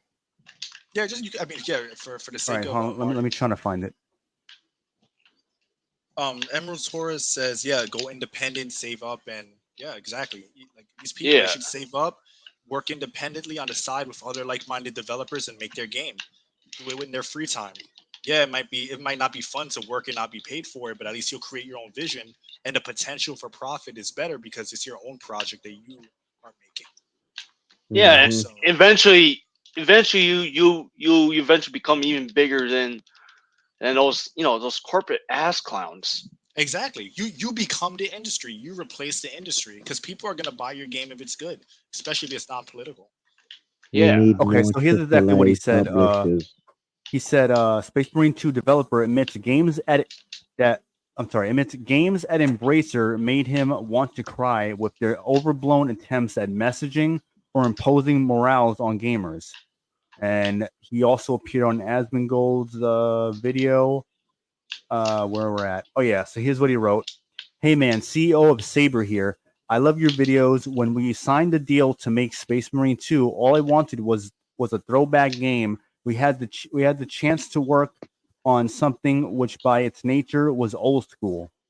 It says change, but I feel like they mean chance. Maybe we had to.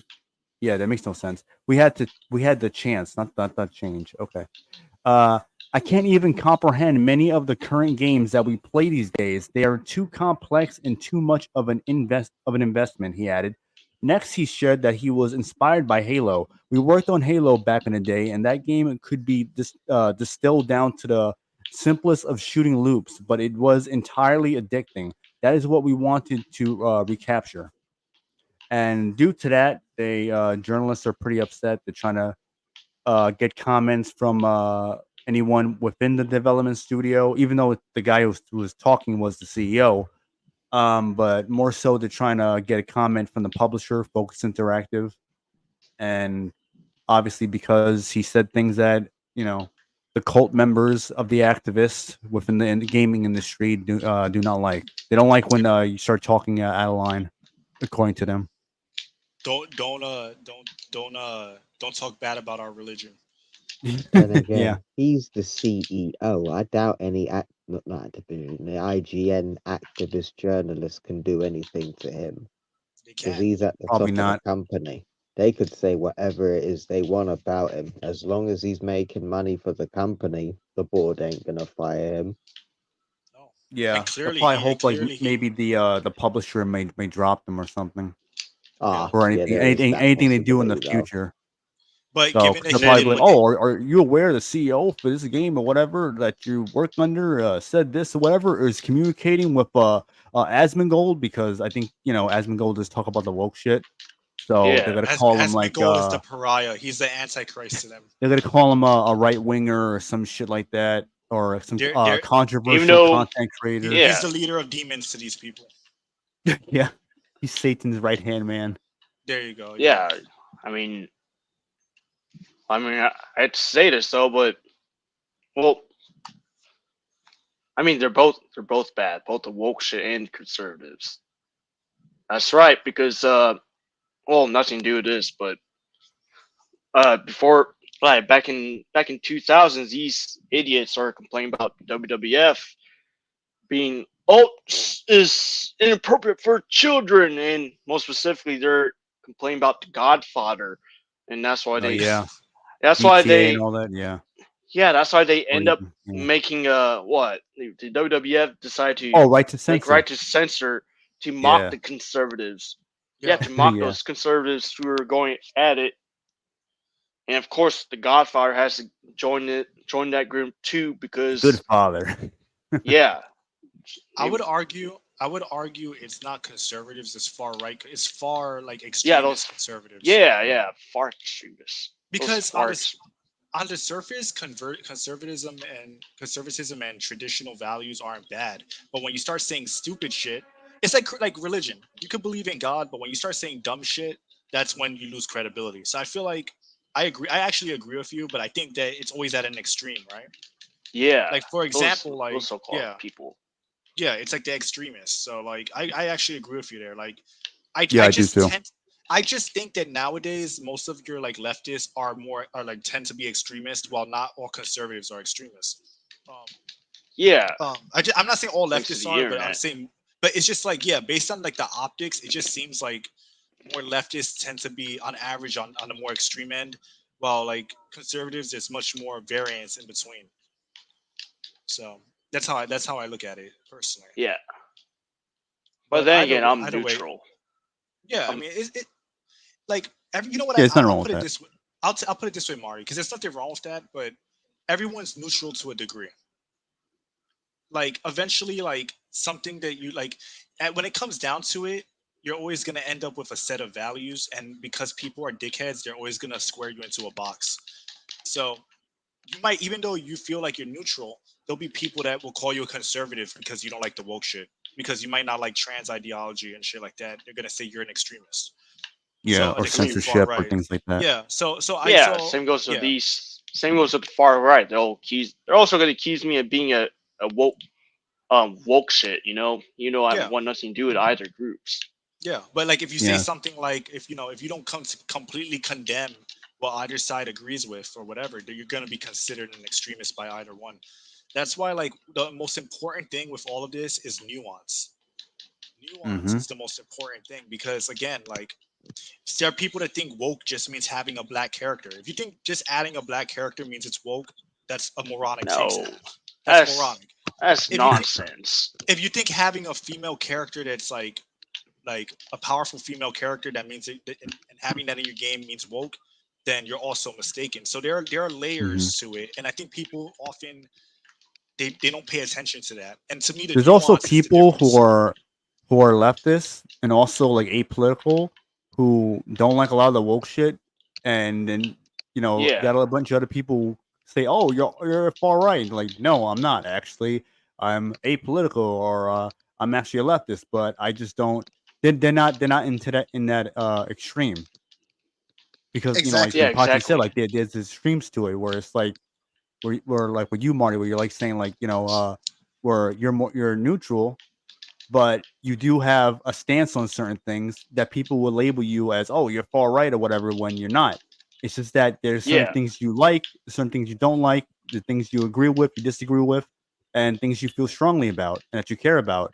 It's not always a these type It's of not things. simple. It's Yes, nuanced. it's It's not simple, nuanced. and it's not solely based on politics or political views. It's simply It's about how you it's feel. It's like, oh, nuanced. like with censorship, where you may feel like uh it should creators should have like artistic integrity with what they create, and it could be as simple as that. But then some people, they can't. They always gotta make it into something else, even when you have already explained it to them. And No Name makes a yeah, good man. point. No And Name makes a good also, point. He says it's the whole. Puritans. Hold on. Give me a second. Oh, my bad. He says it's Puritans, and to be frank, the commie left of today have control over all the institutions, all the institutions, so to speak. I think I know who I hate more, and it's true. It's like, look, at the end of the day, No, I agree with whether that. it's it's like you're always dealing with the lesser of two evils because unfortunately both things are sides that you either take one or the other. When you're neutral, you're gonna end up having to like you're gonna have to choose the lesser of two evils sometimes. And unfortunately, between some of the crazy right wing and some of the crazy left wing, the left wing is worse because those are the ones that are doing the true weirdo shit. Both are bad, but like, if I Yeah. had to, for example, if I had to choose between Trump and Kamala, I'm gonna choose Trump because at least Trump has a plan to fix the economy, while Kamala is talking about lunatic communist shit. Well, So I'm not a fan of Trump or Kamala Harris, but I'm also gonna go with Trump as well because I don't even want to go. I don't even want that bitch to be a president. Oh, I better keep my mouth shut, otherwise they're gonna go assassinate me or something. I don't give a yeah, fuck. like Nah, bro, it's the you're lesser, good. Enough it's people the wanted to say that out loud. it's the lesser of two evils in the end of the day. Like, is Trump my favorite candidate for president? Not necessarily, but at least he has a plan and he's saying the right things. While Kamala is saying the wrong things and doing the wrong things. And either way, it's going to be one of the two, no matter what you want, personally. Yeah. So I would choose between the lesser of two evils. That's the reality of life. Now, in practice, most of this stuff is nuanced. You know, just because you're a Christian doesn't mean you hate gay people. Just because you don't like woke shit doesn't mean you hate women and don't or hate minorities. But there's always going to be nuance on an individual level, and Yeah. we just have to know the difference between. We have to choose to have discernment when we talk about these subjects, because the same way I would condemn woke shit, I'll condemn somebody for saying something stupid like having a black protagonist means it's woke, which is fucking dumb. That's one of the dumbest things. Every time I see something like that, it gets on my nerves. It's fucking annoying. So Yeah, Yeah. like I don't see 'Cause anything wrong with having a black protagonist. Like when I was young, I mean, the first time I see a trailer Blade, I was like, I thought this guy, or eventually known as Wesley Snipes, is actually a cool, badass dude. It's just some black guy with badass sunglasses and a and katana fights and vampires and shit. yeah, he Yeah, was and cool. He badass still is haircut cool. Yeah. too, and dressed in black as well. I was like, yeah. this Because guy is probably the badass characters. here's the question. Mm-hmm. Here's the checklist. Like, this is how I look at it. Is it chosen for, is this person only in the movie because of their identity? So meaning that the story is, it's not about the story. They just chose this person because they wanted to check a box. If that's the case, then it's woke. If you have if your story is about social politics and the story takes a backseat for preaching, then it's woke. If your female characters are all feminist girl bosses and their sole purpose is to talk down to men, or to like, you know, or if they're trying to spread propaganda, then it's woke. There's a difference Yeah, between that and a character like Wonder Woman back in the 90s and 2000s, who was just a badass female character, or like something like Sailor Moon, or um, whatever it may be, or Blade, like you said, or Spawn. There's a difference between that stuff and, like, for example, Star Wars Acolyte. You oh know, Yeah. god, that Yeah. and garbage ass. I'm glad it Yes. got canceled. and people just have, there's and there's again, differences between them, so it's like, and you know, and I one is actually done well while the other is not. And I And stress for everyone who watches us, anybody who watches this channel, understand that you have to use nuance and use the brain in your head. Use your brain in your head to discern certain things, because it's not always so black and white and an extreme on either mhm. end.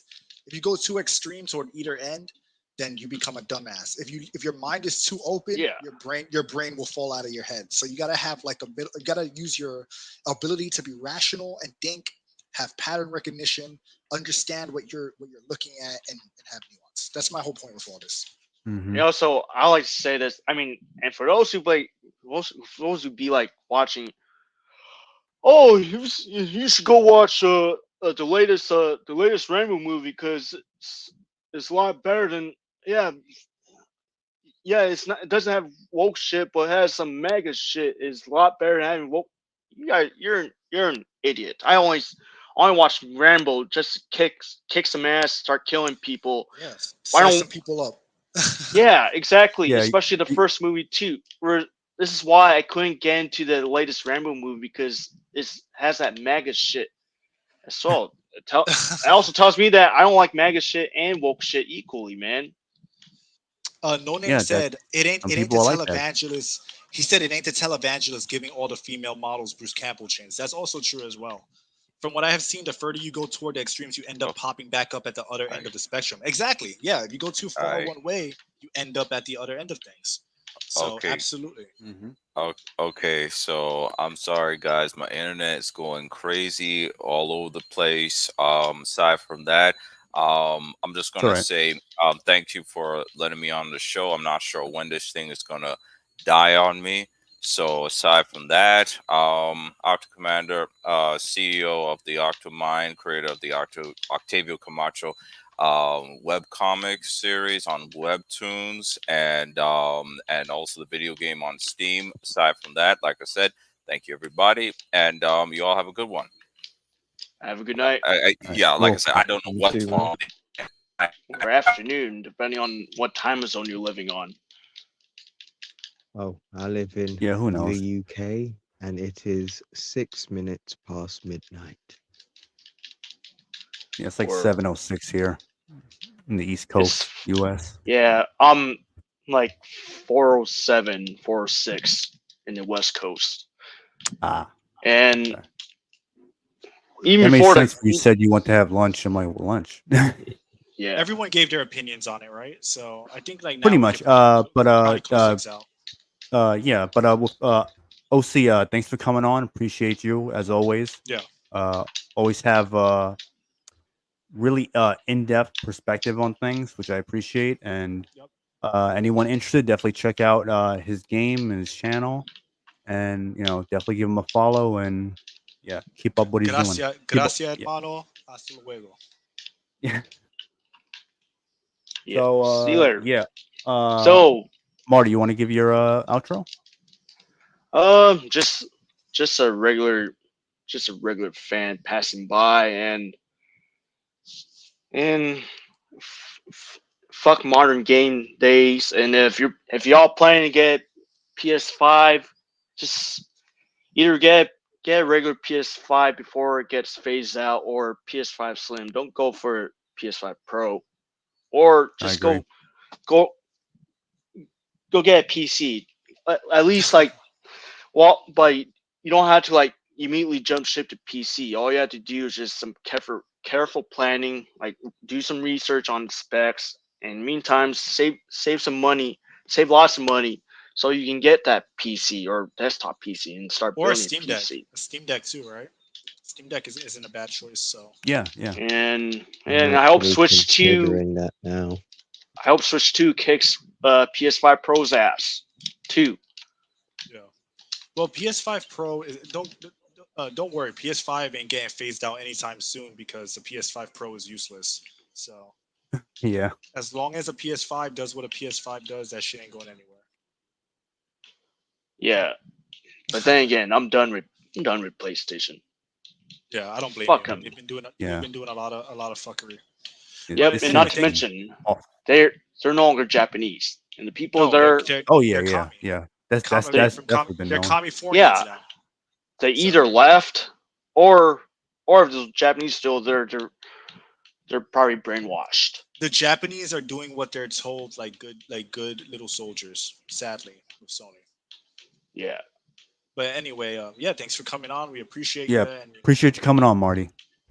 Thanks, for, guys. sharing your opinion, and yeah, man, like take it easy. Have a good night, a good afternoon. Yeah, have a good weekend, good week. Good weekend. Yeah. See you guys later. Take care, man. So, Spirit, you want to do your thing, man? Yeah, I just want to say my name is Spirit of Paradox. Again, it is an absolute honor being on the show, guys. If you guys ever want to come watch on any of my content on my channel, I make content surrounding the Ultimate Marvel Universe, both the original and the new. So make sure you drop a like and subscribe. And again, thank you very much for having me on, guys. No problem, man. Always good to have you. And yeah, appreciate your Spirit as always. Hear your takes, and yeah, everyone check him out. It's fun stuff. He makes really good videos. You can't go wrong. You can't go wrong with older Marvel, the good old days. Marvel comics. So, and the streams are good too. One day we got to do a little collab, maybe like play some older game together or something like that. Absolutely, awesome. man. I'll be down for that. Oh yeah. Again, man. Thank you for having me on, and you two have a great night. And Thanks, you you have a too. great night too as well. Stream. Awesome. Thanks, man. Have a Bye good for night. now, Peace. everyone. Peace. Mm-hmm. So for me, I'm Jinpachi. I make gaming videos. I stream. I do animation. I have my own original series, Augur, that I'm working on. You can check episode 1 of the channel. I have a Suicide Squad Kill the Justice League animation with over 1 million views. You can check that out. It's basically retconning the end. It's kind of like somewhat comedic. You might like it. If not, that's fine too. You don't have to check it out, but I'd appreciate it. And yeah, I do a lot of Arkham content, a lot of gaming stuff. There's some martial arts stuff on there, and as far as like shorts go. So check out my channel. I appreciate it, and I have a lot more planned in the future. And Revenant, always good co-hosting with you, talking about the bullshit in gaming. Um, it's always good to expose this nonsense. I'm also gonna do more videos talking about this kind of stuff on my own channel in the future. I have like a couple videos about it now, if you count the animation and a few other ones, but generally, I do all kinds of content, a lot of Arkham stuff though, primarily. So and check out my original series. Every view counts. Augur episode 1 was a one man animation. It's fully One voice hand. acted. One hand, right? Yeah. Eyebrowing. No, one. It's a one man animation, but I put a lot of passion and soul into it. It's not woke. It's not propaganda. So no, check it out and support. And thanks for having me on. Oh, cool. Appreciate it all the time. Good co-hosts, the tag team. But yeah, thanks everyone for checking out the podcast. I want to thank, of course, Jim Pachi, as always, being a good co-host. Octo Commander, OC, Christian Frades for coming on. Everyone, check him out. Check out his channel. Um, who else was? Oh yeah, Spirit of Paradox. Marty, I can't remember the last name because it's some Japanese thing, whatever. Um, appreciate it. Am I missing Neozoic. anyone else? Yeah, Neozoic coming up. Everyone in the Yeah, comments. yeah. Everyone's Y Flores, Chromosome, Neozoic, No Name, Y Venom Chromosome, Snack, no name. Y2 Yeah, Y2 it's Viral, Melina Hikami. Chan. Yeah, Melina Chan. So it's always good to Yeah, Rolls Royce. Rolls Royce. yeah, him too. Yeah, he was there. Yeah, so Everyone who tuned in and everyone, who comments and engages with us, it's always good eh, to see see yeah, you and guys and see different.